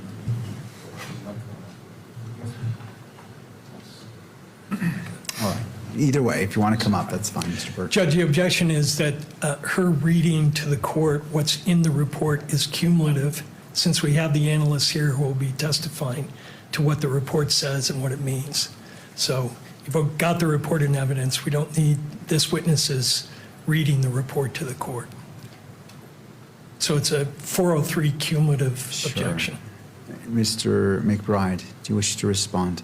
My point is only to draw your attention, Your Honor, to the relevant results that will be discussed by the other expert, as well as the results of the items we've discussed, the towel and the screwdriver. That's all. All right. The court will overrule the objection and allow a brief overview of it, not going line by line, page by page. So if it is brief, I'll allow that. Thank you. So if you'll read item 7.1 to the word contributors at the top of that page, if you will. Yes. Male DNA was obtained from item 7 sub 1. Item 7 sub 1 was interpreted as originating from two individuals, one of whom is Twiggs.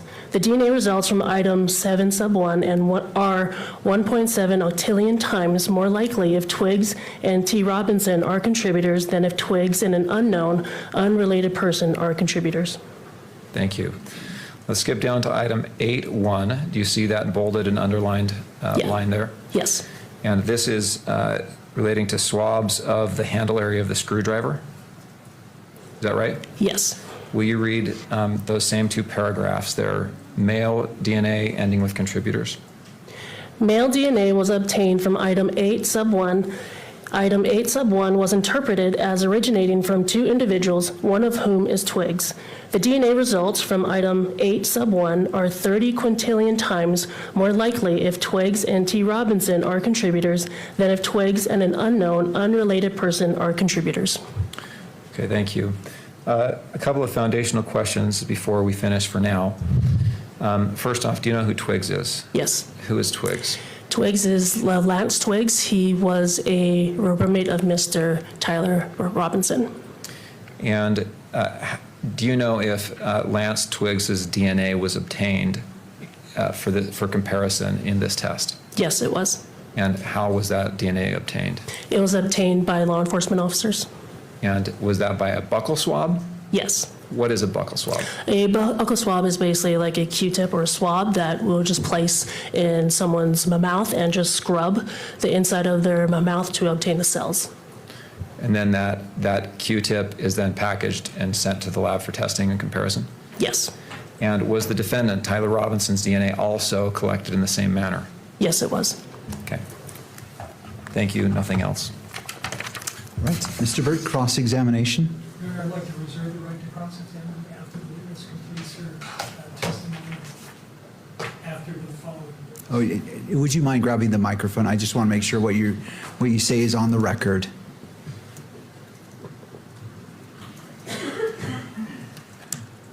With the court's permission, I'd like to reserve the right to cross-examine on the area she testified about until she's completed her testimony. Okay, okay, I see what you're saying. Any input, Mr. McBride?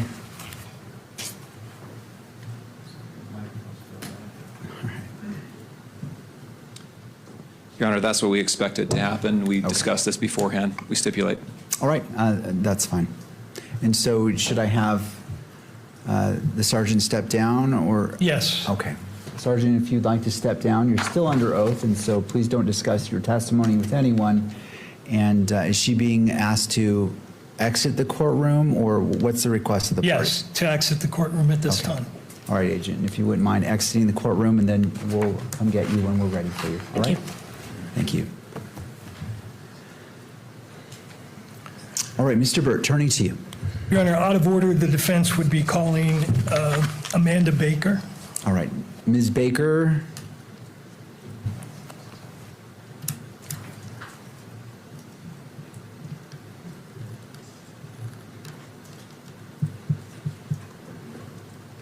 All right, Ms. Baker, if you wouldn't mind coming forward right up here by the bailiff and being sworn in.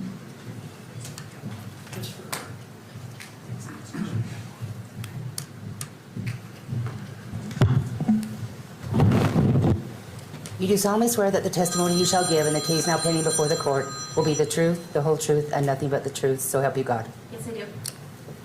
All right, Ms. Baker, if you wouldn't mind being seated at the witness stand. Once you're situated, there should be a water bottle for you if you'd like behind the monitor. And after you're seated, if you wouldn't mind just pulling that microphone close to you so it picks up your voice, okay? Okay. Mr. Burt, your witness. Your Honor, we're going to need the monitor switched over to our side if we could. While we're doing that, good afternoon. Good afternoon. Tell us your name, please. Hi, good afternoon. My name is Amanda Baker. My last name is spelled B-A-K-K-E-R. And Ms. Baker, what do you do for a living? I am a forensic examiner in the DNA casework unit of the FBI laboratory located in Quantico, Virginia. And how long have you been a DNA analyst at that location? A little more than 10 years. And just in general, what are your duties? My duties are to manage a case. When a case comes into DNA casework unit, I will review any information associated with that case. I will review any evidence that is submitted for that case, determine which items of evidence need to be tested and which tests need to be performed. I will then create something called an exam plan. You can think of this like a to-do list to let the biologist know which items I need tested. Once that testing is complete, I will review all the data, draw conclusions in the form of a report, and then testify if needed. Ms. Baker, in this case, were you requested by the state of Utah to do certain testing? Yes, I was. And when were you called upon to do that testing? That was September of 2025. And do you recall when the case first came into your lab? I believe we received evidence the first time was September 11th of 2025. And just in general, when it's called a priority 1 level? Yes, it did. And what that means is we worked 24 hours a day, 7 days a week until examinations were complete. And is it true that you were conducting the analysis as the evidence was being inventoried? That is true. Because of the high-profile nature of this case, an item of evidence would be submitted to the lab, it would be inventoried by our evidence management group, and then sent to the various units for testing, for example, the DNA casework unit. We would begin testing as additional evidence was being delivered to the FBI lab. Now, as a result of your analysis, do you produce case files? Yes, I do. And document your examination in other ways? Yes. Do you have your case file with you? Yes, I do. Okay. And in your case file, are there notes of conversations that you have with people that are relevant to your testing? Yes, that's called our communication log. Now, do you have your case file there in front of you? Yes, I do. I think the pages are numbered. So I'll ask you to go to page 22 of your case file notes.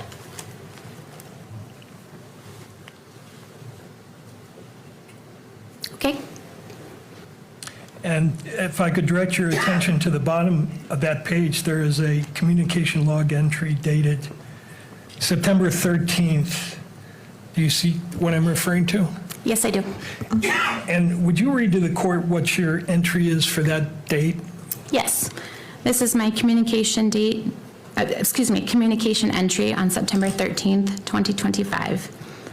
All. Spoke with FBI Special Agent Folger and Utah SBI SA Dave Hull. Gave technically reviewed results that Robinson was included as a possible contributor to the DNA from the towel and the screwdriver. We discussed the additional examinations conducted by DCU, and they both agreed that no additional immediate comparisons are needed at this time. All remaining comparisons will be in the laboratory report. Is that an accurate reflection of what you told the agents at that time? Yes, it is.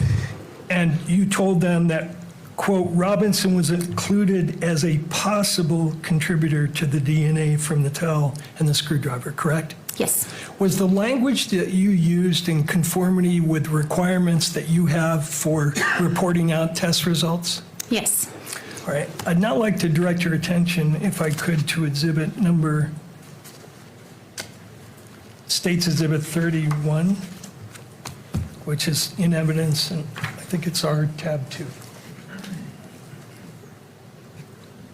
And that's in evidence, so if you could display that on the screen. Mr. Burt, are you requesting it to be displayed to just your screens or to all screens? No, since it's in evidence, Your Honor, I'd like it displayed to the public. Okay, let's go ahead and put it on the main monitor as well.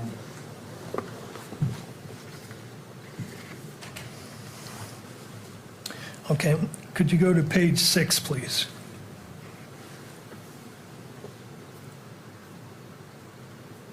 And highlight the third paragraph.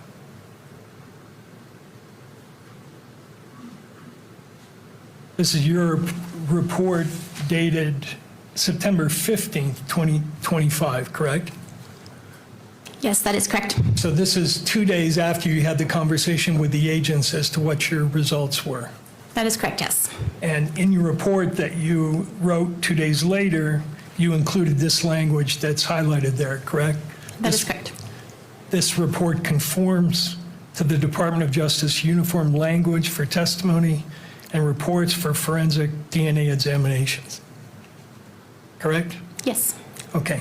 Now, I'd like you, if you could, to take a look at that standard that you referenced.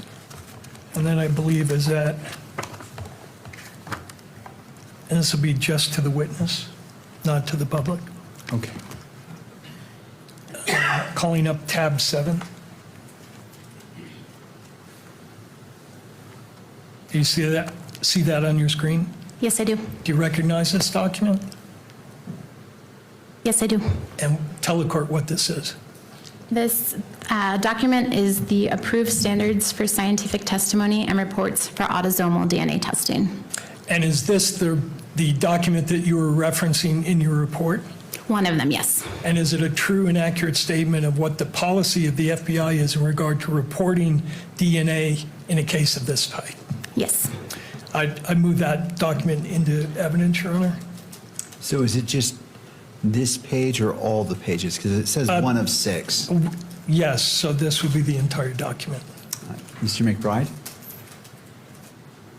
I don't see the relevance of this document. I object on relevance grounds. Mr. Burt? Your Honor, the document is referenced in your report, and it defines the parameters of what her opinion means. So I think it's very important for the court to understand the limitations of the opinion. State's Exhibit 31. That's correct. All right, Mr. McBride, any further thoughts? No, I'll submit it. All right, so State's Exhibit, well, I'm sorry, how am I labeling this exhibit for the defense? Your Honor, we have our exhibits organized by witness, and we would be submitting to the court electronic copies of these under named witnesses. So this would be Baker 7. All right, Defense Exhibit Baker 7 is admitted into evidence, and as it relates to publication, what is your request, Mr. Burt? Your Honor, I would ask that this be published since the report is published, and this is important to understanding the limitations of the report. And so published in the courtroom and on the monitor for the media? Yes, Okay. correct. Any thoughts, Mr. McBride? No objection. All right, it will be admitted and published both in the courtroom and on the monitor for the video camera.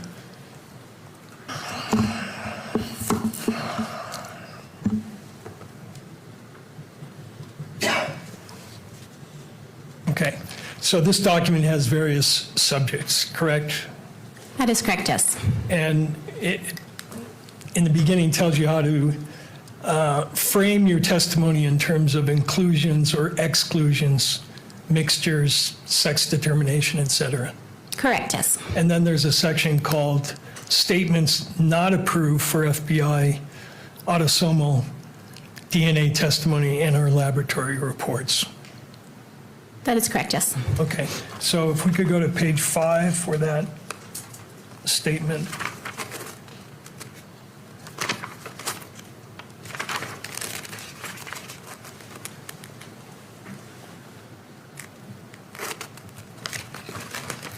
Okay.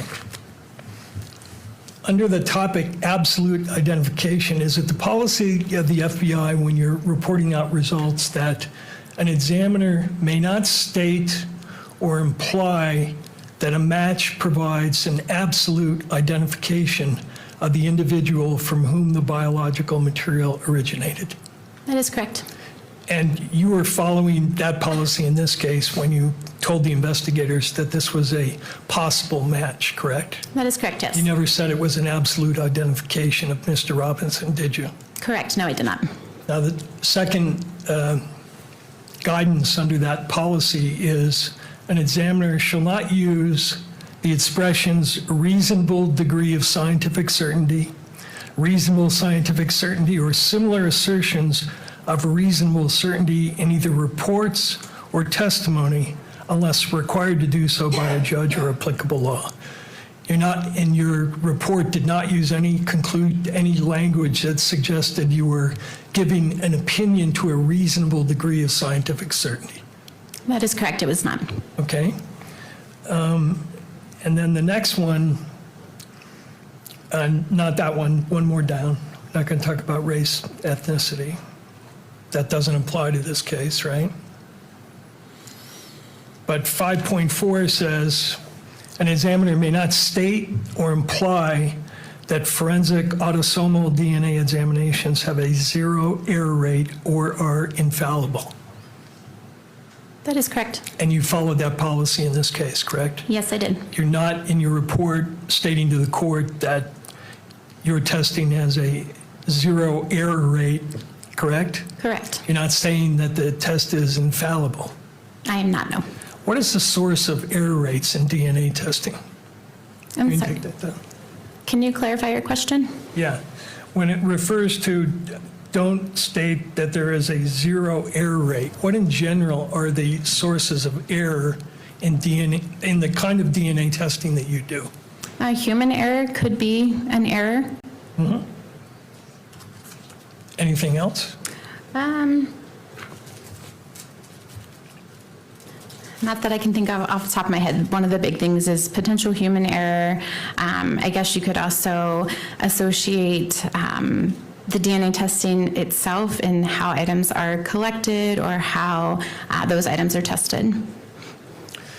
Now, to your knowledge, that policy statement that we just read in Exhibit 7, Baker 7, was based on a more general Department of Justice policy, correct? Correct, yes. And that policy is called the Department of Justice Uniform Language for Testimony and Reports for Forensic Autosomal DNA Examinations using probabilistic genotyping systems, correct? That is correct, yes. And could you display 8 for us, please, to the witness?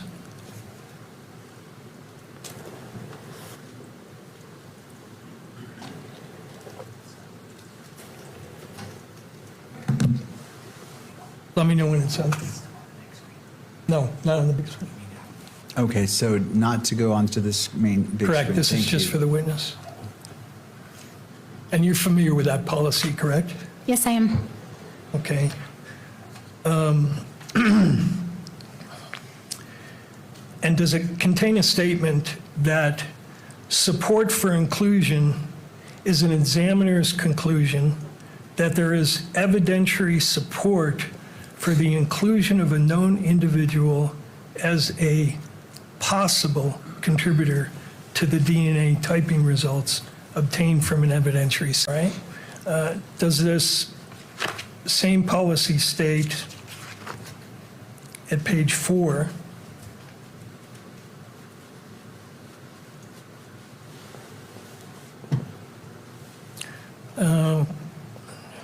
fourth down, one more. No, next one.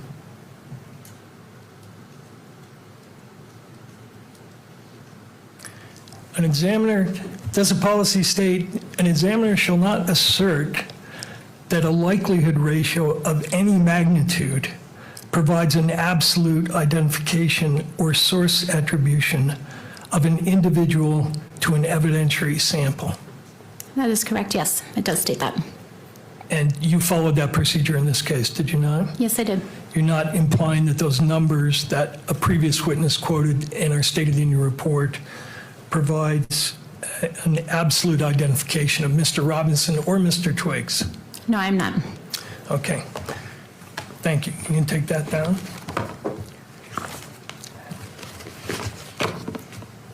Are you also familiar with a concept called formal activity level?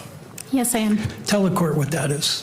Formal activity level is determining an activity that causes DNA to be left behind on an object. And does your laboratory have a policy about whether you can express opinions about formal activity level? We do have a policy, and I cannot give an opinion as far as activity level goes. And why is that? That is because DNA can be left behind on an object for numerous different reasons. So just because DNA is on an item doesn't necessarily mean that an individual touched it or utilized that item. So because of that, we do not opine on what activity may have occurred.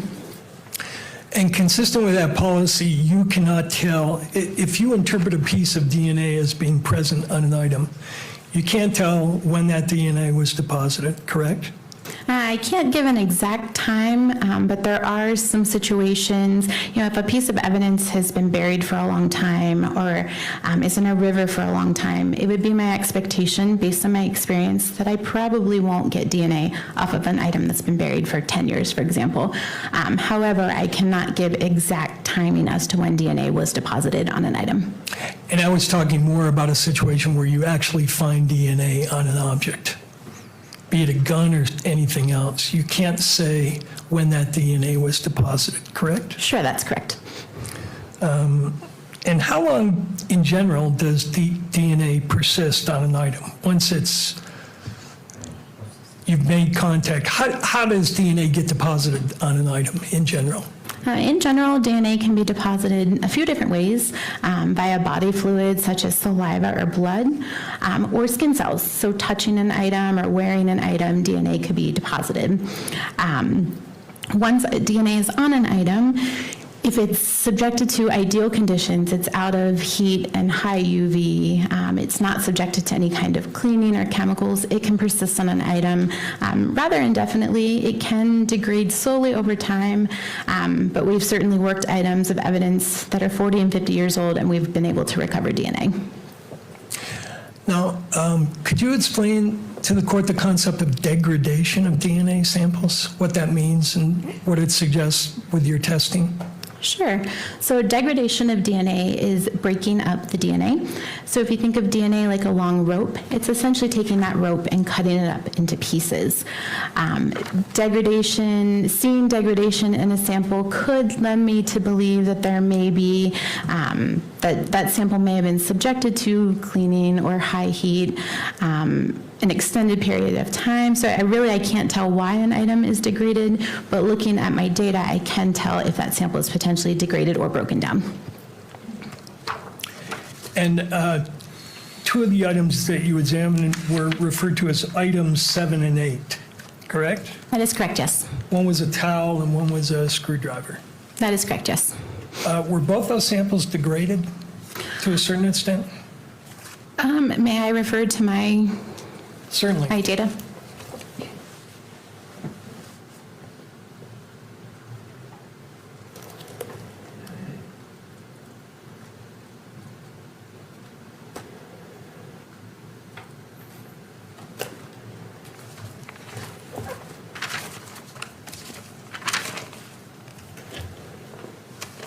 So item 8 was the screwdriver from the perch. I would say that there was some degradation. As I look at the DNA peaks or the DNA data, in an ideal world, if there's no degradation, I would expect all the peaks to be at the same height. Here I see a ski slope type effect, meaning that the data on the left is a little bit taller than the data on the right. As far as item 7,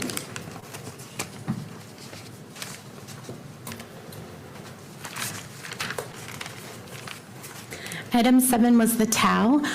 There was a slight amount of degradation, but not as much as item 8. Okay. And what is the effect of degradation on production of the allele? First of all, what's an allele? An allele is an individual's DNA type. So we inherit half of our DNA from our mom and half of our DNA from our dad. We're looking at something called short tandem repeats, or STRs. These are small segments of DNA that repeat themselves over and over again. We all have those same sections of DNA, but what might differ amongst us is how many times it repeats, and that's actually what we inherit from our parents. So for example, at one particular location, my mom may give me 14 repeats and my dad may give me 15. So when I'm looking at the DNA types, I would say that I have 2 alleles at that location, a 14 and a 15. As far as degradation goes, it could cause some of those alleles to do something called drop out, meaning when I'm looking at the DNA chart or the DNA data, I do not see information, I do not obtain numbers at that particular section of DNA. And is it true that in the testing that you were doing in this case, STR testing, what you were looking at is the length of the, what I'll call, have you ever heard the boxcar analogy? I have, yes. Tell the court what that is. So the boxcar analogy is how many times that section of DNA repeats. So that section is essentially letters. So for example, A, C, T, G. So you may have A, C, T, G repeated 10 times or 12 times. Each of those sections of A, C, T, G would be considered one boxcar. And so when you're looking for alleles, you're essentially counting the boxcars. Could be 7 boxcars, and that person would be a 7. That is correct, yes. And from the mom and from the dad, he may have inherited 10 boxcars. That is correct, yes. And so that person at that particular location would be a 710. Yes. And what you're doing in your testing is comparing those numbers to what you get from a known sample to see if they match. That is correct, yes. Is that true? Yes. Now, is it true that what you mentioned the A, C, T, and G, correct? Correct, yes. Is it true that you are not measuring the sequence within the boxcars? You're just measuring the length of the boxcars? That is correct. So the sequence would be equivalent to letters in a word. What I'm looking at is the number of words versus the letters that make up that word. And we'll talk about this a little later, but people can vary not only in the length of the boxcars, but in the sequence within the boxcars, right? And that is correct, yes. And what your testing looks at is just the length? Correct, yes. Okay. Now, for the, and is it also true that you're looking across many different locations? Yes. So at the FBI laboratory, we use a kit called Global Filer, and this is looking at 21 different locations on a human's DNA, in addition to 3 sex-determining locations. That lets me know if an individual is biologically a male or a female. As between 2 individuals, 99% of their DNA is exactly the same, right? That is correct, and that makes sense. We're all humans. We all have arms, legs, and a head. Less than 1% of our DNA is what differs amongst us, with the exception of identical twins. But with the within that 1%, you're looking at these length differences, correct? Correct, yes. And you're looking at what you called short tandem repeats. Yes. How many, you said you looked at 25 locations? We're looking at 21 and 3 sex determining, so 24 total. What are the sex determining loci? So there is amylogenin, and that lets me know if an individual is male or female. And then there's 2 specific male sex determining locations. One is Y-indel, and one is DYS 385. Those just let me know that those are specific to male individuals. Okay. And then for the other locations you're looking at, those, you're just looking for 2 types at each location, correct? Correct, yes. Okay. Now, for the samples that you looked at, the 7A and the 8A, did you get a full, what's called a full profile would be a profile where you have all 23 locations present? That is correct. So a full profile means I have DNA at every single location. It is above our threshold, and I'm seeing 1 or 2 pieces of information at each location. For item 7, I did develop a full profile. For item 8, you developed a full profile?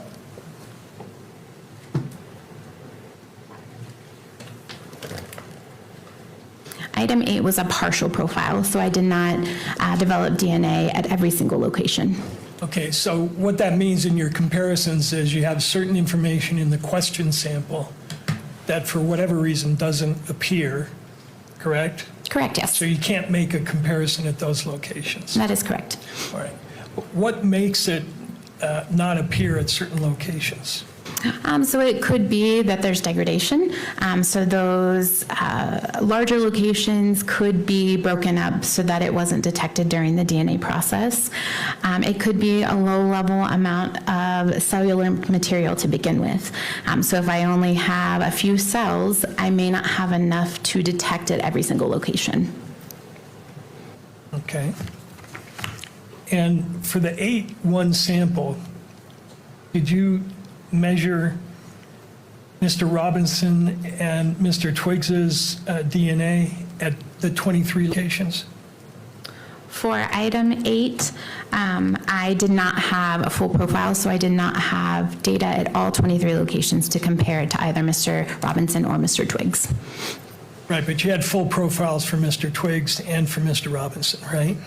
For their known sample? Yes. Yes, so for their known sample, that was a sample that was taken directly from those individuals, and I did develop a full DNA profile. Okay.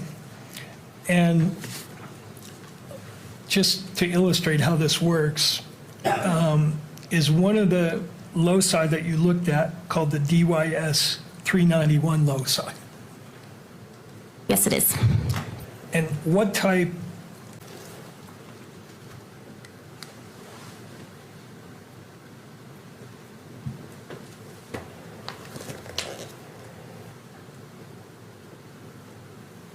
At that location, Mr. Robinson was an 11.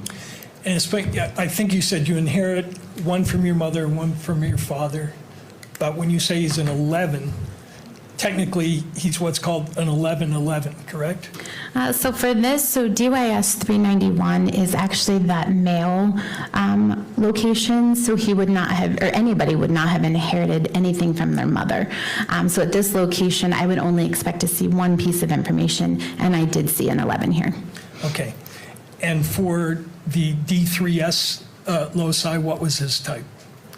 His type was a 17. Now for that loci, you'd expect 2 types, correct?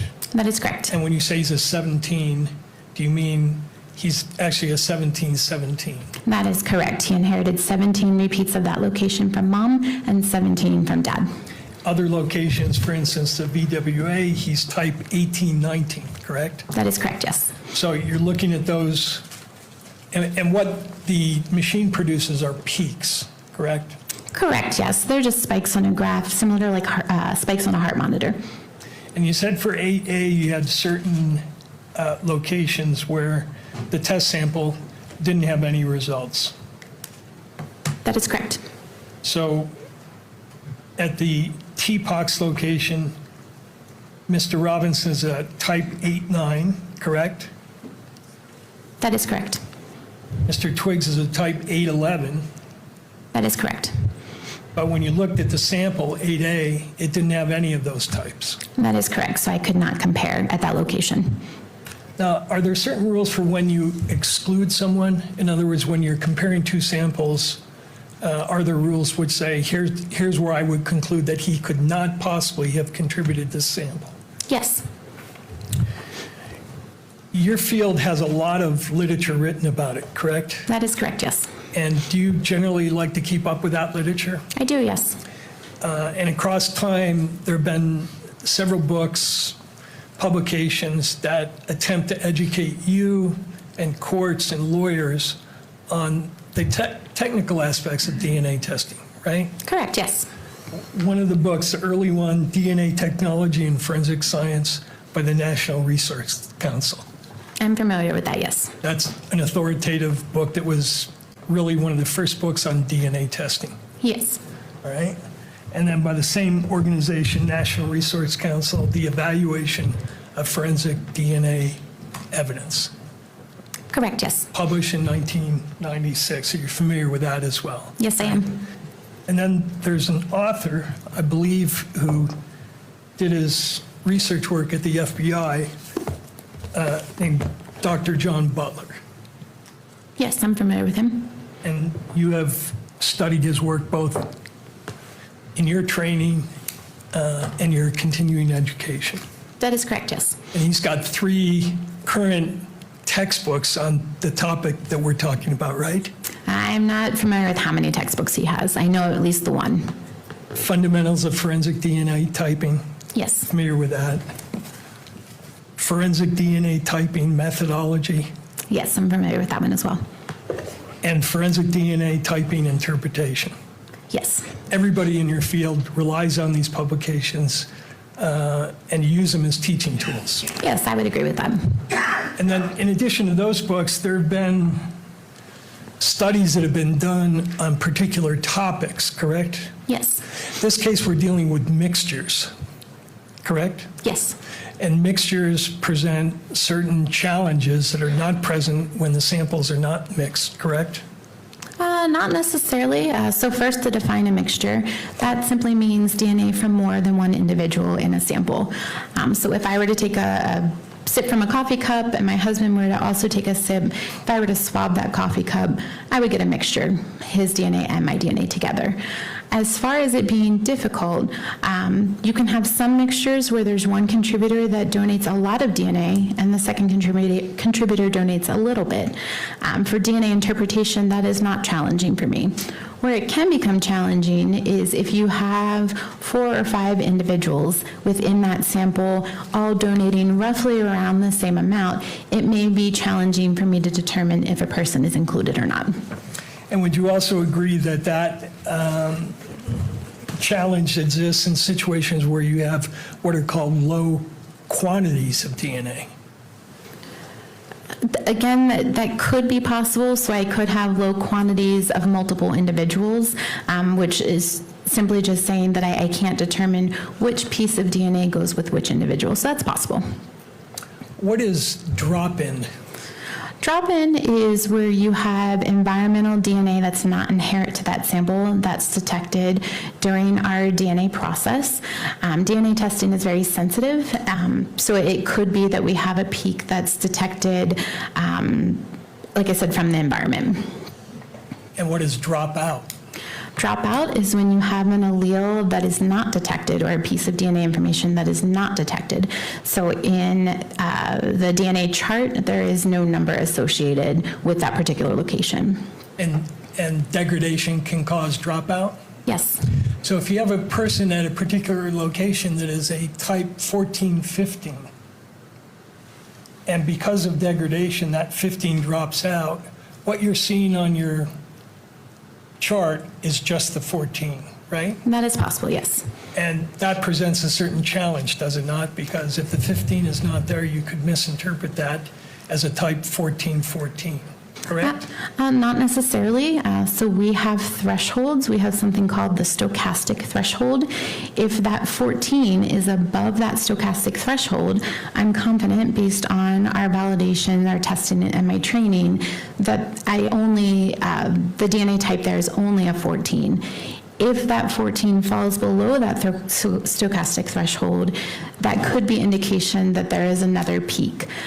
So when I'm interpreting, when I'm comparing, if that 14 is below threshold and someone is a 14-15, I will not automatically exclude them. What is stochastic effects? Stochastic effects. I'm going to object at this point. I think we've gone beyond the scope of preliminary hearing. I think this is getting into 702 material that's not necessary for the probable cause determination. All right. Mr. Burt? I think it goes directly to the reliability of the testing results that the state introduced.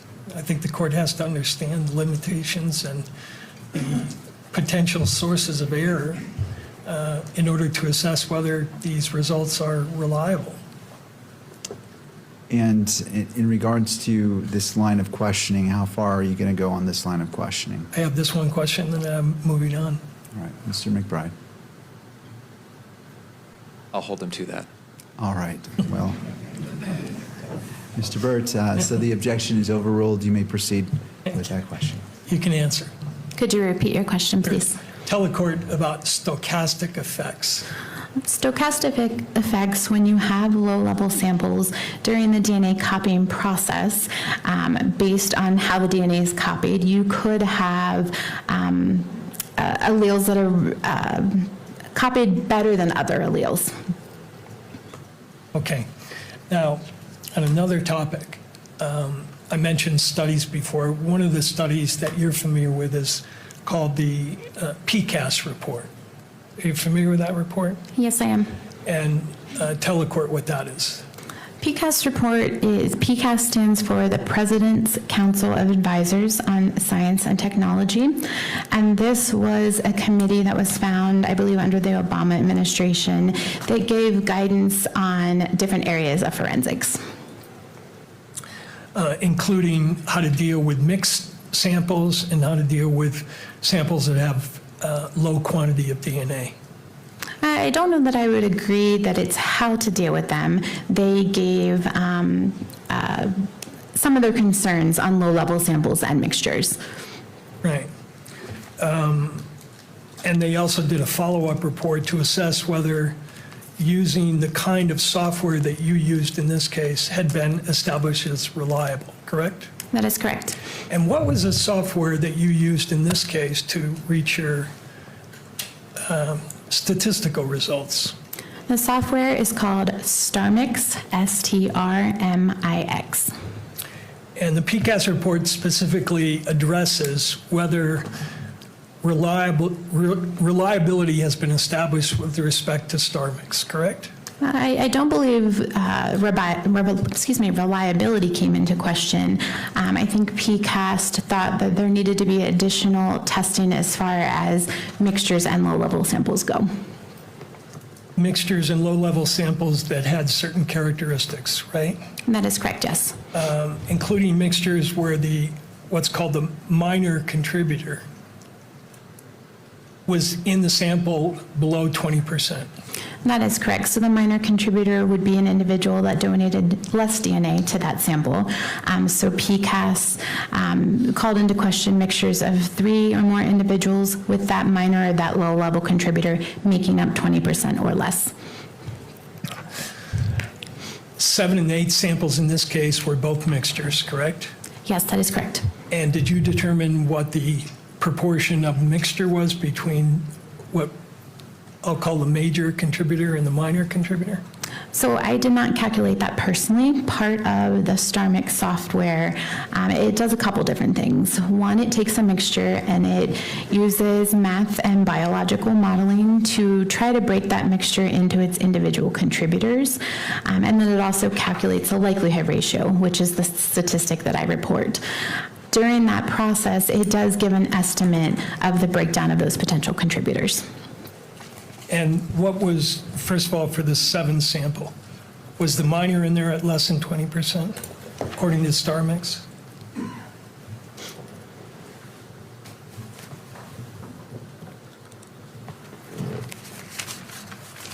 Yes, it was. For one of the runs, when I compared to Mr. Robinson conditioning on Mr. Twiggs, it was a 5% to 95%. Okay. And how about for the other sample?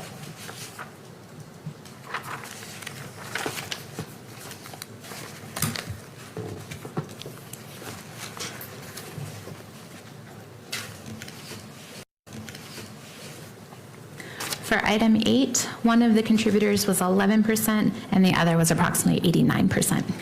So below 20%, right? Correct, yes. And the concern expressed in this report, which was written by experts in your field, correct? No, that is not correct. The PCAST report was written by individuals that were not practitioners or any type of laboratory personnel. Right, but they list the experts who provided input into that report, do they not? Yes, they did. One of them was Bruce Bedoli, correct? Correct, yes. Who's Bruce Bedoli? He is a DNA expert within the field.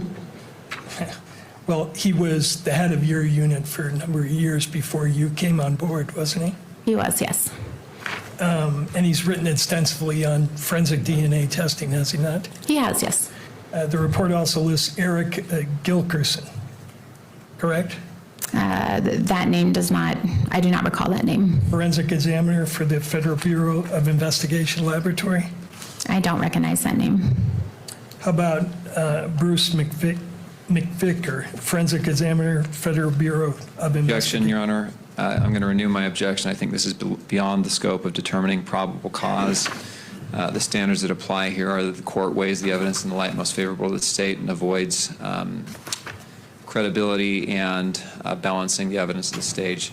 I think we're far into 702 territory at this point. Mr. Burton. I'm here to determine.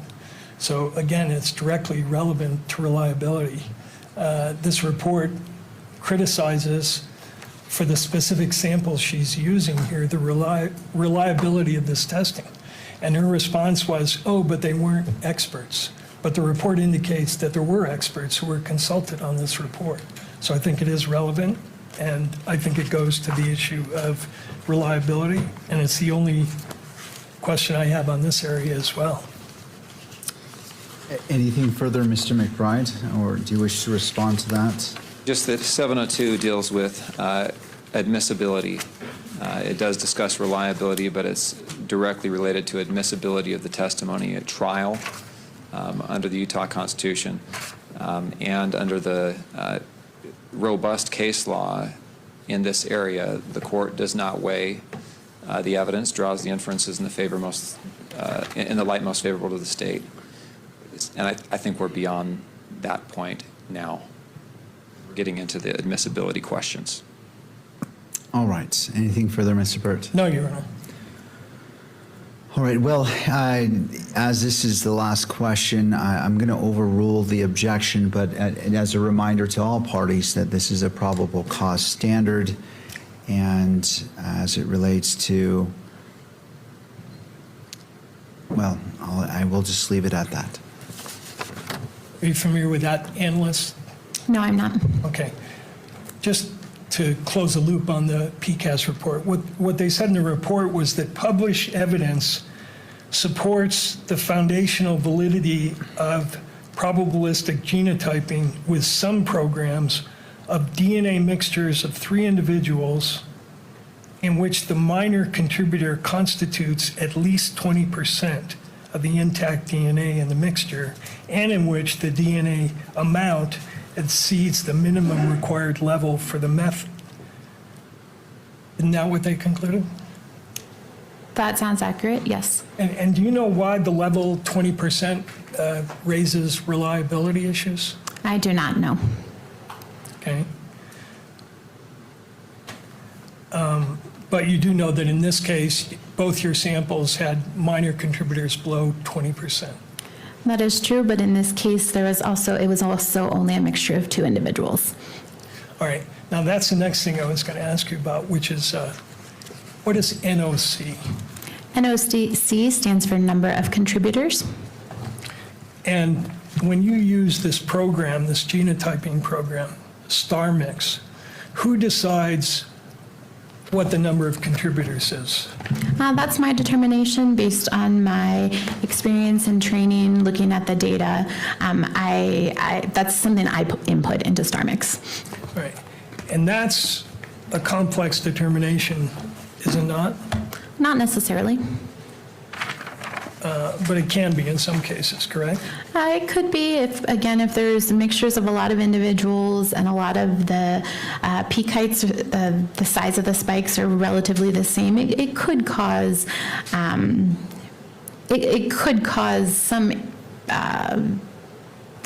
trouble for me as an examiner. All right. one of the groups that studies your field is the National Institute of Standards and Technology, correct? That is correct, yes. They're in the Department of Commerce, I believe so, yes. federal agency. Yes. And they published a report in 2024 called Forensic DNA Interpretation and Human Factors, Improving Practice Through a Systems Approach. You're familiar with that publication, right? I am, yes. And was that publication written by scientists? I don't recall exactly who the authors of that publication were. Okay. Let's make sure.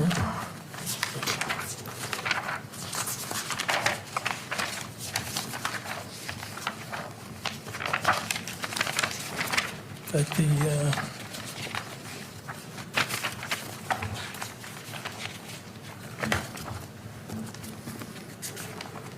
it's a long report, right?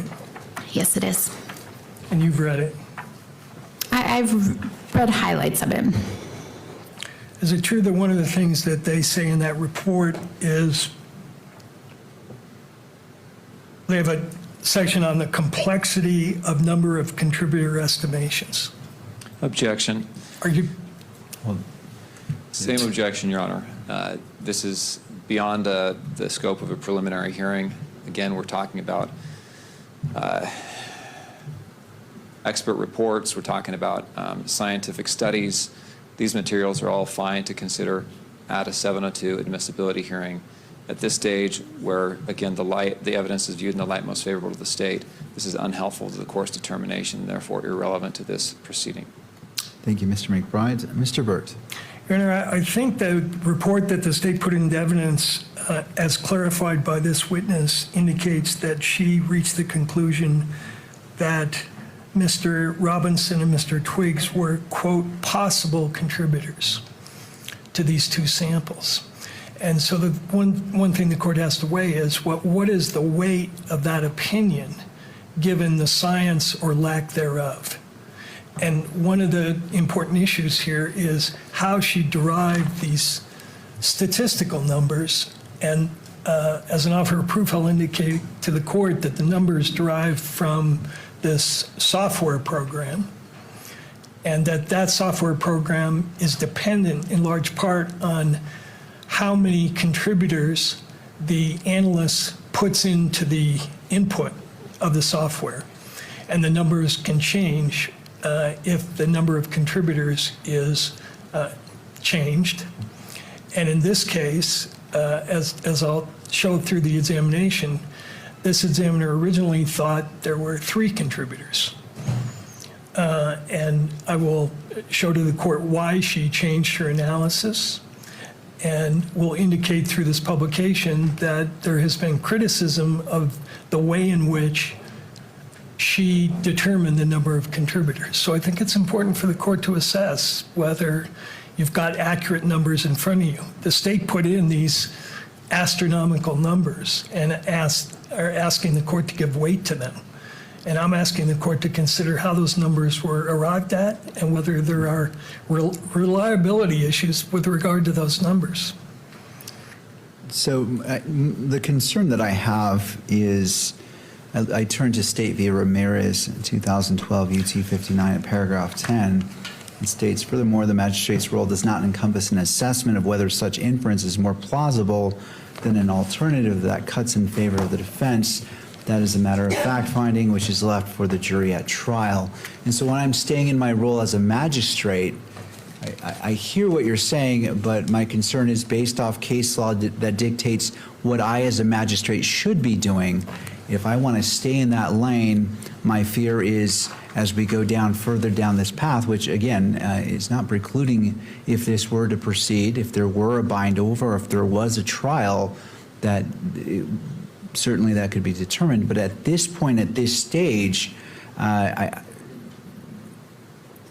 do you weigh this issue as I'm weighing State v. Ramirez in deciding whether we're going past the probable cause stage? Sure, and I think the answer to that is we have to take into account the ruling that you made in this case, which is the law of this case, which is when we objected to the hearsay aspect of these DNA reports and other reports, you ruled that you are the ultimate determiner of the reliability of the hearsay evidence being admitted. And you will recall that our argument was the statute was unconstitutional because it was dictating that you find certain evidence to be reliable without considering whether it was reliable. And your ruling, as I understood it, was no, you retain the ultimate determination of whether the evidence is reliable. And that's not a credibility issue. It's, is this reliable hearsay that the state is offering? And so issues that go to whether these numbers that the state is putting in front of you are reliable, I think go directly to the substance of your ruling, which is that your role here is to determine reliability of evidence. And I'm familiar with a case that the court cites, but I think that has more to do with weighing evidence and making credibility assessments, whereas I'm focused on what the court ruled, which is we have to look at reliability here, and that's my job as a magistrate. Mr. McBride, any final thoughts? Yes, under Rule 1102B4, this the Exhibit 31 is considered reliable hearsay. In addition,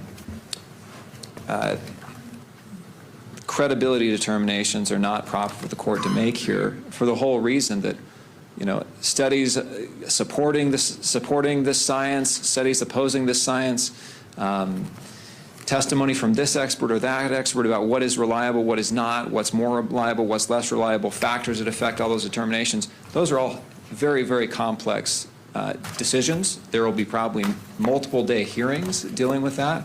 And a probable cause determination is just not the place to conduct that kind of thorough, in-depth, and searching analysis.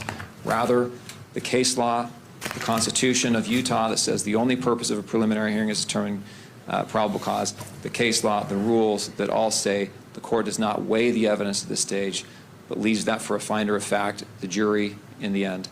That all supports cutting this line of questioning off at this point rather than going on for into greater depth, Your Honor. All right. Well, based off what's been presented before me, I'm going to sustain in part and deny in part the objection made. I'm going to allow this question to be asked, and so that is denying, but sustain in the sense that this would be the last question, and if Mr. Burt would chooses to, may go on to a different subject or a different line of questioning. Sure. Did that in this report conclude that it remains unclear if visual inspection renders consistent number of contributor estimations across analysts over time? Can you repeat that? Yeah. Did the report, the NIST report that you referenced, conclude that it remains unclear if visual inspection renders consistent number of contributor estimations across analysts over time? I think that goes to the DNA evidence. Again, we never truly know the number of contributors in a forensic sample. So, like I mentioned before, you could have DNA mixtures that are made up of 2, 3, 4 individuals. I have training, I have experience, I followed standard operating procedures. So I'm making the best determination based on the evidence, the DNA evidence that I have, as far as the number of contributors goes. Now, if I could, I'd like to return to your case notes, and could you display for the witness page 365 of tab number 4? And while he's doing that, by the way, it's true that if you change the number of contributors, you're going to get different numbers from the software program. It depends. So actually, each time you run the software, you will get a different number based on the math that the software system does. But there are studies and validations that show we don't expect that math to be greatly different, usually by a factor of 10. Changing the number of contributors, it depends. If you have a major contributor, someone who's made up most of that DNA profile, if I originally interpret something as 3, calculate a statistic, if that major contributor is the individual that I'm comparing to, if I change the number of contributors to 2, based on the studies and based on my own experience, it doesn't change the likelihood ratio of that major contributor by much. But it does change it, correct? Yes. And you just said, I think, that even when you put in the same parameters, you don't get the same answer if you run it through STR mix more than once, right? That is correct. Based on how StarMix utilizes math and distributions, you will never get the same answer twice, but it will be no more than a magnitude of 10. So that test is not reproducible in the sense that you can run it a sample or your assumptions in there 10 times, you could get 10 different answers. That is true. Again, all within the first time I run StarMix, I'm not going to get a likelihood ratio of 10, and the second time get 10 quadrillion. I might get 10 quadrillion the first time, 2 quadrillion the second time, but even if I run it 10 times, I'm still going to get around the same likelihood ratio value. Now, could you look at tab number 4, your case notes at page 365, if you could bring that up for the witness?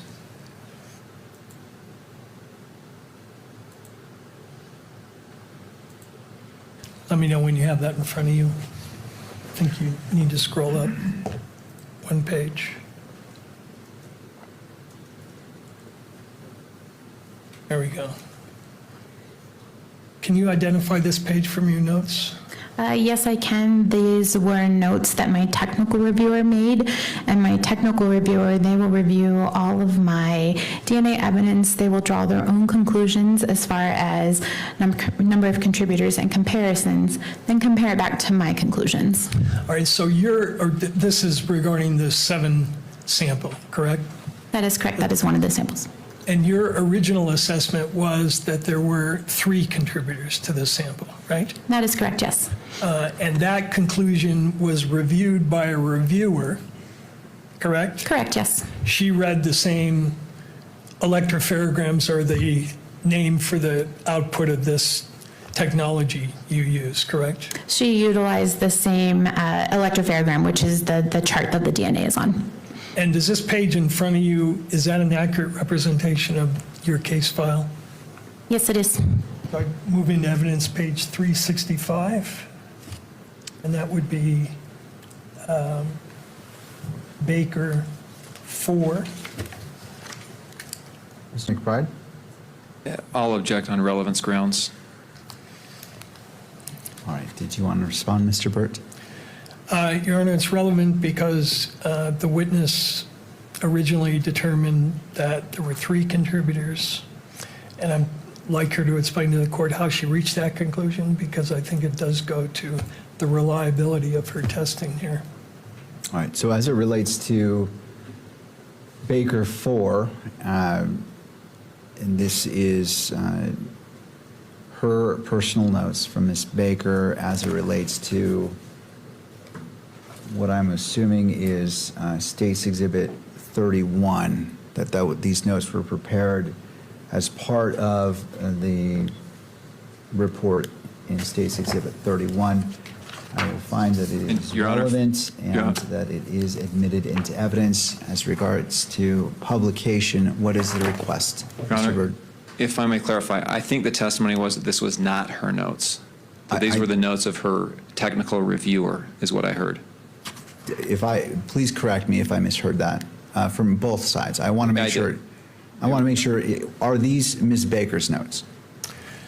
Could I clarify that? Absolutely. Ms. Baker, these are notes in your case file, correct? These are notes in my case file, but they're not my notes. And the way your lab works, you're not the one that does all the different. Your analysts have input that then all goes into the case file, which you have access to and rely upon in rendering your opinions. That is correct, yes. All right. And this particular page is a note written by your peer reviewer that you relied upon. Correct. After I made my interpretations and drew conclusions, my technical reviewer then reviews the data and draws their own conclusions. So this was created after I had already drew my own conclusions.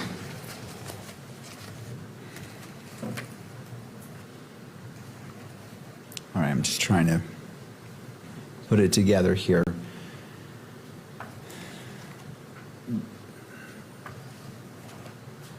And so the question I'm trying to get to, counsel, is, was this particular, I recognize it as it being prepared by someone else, but as it relates to State's Exhibit 31, was this relied upon in order for State's Exhibit 31 to be put together as the report?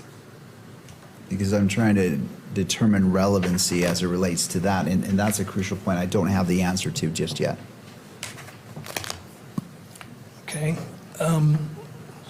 Let me lay a more adequate foundation. The case file notes are assessed by you at every step of the analysis, correct? Not necessarily at every step. Before I issue a report, before I write a report, I review all of the case notes. So that will be any communication log entries, any documentation from the laboratory, the biologists that perform the DNA testing.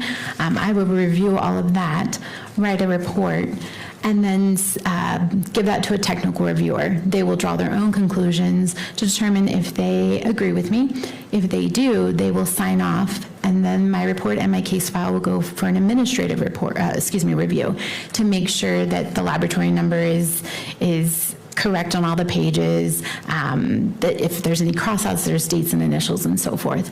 Those two reviews have to be done before I can actually make it a final report and case file that gets submitted and sent to the field. And in this case, correct me if I'm wrong, but the sequence was you originally determined in sample 7, that there were 3 contributors. That conclusion got reviewed. Then you ran some further testing, and then you change your conclusion, correct? And that is correct, yes. Right. And before you change your conclusion, you of course go back and look at what the reviewer said about her review. We would have a discussion. If I say a number of contributors was 3, he or she notated that it was 2. We had that discussion. She agreed with 3. So for that step of that process, because again, we're piecemealing this. Typically, in a normal case, we will work all of the evidence. I will write a report. For this situation, I had DNA evidence coming to me throughout the day, throughout the night. So I had reviewers at different steps, which is not usual for a case. Usually, I have one reviewer. So in this case, at that particular time, I had a reviewer. Then when I was submitted additional known samples and used those for comparisons, then I did have additional conclusions and additional reviewers. But you certainly took into account this notation on this page before you changed your conclusion, correct? I don't know that I would agree that I took into account. We had already had that conversation, and again, once I received additional known samples and additional information from the field, I then did amend my conclusion. And these notes are kept in the ordinary course of your business? Yes. And they're part of the case file that you rely upon in reaching your conclusions? They are kept with the case file after I draw my conclusions. So Your Honor, I think there's a foundation for this. The state has offered all kinds of hearsay here, and certainly this is, there's no question about the reliability of the entries. All right. Anything further from the parties before I weigh in on, make my ruling on Baker 4? No. The court finds that it is relevant, and as it relates to State's Exhibit 31 and Baker 4 is admitted into evidence. In regards to publication, Mr. Burt, what is your request? That it be published. All right, in the courtroom? In both the courtroom and to the to the cameras. All right. Any objection, Mr. McBride? All right. Go ahead and publish that to all screens and may be captured by the media. So these notations at the top there, 7-1 male, discuss 3 NOC and okay with 3. Could you translate that for us, what that means? Sure. So when my technical reviewer took a look at the DNA evidence, she determined that male DNA was present, and she concluded that she would have called it a number of contributor of 2. She compared it to my conclusions. I said number of contributor 3, so we had a discussion as to why she thought it was 2, why I thought it was 3, and she said she agreed with me calling it 3 based on her discussion. Okay. So was that an extended discussion you had with her, or just? Oh, no, this was a quick discussion, and this is not unusual. We have discussions like this during the technical process quite often. And the stamp on the bottom, approved by Tara Benson, is that the reviewer? Yes, it is. Talking about? All right, thank you. Now, I want to ask you to look at page 128 of that same exhibit.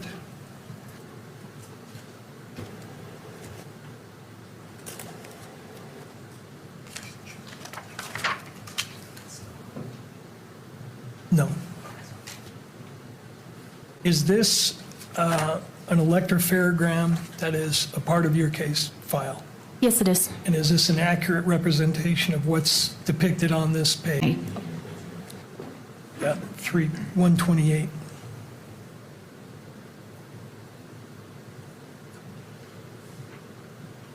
Yes, it is. I move that into evidence, Your Honor. This would be Baker 4, page 128. Oh, I thought I already admitted Baker 4. Is this a different? The previous one was Baker 4, as I understood it. Yeah, Baker 4, page 365. Oh, okay. So And Baker. so this is Baker 4, page 128. Right, so the previous admitted exhibit is Baker 4, 365. The current proposed one is Baker 4, 128. That's correct. All right, Mr. McBride. If I could have just a minute to update my notes on those page numbers. All right. 365 was the previous one, unless I heard it wrong. Yes, that's right. All right, and the current one is 128.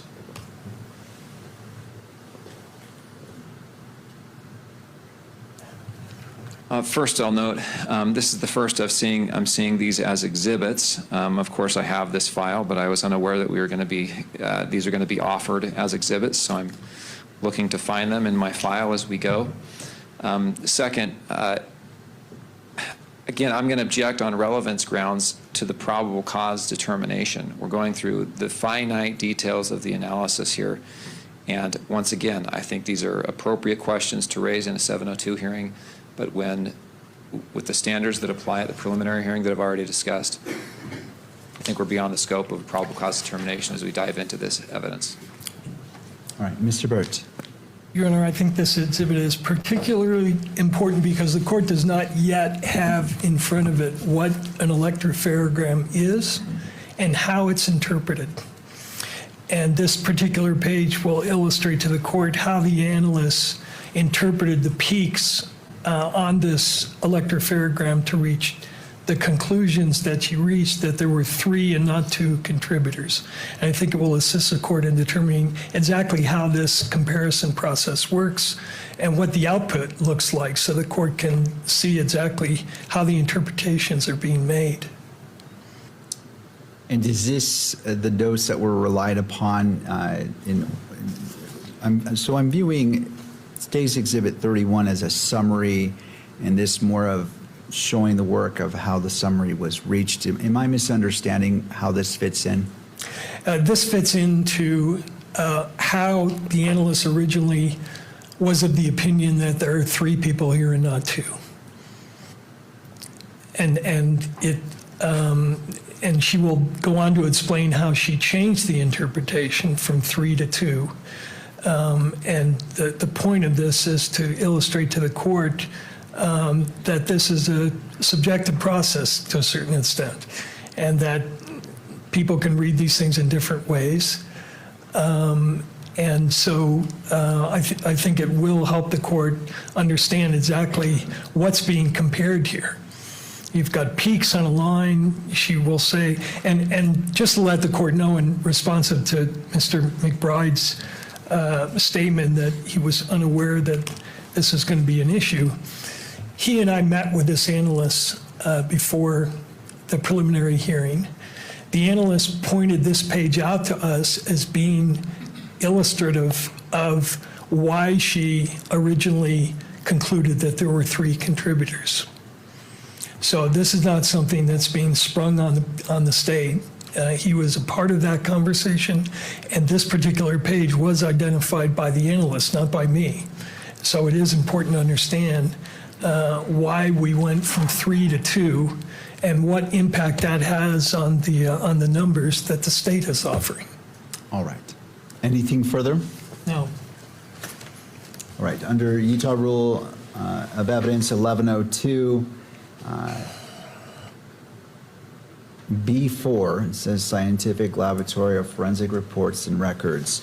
I find that this is admissible and is admitted into evidence as Baker 4, page 128, and is a request to publish this document. Okay, you can. Was that a yes? Oh, okay. Yes. All right. So published, I'm assuming to that Yes. screen as well. All right. Correct. It may be published. Counsel, just as a reminder, as this is a probable cause, I understand and I appreciate you give me a pointer of where it's going, but just as a reminder, as probable cause, it is admitted, and you may discuss it, but I definitely want to keep this within the track of probable cause. Understood. All right. Thank you. Mr. Burt. Okay. Is it true what I just told the court, that you pointed this particular page out as illustrating why you originally thought we had 3 contributors? Yes, that is true. So explain to the court, is this an electropharogram? Yes, this is an electropharogram. Each of those rectangles at the top, for example, D2S441, that is that small segment of DNA that I referred to earlier. And each of those peaks has a corresponding number that is the allele, so that corresponds to the number of repeats that an individual inherited. And this is what you ultimately, after you get this electropharogram not through running it through STR-Mix. There's a different device that you use to produce these electropharograms, right? Correct, yes. During the DNA process, this is the last step of that process. So what it's doing is DNA is found in cells of our body. We're taking those cells, we're breaking them open with chemicals to release the DNA from those cells. We're making photocopies of those pieces of DNA so that we can essentially see them. And then the last step is to separate those pieces by size, and the ultimate output is this electropharogram. Okay. And is it true that you set the parameters for what the machine will pop up in terms of numbering the alleles? Personally, I do not set that up. That was done during our validation of the chemicals and the software and the instrument that we utilize, but there are parameters. So the output of the DNA lets me know, for example, the different types of alleles, but that's not a parameter I set. I want to make sure you answered that. You set, or your lab sets, what the machine does in terms of labeling particular alleles, correct? Yes, that's part of the whole process and the validation, yes. So you could tell the machine, give me all the peaks at whatever level and label them as whatever alleles are. I see. So yes, so during our validation, we determine our thresholds, our analytical threshold and that stochastic threshold that I mentioned before. The analytical threshold is a threshold that was determined during validation that we input into the software that I utilize. That says, for example, our analytical threshold is 150. Any peak that is 150 or greater, the software system will give me that allele call or that number for that peak. Any peak that's below the 150, the software system will not give me an allele call for it. Even though it might be a true allele? Correct, yes. So you could say, and you referred to a measurement, you refer to that as RFUs, right? Yes, that is the unit. What does that mean? It stands for relative fluorescent unit. So in your lab, you tell the machine only label peaks that come above 150 RFU. The software that utilizes the information from the machine, yes. However, it's true, is it not, that in determining the number of contributors, you look below that 150 RFU level? And that is true, yes. All right, now on this is only showing 4 different locations, right? Correct, yes. And you see a number of peaks at each one of these locations. Some of them are labeled, some of them are not. Correct, yes. So tell us how you originally looked at this and said there's not 2 contributors, there's 3. Sure. So first what I do is I count how many labels that I see, so how many of those little squares under each of those locations. So for example, at D2S441, there are 3 squares. Knowing that one piece of information comes from mom and one comes from dad, if it's a single source profile from one individual, I expect to see no more than 2 squares. Because I see 3, that gives me an indication that there's at least 2 individuals. Same thing for the next D19S433 and as well as FGA. There were 3 peaks that were called. So I knew this had to be at least 2 individuals. Then what I do is I take a look at the peaks that are not called and determine could there potentially be a third person included. So for example, at D2, the location farthest to the left, I'm asking myself that 12 in that bottom box, is it the same contributor as, for example, the 22 under FGA all the way to the right? Because I see peaks that are not labeled, it could be that the 12 belongs to one individual and those 2 peaks that are not called belong to a second or third individual. And that at FGA, I could be seeing the 22 from that third person, but that second person has dropped out. Because I'm able to use information below the threshold and I see peaks, that gives me an indication that I can increase my number of contributors to 3, which I did in this case. Okay, and when did you reach that conclusion, time-wise? If I recall, it was somewhere around September 12th. And when did you change your conclusion? That I would have to refer. Sure.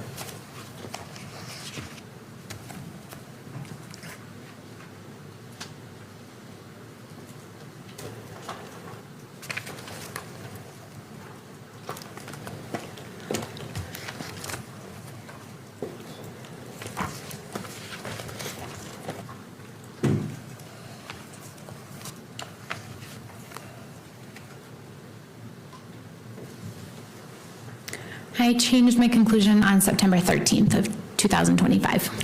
And explain to the court why you changed your conclusion? I was submitted an elimination sample from Mr. Twiggs, and an elimination sample is a sample in which it's from a known individual, and then there's an expectation that the individual's DNA might be present. In receiving that sample and talking to the investigators, it was decided that Mr. Twiggs should be used as an elimination. When I compared him to this sample, all of the DNA, unlike that major contributor, matched to Mr. Twiggs. So because of that, I determined that there's actually only 2 individuals because those small peaks, there was nothing left for a third individual to be compared to. You use a phrase elimination sample. That's typically used, is it not, in a situation where you're testing a sample that has more than one contributor. Not necessarily. An elimination is just simply an individual that we're expecting their DNA to be there.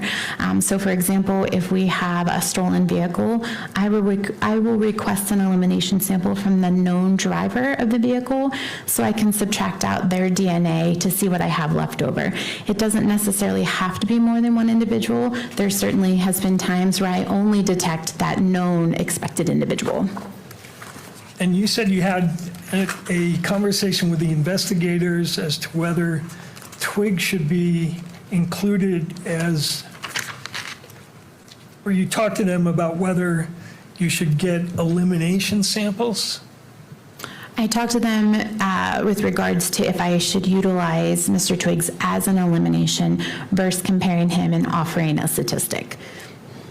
Okay, but in your report, you concluded, did you not, that one of the contributors to both samples was Twiggs?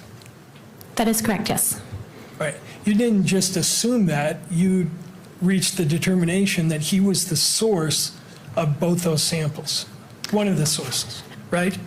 I don't want to use the word source, but knowing that there was an expectation that his DNA could be present, when I compared him to that DNA sample, I did see his DNA types present. So using the word assumed, that's verbiage that we use when we calculate our statistical calculation. I'm letting the software know, I know this individual is there. I'm assuming that they're there. Based on my comparisons, I did see evidence that that person was there. But I guess what I'm confused about is we talked before about how your language should never imply an absolute identification. But in the body of your report, you say that one of the contributors is Twiggs. You don't say he's a possible contributor like you do for Mr. Robinson. You say he is a contributor, do you not? I do, and with elimination samples, that's slightly different. So for example, let's say I have a sexual assault case and I have a vaginal swab from a female. She has a consensual partner. I can request an elimination sample from that consensual partner. If I see that they're present, I can say they're present and say the DNA foreign to that victim and that consensual partner is one person, for example. So it's different than comparing a known individual. If they're an elimination sample, I can say that I expect their DNA to be there, and based on my interpretation and reviewing that data, they are present. And based either on your conversations with the agents or other people, why did you think that Twiggs was someone whose DNA you would expect in those two samples? So from what I recall, in speaking with the investigators, Mr. Twiggs was a roommate of Mr. Robinson, and it was thought that those items came from potentially Mr. Robinson's home. And I don't recall exactly if it was a situation where a particular towel was known to have been in that house. I don't remember that exactly, but in talking to the investigators, based on their investigation, it was important to assume potentially Mr. Twiggs was present. Right, did any investigator ever tell you that the towel did not come from Mr. Robinson's home, but was found in a bush out at the university? I was aware of that, yes. So you knew that that towel was not found in a place where you would expect Mr. Twiggs's DNA to be present? That is correct. It was found outside of a home, but again, based on speaking with the investigators, they had information to suspect that that towel came from Mr. Robinson's home, and I should utilize Mr. Twiggs as an elimination. Right. And again, you didn't assume that, you actually concluded it based on the match, right? Based on reviewing Mr. Twiggs' DNA profile to what I developed from these items, I used him as an elimination sample. Now, you did various STR mix, what I'll call runs, correct? That is correct, yes. And the way this works is you input the number of contributors. You determine that. And then they also have something called HD and HP, right? Correct, yes. Tell the court what that is. So those are different propositions. So in calculating the likelihood ratio compares the probabilities of seeing a DNA profile given one of two different scenarios or explanations or hypotheses. One is that a particular person of interest is a contributor, and the other is that an unknown, unrelated individual is a contributor. So depending on the question being asked is how I set up StarMix, number of contributors. For example, if I'm utilizing someone as a known elimination sample, I will apply their DNA profile both to the HP and HD. And the theory of this HP is the prosecution hypothesis, right? Correct, yes. And HD is the defense hypothesis. Correct, yes. So, and these are things you plug in based on your understanding of what the prosecution and the defense are contending. Correct, yes. So how do you plug in the HD in a case where you don't yet have a defense postulating what their theory is? So HD, or the defense hypothesis, is simply the DNA profile, the probability of the DNA profile, given that it's another unknown, unrelated person to the prosecution's potential person of interest. Mr. Burt, I don't want to interrupt your line of questions, but we've been going for just shy of 2 hours. Would right now be a good time to take a 15? It'd be a great time, Your Honor. All right, let's take a 15-minute break. Let's see, we'll come back at 3:50. Court is in a brief recess. All right.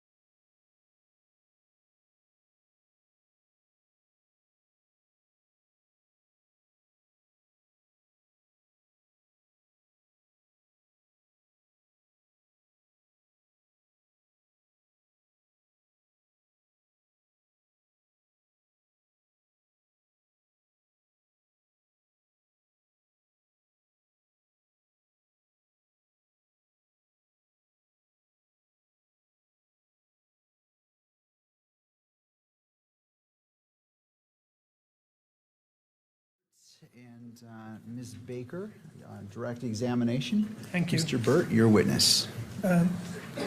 Ms. Baker, would you take a look at, in your notes, page 24 of 379?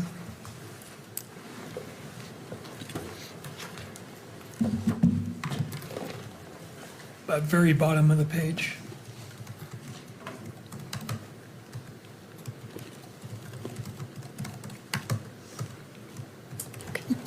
Did you write there on the 15th of September 2025, spoke with Special Agent Folger, gave update on report timeline, discussed it upon review, it was decided that additional statistics needed to be run.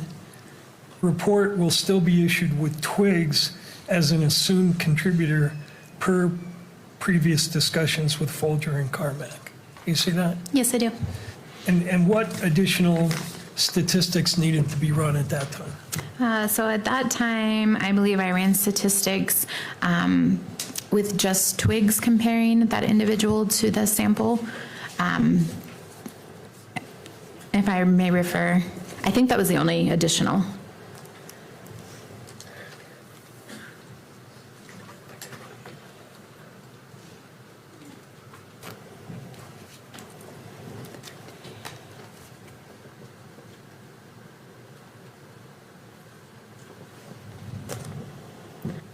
Yes, after discussion with my reviewer, it was determined that I was also going to calculate a statistic or compare Twigs by himself, comparing him to the evidence, and having that run in my case file.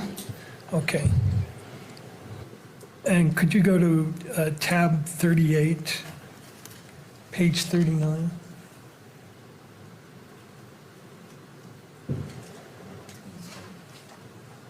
Oh. Yeah, it should not be on the screen. Let's pull it down from the screen. Thank you. Thank So you. just to the monitors of the attorneys and the witness, Mr. Burt? Just for the witness, Your Honor. Okay, just for the witness. 39. And this is page 39. Is this the DNA report, I'm sorry, the star mix report that was produced as a result of your inquiry that involved a comparison of the sample to Mr. Twigs alone?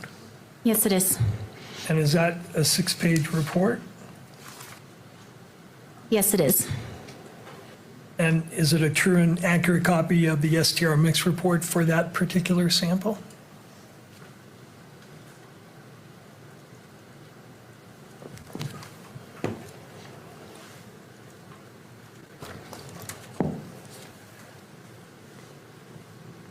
Yes, it is. I'd move that into evidence, Your Honor. This would be Baker 38, page 39 through 44. Baker 38, page 39 through. I'm seeking admission as well as publication to the audience and the camera. I just want to make sure I have the label correct. Baker 38, pages 39 through 44. Did I hear that correctly? That's correct, Your Honor. All right. To the state? Yes, Your Honor, I object on grounds of relevance to the probable cause determination. All right. And Mr. Burt, would you like to respond? Submitted, Your Honor.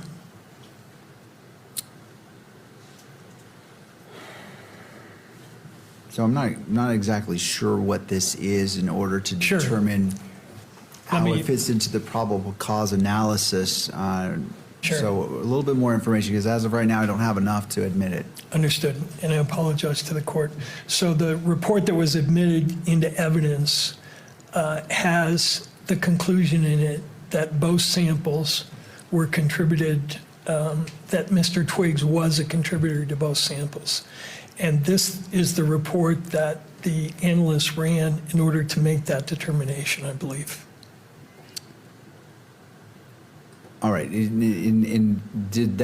these reports, were these made prior to State's Exhibit 31 being prepared? Yes, that's correct. All right. I will admit, so Baker 38, pages 39 through 44 is admitted and may be published. Again, as a reminder for all attorneys, this is a probable cause standard, so if all parties can just keep that in mind as we're moving forward on this. Sure. Thank you. Thank you. And so it may be published to all screens.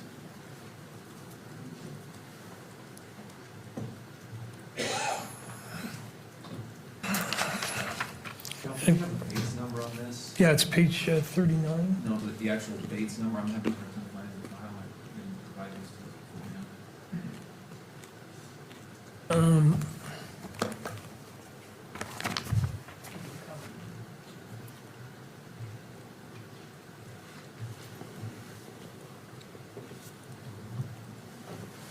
So is this the report that you referenced in your notes that you needed to run the sample through StarMix? Yes. Now, at the top, this is the StarMix unit dated September 15th, and it relates to item 7-1, correct? That is correct, yes. All right. And then down below that, the kit used, if you could go to the summary of the input. You tell the software program, assume there are 2 contributors, right? Correct, yes. You input sample 7A. Correct, yes. And when you input it, it's just the raw data, right? Correct, just the numbers from the graph. The numbers, and then known contributors under HP, the prosecution hypothesis. Correct, yes. Right? And you put in sample 61.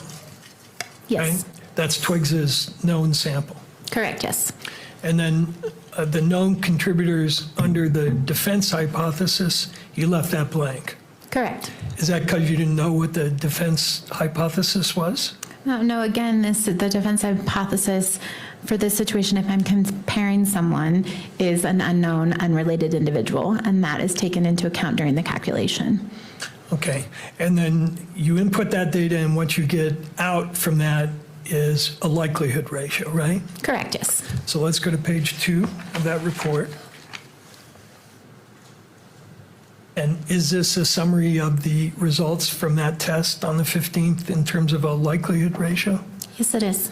What is a likelihood ratio? What does that mean? A likelihood ratio is a statistic that calculates the probability of seeing a DNA profile given one of 2 different hypotheses. One is that a particular person of interest is a contributor, and the other is that an unknown, unrelated individual is a contributor. The probability with the higher number gets the support, and the magnitude of the support is determined by the ratio of those 2 numbers. That's pretty technical stuff, but the bottom line is that the software computes the numbers, and then you look at those numbers and determine whether it has any significance, right? I don't know that I would say if it has significance. I report the value that's calculated. Right, and why is one column, these columns relate to different, what are called population databases, right? That is correct, yes. The one on the far left, BAH, is an FBI population database on Bahamans. And African Americans, yes. African Americans. Another one for Caucasians. Correct, yes. SEH is Southeast Hispanics. Correct. And then Southwest Hispanics. Objection. That's all I have on that. I'm just trying to explain the chart. All right, well, there's an objection. Let's pause and turning to Mr. McBride. Sure.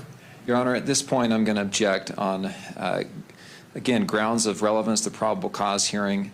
State v. Drosbeck, State v. Merrill, State v. Ramirez that the court has cited all hold that the court should bind the defendant over for trial unless the evidence is wholly lacking and incapable of reasonable inference to prove some issue which supports the prosecution's claim. I don't know that any of this analysis goes to whether or not the expert's testimony and her report is wholly lacking and incapable of reasonable inference to prove her result in this case. We're far beyond this. We're hours into this examination. This feels like a 702 hearing to me. I think we're far beyond a probable cause hearing, Your Honor. I would ask the court to sustain the objection, not allow questioning on this or any other matter that does not deal with the issue of probable cause. Thank you, Mr. McBride. Mr. Burt. Your Honor, the state offered this report on a very technical, complex, scientific area of inquiry. I think the defense is entitled to inquire whether those conclusions are reliable, because that, again, is the court's ultimate determination here, reliability of this evidence. And the court can decide it's not relevant, it's not reliable, therefore I'm not going to rely on that in determining probable cause. And that, or the court could say it is reliable and it bolsters up other evidence that the court is going to hear from. So the particular report in front of us goes directly to the issue of whether the expert correctly concluded that Twiggs not was a possible contributor, but was a contributor. And the state's theory here apparently is that both Mr. Robinson and Mr. Twiggs are somehow connected to this crime scene. So I think when the court sees what the numbers were generated and how that compares to her own standards for assessment, the court will see that the conclusion is not justified that she reached. Well, I understand what both parties are saying, and at a probable cause hearing, the issue is whether we walk 1 mile or 100 miles down the path, and so I want to keep it limited to 1 mile, and as opposed to 100 miles, because that would exceed the probable cause standard for a preliminary hearing for what is before me. And so, Mr. Burt, as it relates to the objection, I'm going to sustain it in part. If you want to briefly address this and move on, you certainly may choose to do so, but as it relates to where we're at, my hope is we can keep this very brief as opposed to going through all this, so we can move on to whatever else you would like to present. Thank you. We'll do that, Your Honor. And in the interest of doing that, could you bring up on the same screen part of her report, People's Exhibit 31? And let's take that off. I'm going to need that up there because I need to do it. So is it part of the same? Because it was on that screen. I want to make sure that what you're calling up on the screen right now, is it part of this that was already admitted or something else? It's part of this, which has already been admitted, compared to Plaintiff's Exhibit 31, which has also been admitted. Okay, So thank they're you. both I just wanted to clarify. Sure. All right, so if you, and do you want that published on this all screens? All right, let's go ahead and do so. And the chart I would like you to bring up from that report is on page 5.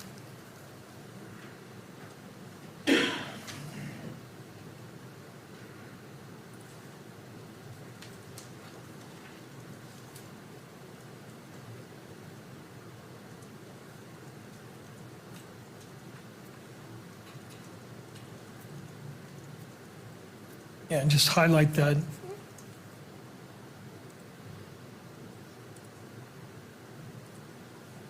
Thank you. So what we've blown up there is from your report, Plaintiff's 31, and you provided this chart in the report, correct? That is correct, yes. Explain to the court how this works, what this chart is supposed to represent. Sure. So this is our verbal scale. In addition to the numerical likelihood ratio value that I provide, I also give a qualitative or a verbal equivalent to that numerical value. That gives some kind of context to what that likelihood ratio means. Okay. And on the left, explain what the greater than 1 million, less than 1 in 100 means. What does that scale relate to? Sure. So that scale is the numerical value of the likelihood ratio. So if I have a likelihood ratio that's greater than or equal to 1 million, I designate that as very strong support for inclusion. The next example, 10,000 to less than 1 million, I would say that's very strong support for inclusion, and so forth. So you need to reach a likelihood ratio of 2 in order to get even limited support for an inclusion, correct? Correct, yes. Okay. If you could not reduce that.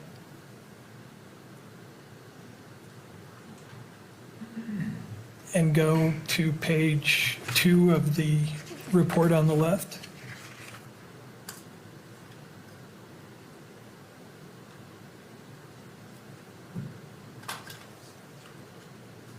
So from this chart, when you ran Mr. Twiggs against the sample, what was the likelihood ratio that you determined? I believe this chart is not the comparison to Mr. Twiggs. That's not in the report?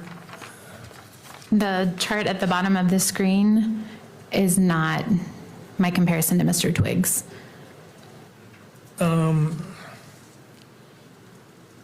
Let's verify that if we could. Take that down, the highlight. And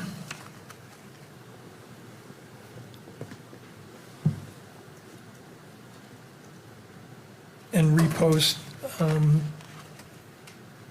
38, page 45. I'm sorry.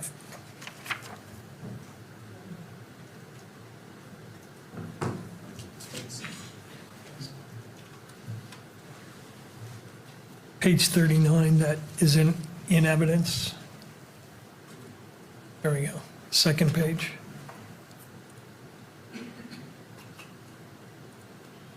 Is this the likelihood ratio from your Twiggs comparison? Yes, it is. Okay.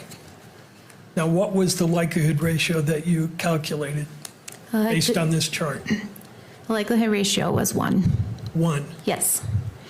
So that doesn't rise to the level of even limited inclusion, correct? Correct. It would fall under an uninformative. Uninformative, and yet you concluded that despite this STR mix reading with a likelihood ratio of 1, that Mr. Twiggs was a contributor to both item 7 and item 8, correct? I did. So actually, I didn't utilize this calculation to determine that Mr. Twiggs was a possible contributor or that I could use him as an assumed contributor.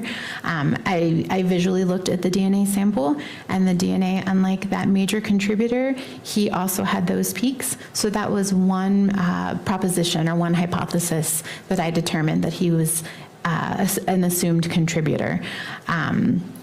There are multiple different ways. We don't have a threshold. I don't have to see 2, 4, 8 peaks to determine I think an individual is present. Given that the field submitted him as an elimination, I assumed he was a contributor. When I compared him to that data, I did see his DNA present. So when I calculated the statistic for Mr. Robinson, I used Mr. Twiggs as an elimination. Let me see if I understand that. The STR mix that you relied upon to include Mr. you relied on the STR mix to include Mr. Robinson as a possible contributor, correct? Correct, yes. But when you ran Mr. Twiggs's sample through STR mix, the result you got was that he was not a contributor, correct? Or that it was of not even of limited value in including him. Based on the STAR mix run, it was uninformative, but I did use my own knowledge and training to determine that I was going to utilize him as an assumed contributor. Okay. Your own knowledge and training. Is there some standard that you use for deciding when not to rely on the STAR mix results and when to sort of disregard it and rely on your training and experience? I can't say that I disregarded it. When I'm comparing someone, that's my first determination. Do I think this person is potentially included or excluded? If I determine that I think they're included, I will run STAR mix to give weight to that inclusion. Elimination samples are different.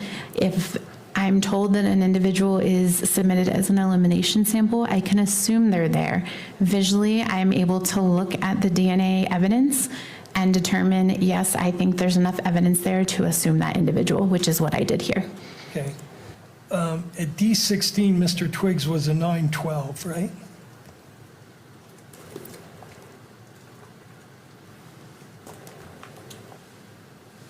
according to your electrophorograms?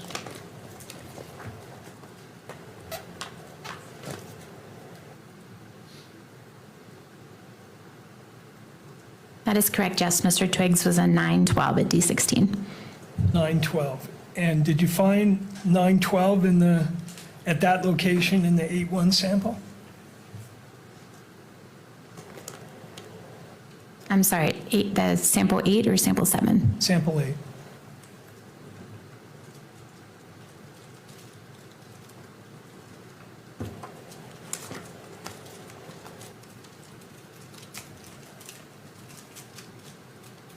The only piece of information I had for sample 8 at item D16 was a 12. And you said Twiggs at that was a 912, right? Correct, yes.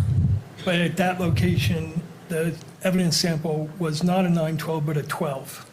That was the only piece of information that was recovered at that location. Let me ask you about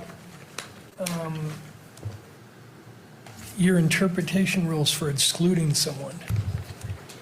Is this an accurate statement? This is from Butler's textbook. In forensic DNA analysis, if any STR locus fails to match when comparing the genotypes between 2 or more samples, then the comparison of profiles between the question and the reference sample is usually declared a non-match, regardless of how many other loci match. I would agree with that if it's a single source sample. So single source, again, meaning from one individual. If I have a DNA profile from evidence and I compare it to a known individual, if there's a difference at even one location, I can say it's an exclusion. If I have a mixture, it's not that cut and dry. I have to take into account how many people are in that mixture, how many pieces of information I have, is there potential dropout? So it's just because someone may not be present in a mixture doesn't necessarily mean that I'm going to automatically exclude them. I see. At D19S, what was Mr. Twiggs's type?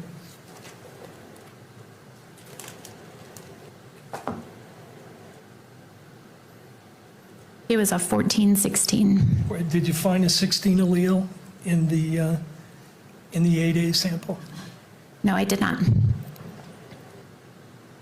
Okay. At Tho, what was Mr. Twiggs's type? He was a 7-9.3. Did you find a 7 allele in the 8-1 sample? No, I did not. But again, this is a mixture and there is some dropout. So just because I didn't see a 7, for example, does not mean I would automatically exclude someone. It's a mixture, so there was some dropout. So did you assume that at that location that the allele that dropped out matched his allele? In that location, no, there's only one individual represented there. So when comparing an elimination, I would essentially ignore that location. I'm looking at the other locations where there was 2 individuals present. Okay. Now, a couple more topics and then we're done. When you received the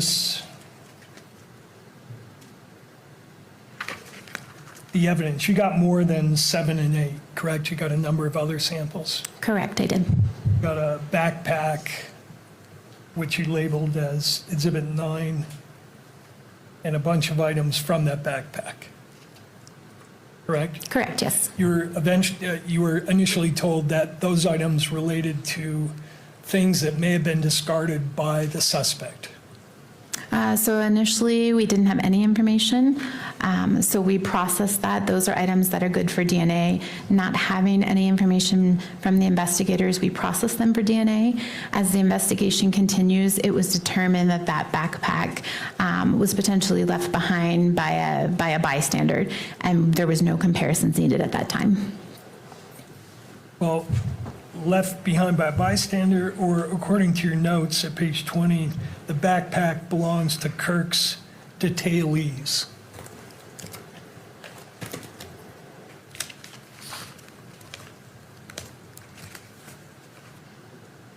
Yes, based on the individual that That was not my communication log. That was someone else within the laboratory. That was the information that they received.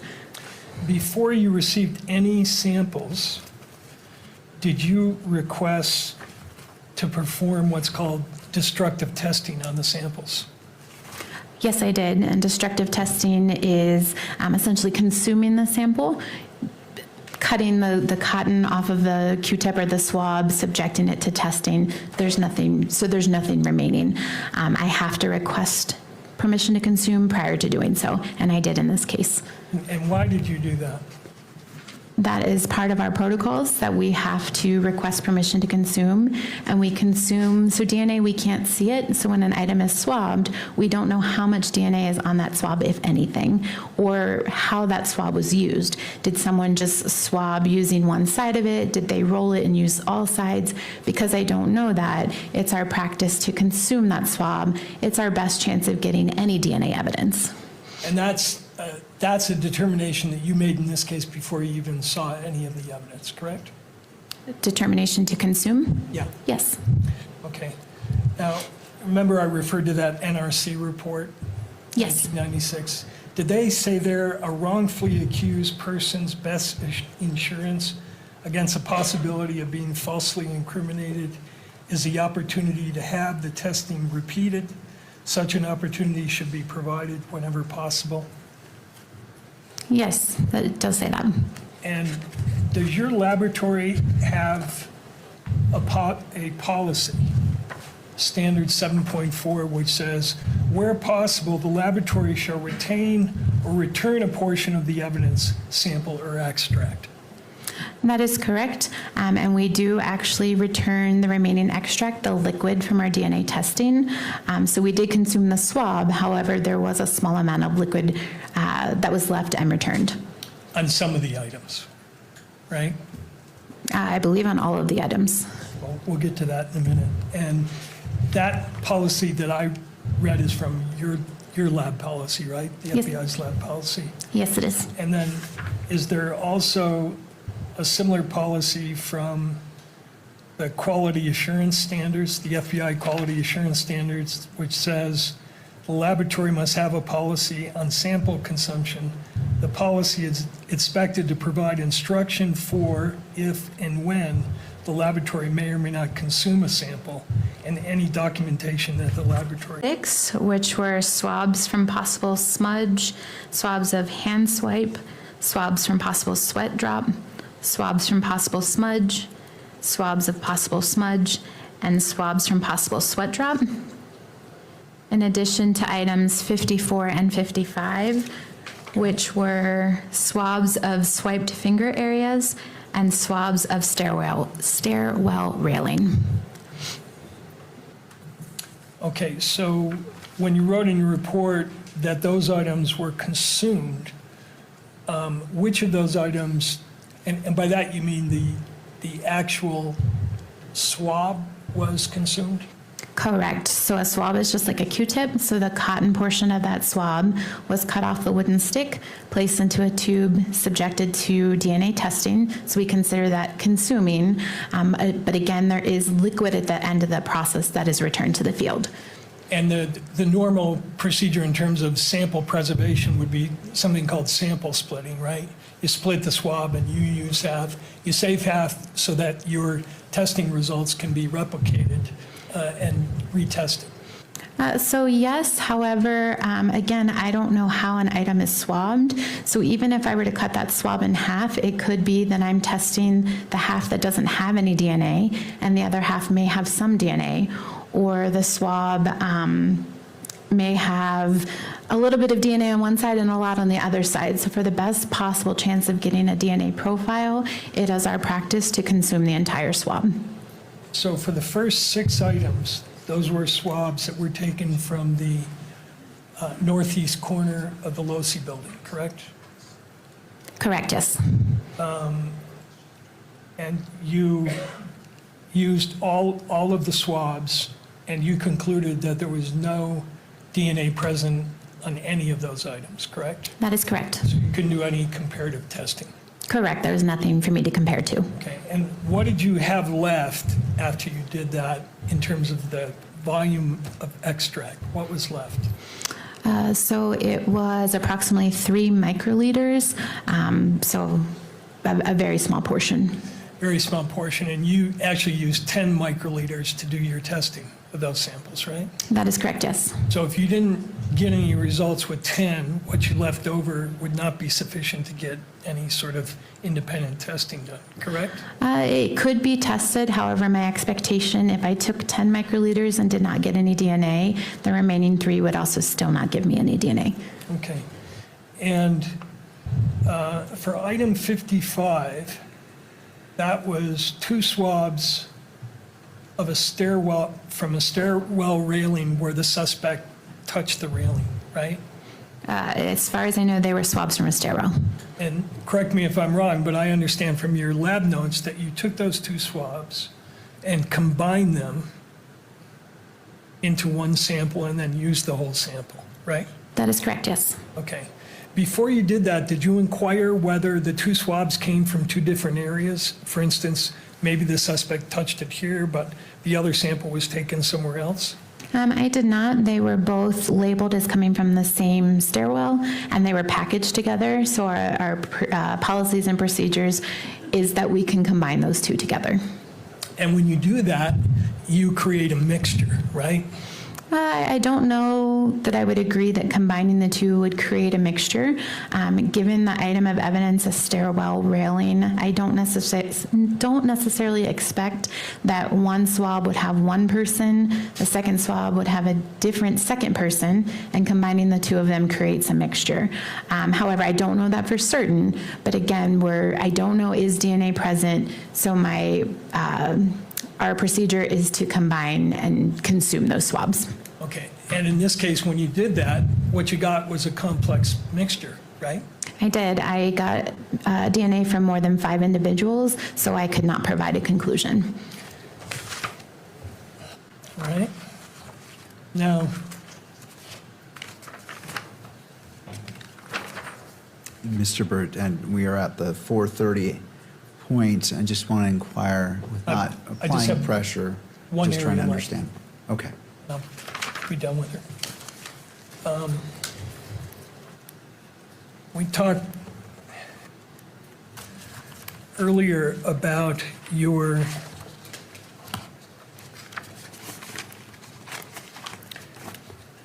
testing of the length of the DNA sequence, the length of the DNA boxcars, not the sequence of A, C, T, and G within those sequences, within those boxcars, right? Correct, yes.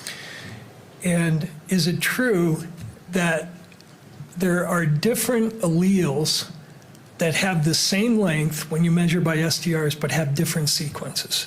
Yes, that is possible. And I'd like to show you a chart that you have reviewed, I believe. This is, could you bring up 34? This is not in front of the, on the public screen, just for the witness. And is this a chart that you reviewed, that I prepared to, and you looked at to see if I had correctly stated what alleles were found? Yes, it is. And does it, as it's presently existing, accurately state what the alleles are at each location? Yes. Okay. I would move that into evidence. It's 5 pages and it's Baker 34. Mr. McBride?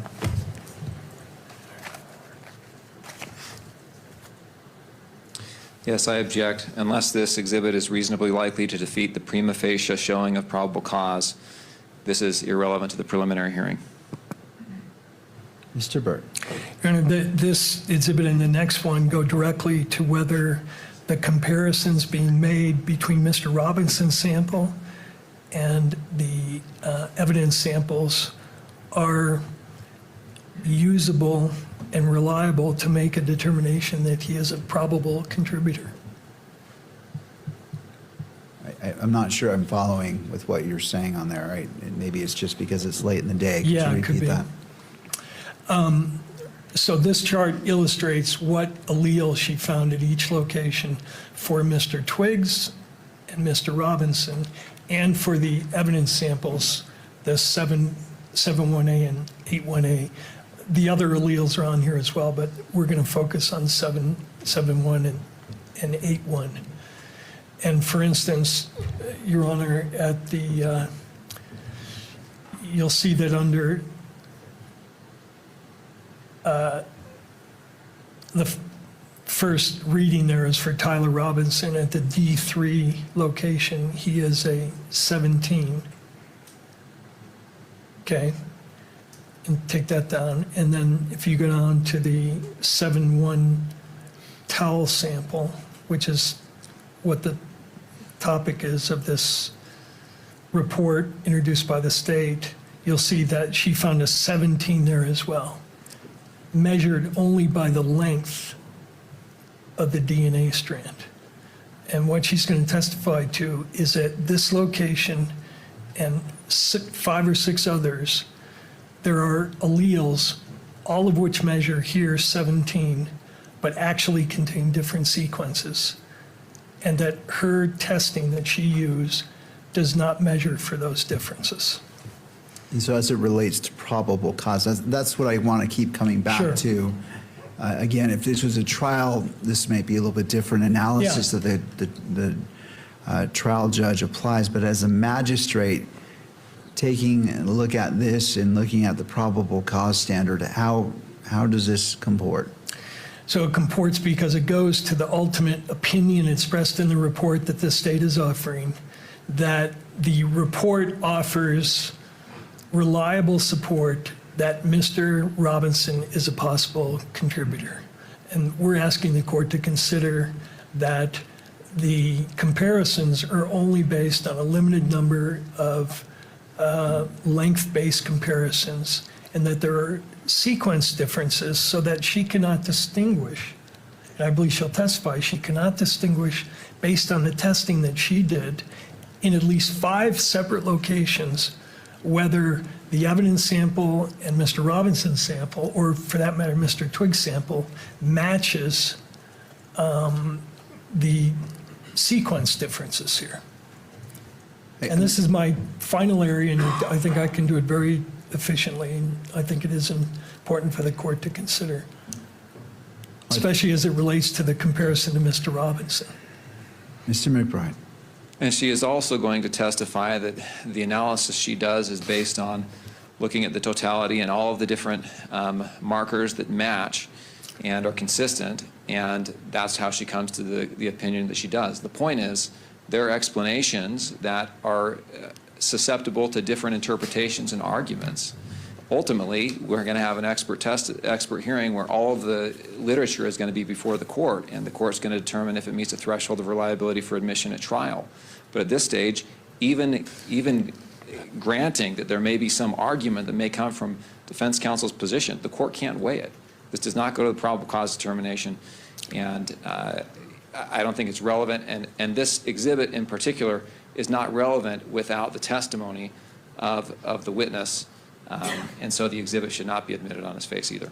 But that's why I was trying to lay a foundation that she would, and offered a proof to the court that she would testify that in fact there are these sequence differences at the 5 or 6 locations, 6 different locations relevant to the comparison to Mr. Robinson. And when the state says the court cannot weigh it, the court can weigh reliability. The court has ruled that. So we're simply asking the court to take into account the limited nature of these comparisons and the fact that she cannot, based on the testing that she performed, tell the court whether there are differences between, at these 5 locations. She can't match Mr. Robinson to the question samples because she didn't do sequence testing. And she'll also testify that the FBI is in the process of implementing this kind of testing. All right. Thank you to both sides. I'm going to allow the admission of this evidence, but I'm also going to set a limit of a limited number of questions. We are now at 4:40. This is on the cusp of whether it is applicable to the probable cause standard. I want to afford defense its full opportunity, but I still have to rein it in to keeping it to probable cause and not going into a full exploration, because that's not the purpose of a preliminary hearing. So I will admit Baker 34, but Mr. Burt, I'm going to limit you to how much time do you need to address I just this? need about 4 or 5 minutes. I'm going to, the next chart will be the chart with the, what are called isoalleles displayed for the court, so the court can see what we're talking about, and that's it. All right. I'm just going to have her document that, in fact, I've accurately stated what the alleles are that have sequence differences. All right. So it is Mr. McBride. Just on a second matter, which is, I need to cross-examine this witness. She's got to leave town today. I would like 20 minutes to cross-examine the witness. All right. Well, I will go with the I accept Mr. Burt's representation to the amount of time, and I'm going to talk less because that's consuming more time, and also allow the state the appropriate time for cross-examination given the nature of this witness having to travel. So, Mr. Burt, I'll turn to you. This has been moved into evidence. Do you want it on the screens? Actually, I don't need it on the screen, just in the interest of efficiency. Pull up the next one, please. Okay.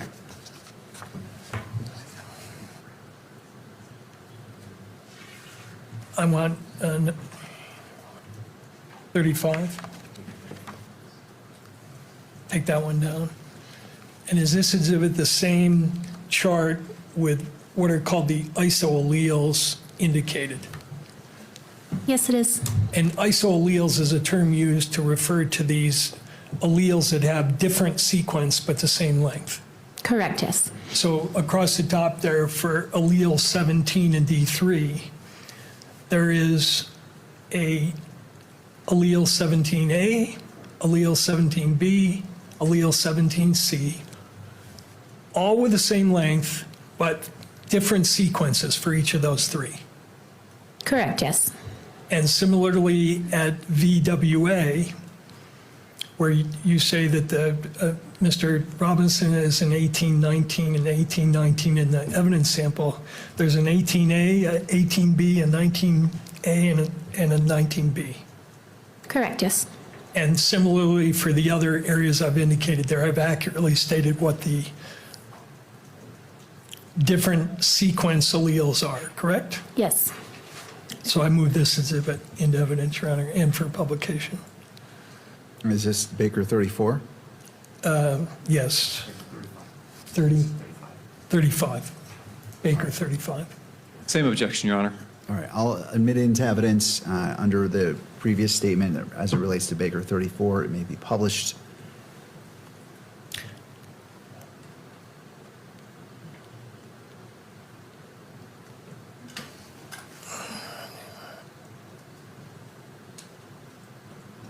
And as you look at these 5 areas, you can't distinguish the evidence samples from Mr.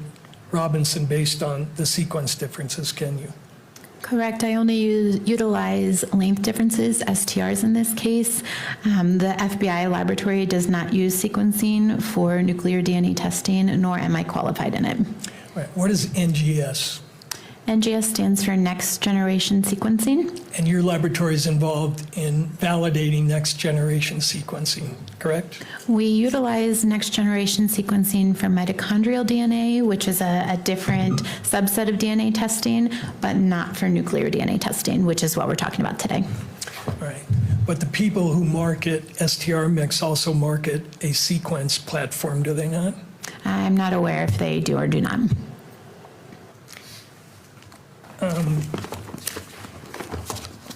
Last question, take a look at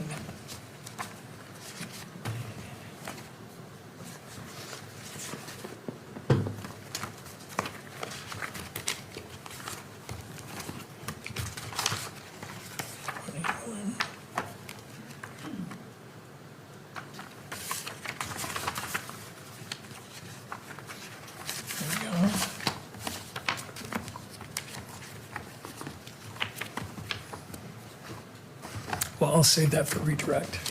Thank you. Thank you. All right, turning to the state, Mr. McBride.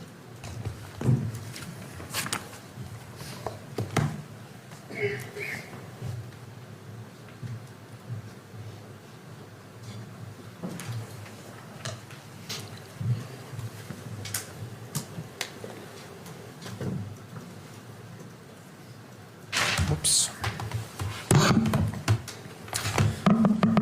Good afternoon. Good afternoon.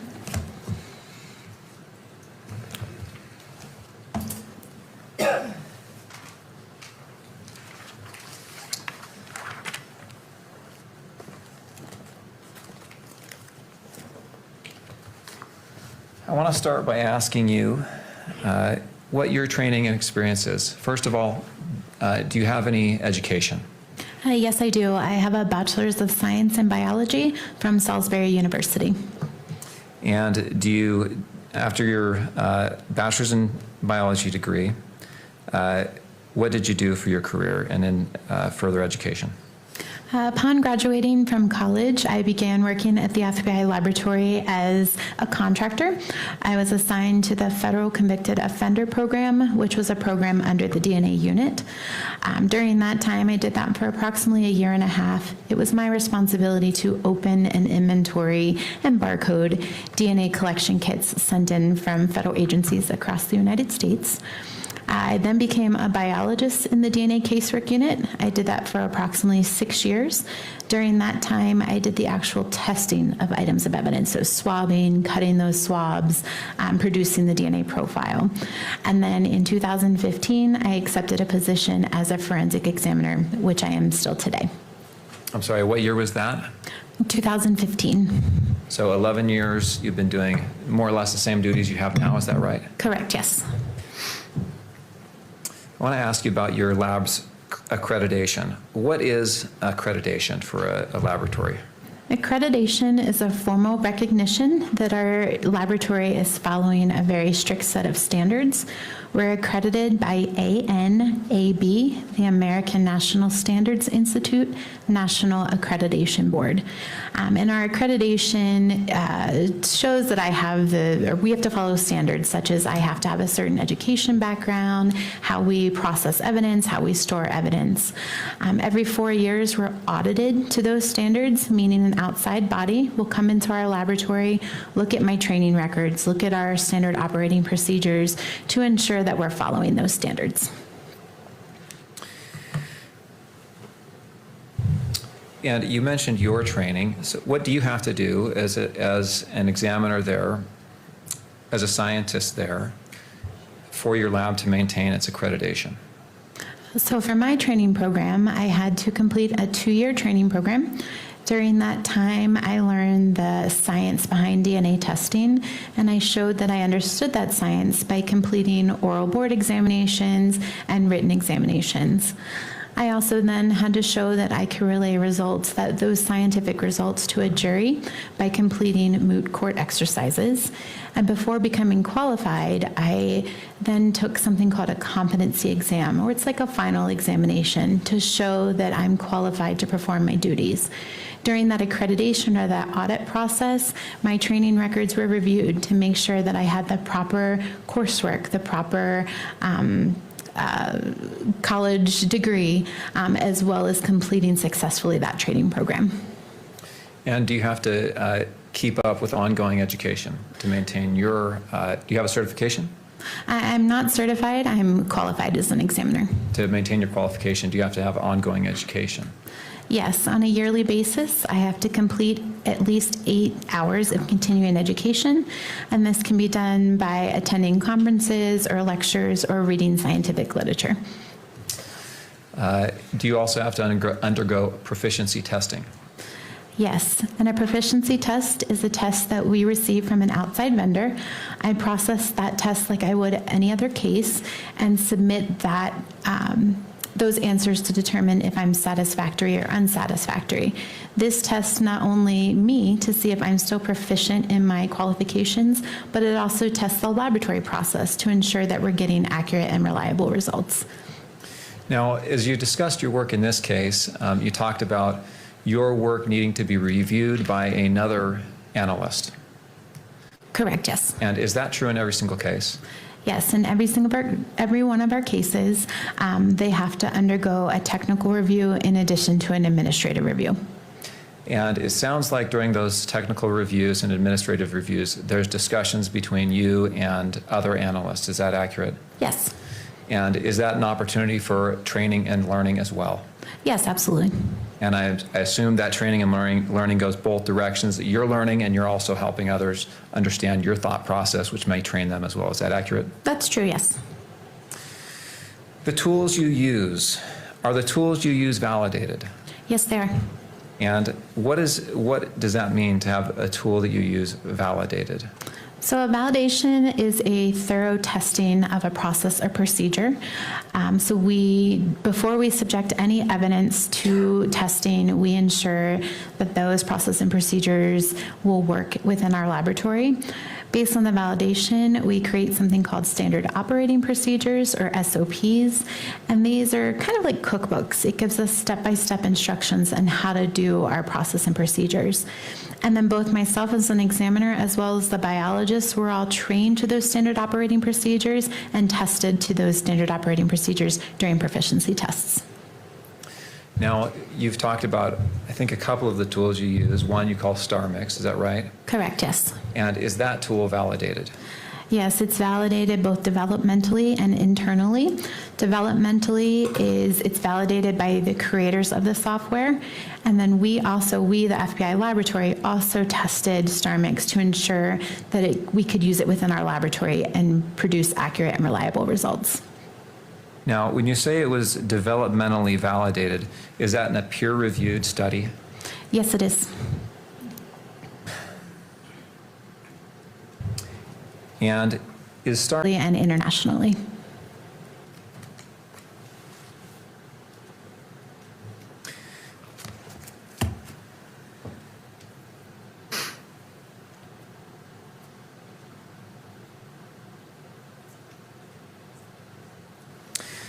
I want to go back to some of the questions that you were asked on direct examination. You were asked about an Exhibit 8.4, Baker 8.4, which is the DOJ Ultra, which is the Uniform Language, what does that stand for? Uniform language for reporting and testimony, I believe. Okay.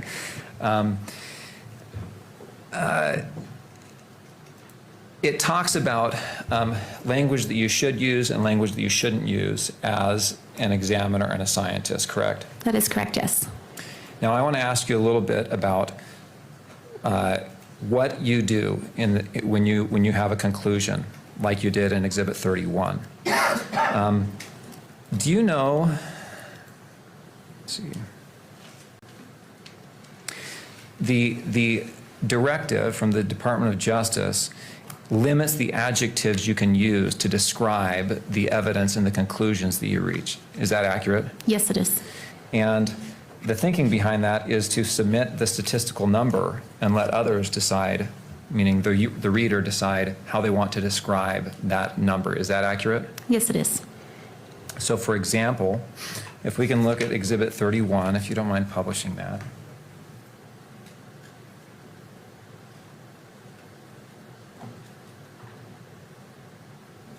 Yes, and that's been admitted, so if we can put it on the screen.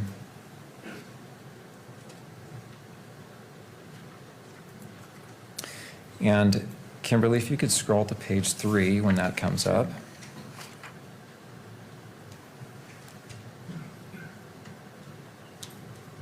Thank you.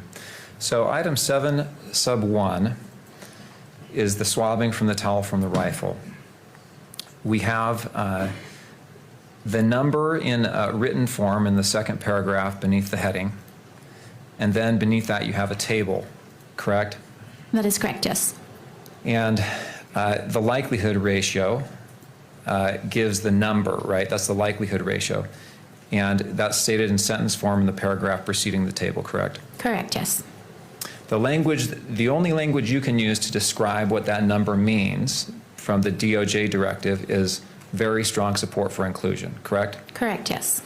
And the sentence there that says the DNA results from item 7.1 are 1.7 octillion times more likely if Twiggs and T. Robinson are contributors than if Twiggs and an unknown, unrelated person are contributors.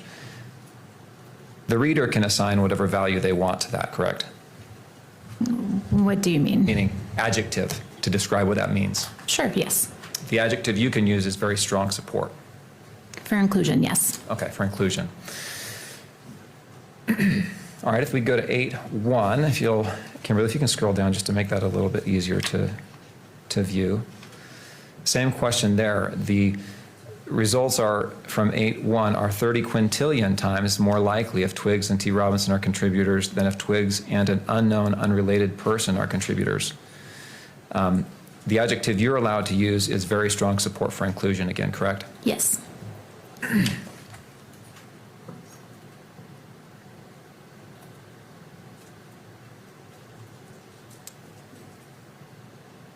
Okay, we can take that exhibit down, thank you.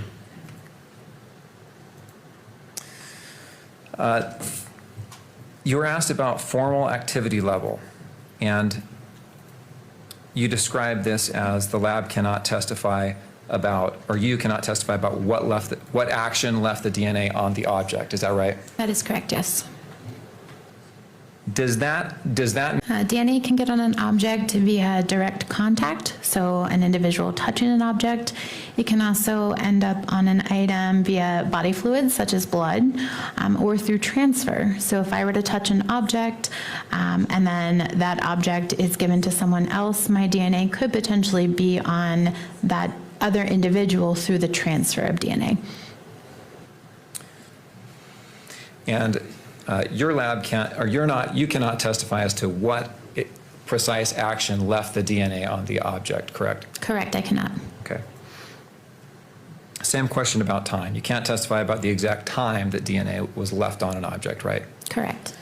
But there are some indicators that may give some information about how long and the conditions under which DNA was placed on an item, like degradation. Yes, degradation or the condition of the item. So again, if a firearm, for example, is in a river, I would expect with the water rushing over that item, I may or may not be able to detect DNA.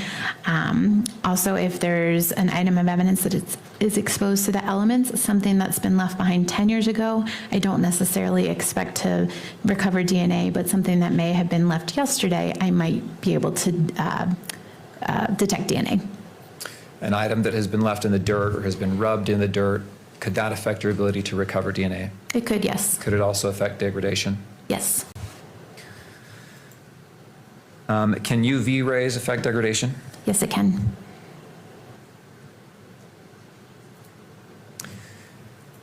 Does degradation keep you from doing your work? No, it does not. Is degradation normal? Yes, it is. Does all DNA degrade? It does, yes. I imagine if it's kept in a pristine environment, it would degrade less than if it's kept in, or if it's found in a less, or out in the open. Is that accurate? Yes. Okay. You said with regard to the screwdriver, there is some degradation. Did that affect your ability to reach conclusions in this case? No, it did not. You said on item 7, the towel, or the swab from the towel, there was slight degradation, not as much as Exhibit 8. Is that accurate? Yes. Did that degradation affect your ability to reach a conclusion here? No, it did not.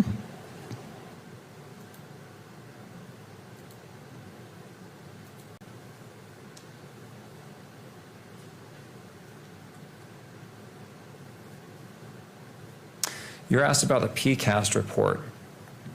You testified that that gave guidance on different areas of forensic science. Do you know what year that report was published? I don't recall the year. Do you know if it's been within the last 5 years? No, it is not. Meaning it's older than that? Yes. Do you know if it's been in the last 10 years? I think it was 2016, but I'm not entirely sure. I would say within the last 10 years. Let me ask you this. Has the science in your area can I refer to it as probabilistic genotyping? Probabilistic genotyping is the math in my area, yes. The science in your area and in your field, has it developed over the last 10 years? Yes, it has. And have there been studies that have made suggestions which have been implemented in the field? Yes.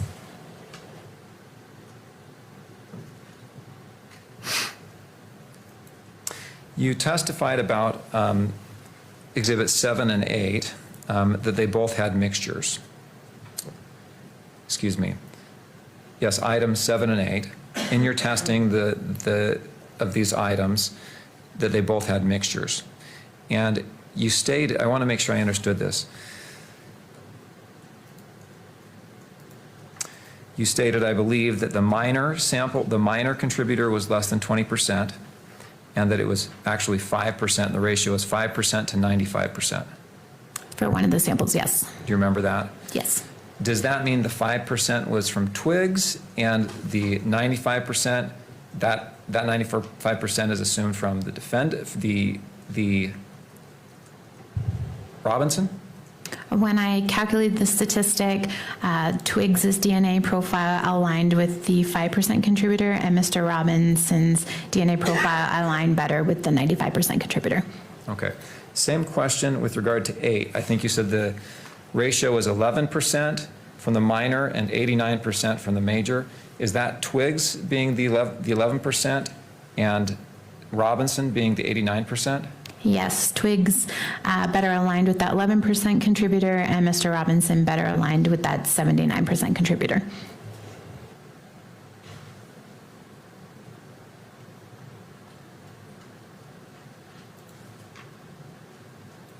You're asked about Baker 4, an exhibit that was titled Baker 4 365. Do you remember this exhibit by chance?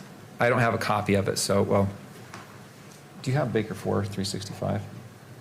Put that up.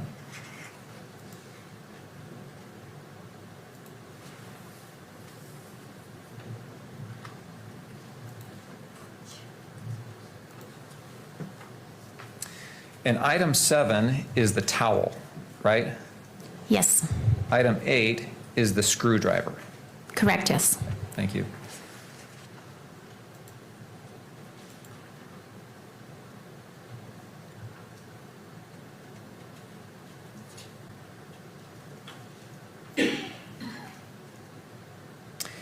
You know,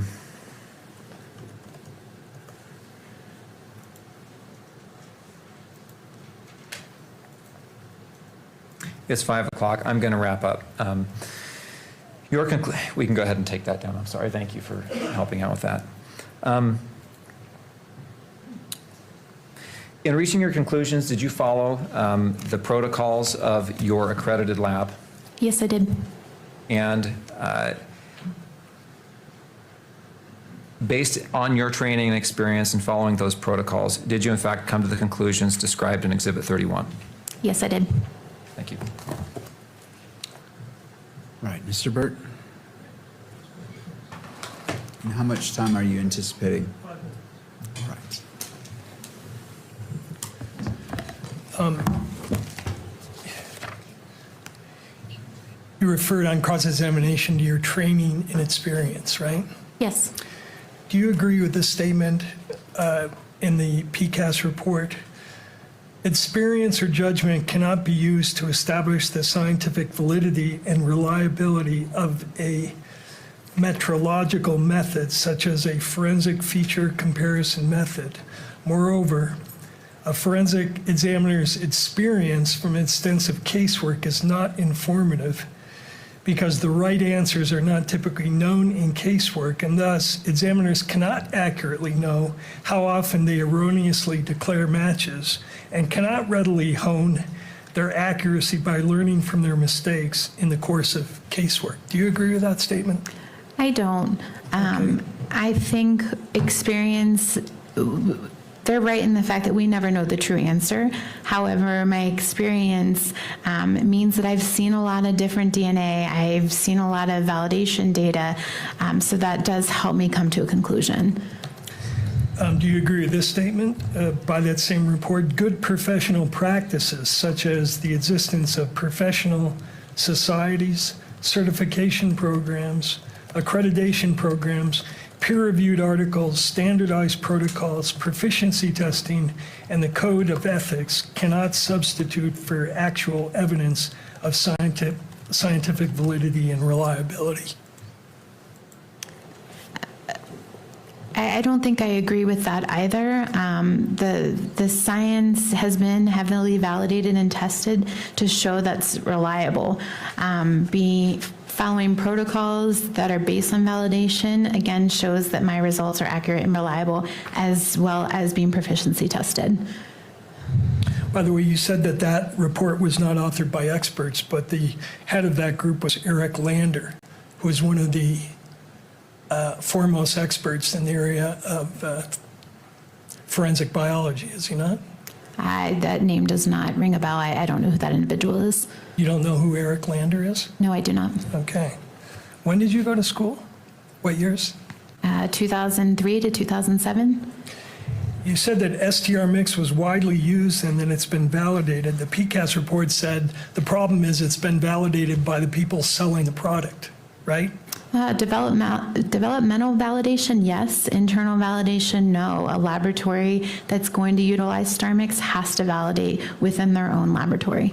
And the PCAST report said that we need validation data not by the people selling the product, but by independent scientists in order to make this reliable, right? They do, and that's exactly what happened.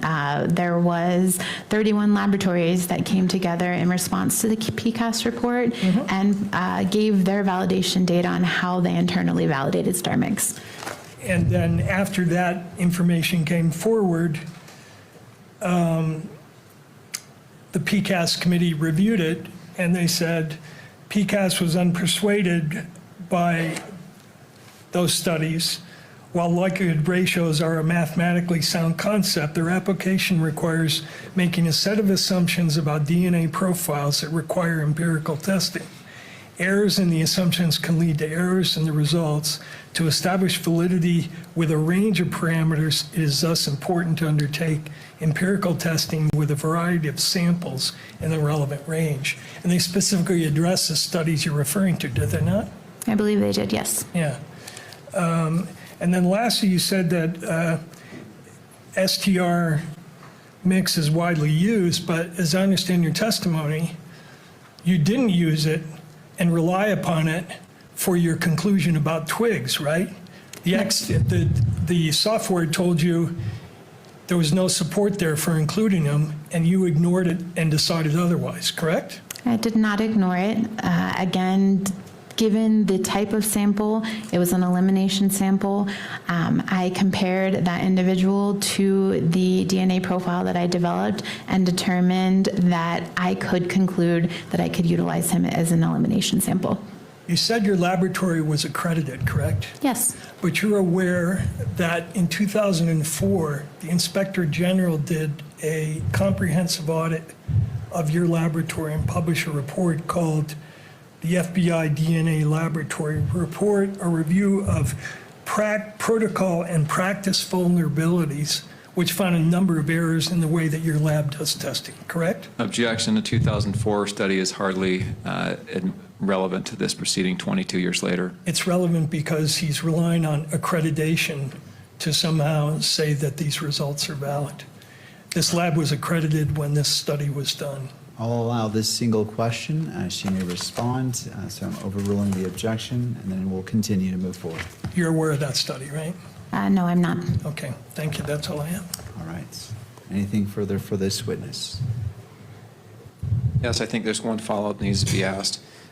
You were asked that, or you testified that you never know the true answer with field work, correct? Correct, yes. And that's compared to ground truth studies where you do know the true answer and you can compare the conclusions that analysts draw with the true answer, the ground truth answer that is the basis of the study. Is that right? Yes, and that is what our validation is.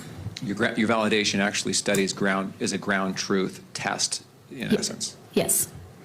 Okay, thank you. Anything further for this witness? Thank you. May this witness be excused. Yes. Thank you, Ms. Baker. You may step down. Thank you. All right. Well, does either party need the benefit of the record before we go into recess? No, Judge. All right. Having both parties say no, we'll go ahead and be adjourned until tomorrow at 1 p.m. We do not have morning court for this proceeding, and we'll start up at 1 p.m. in the afternoon. Court is in recess.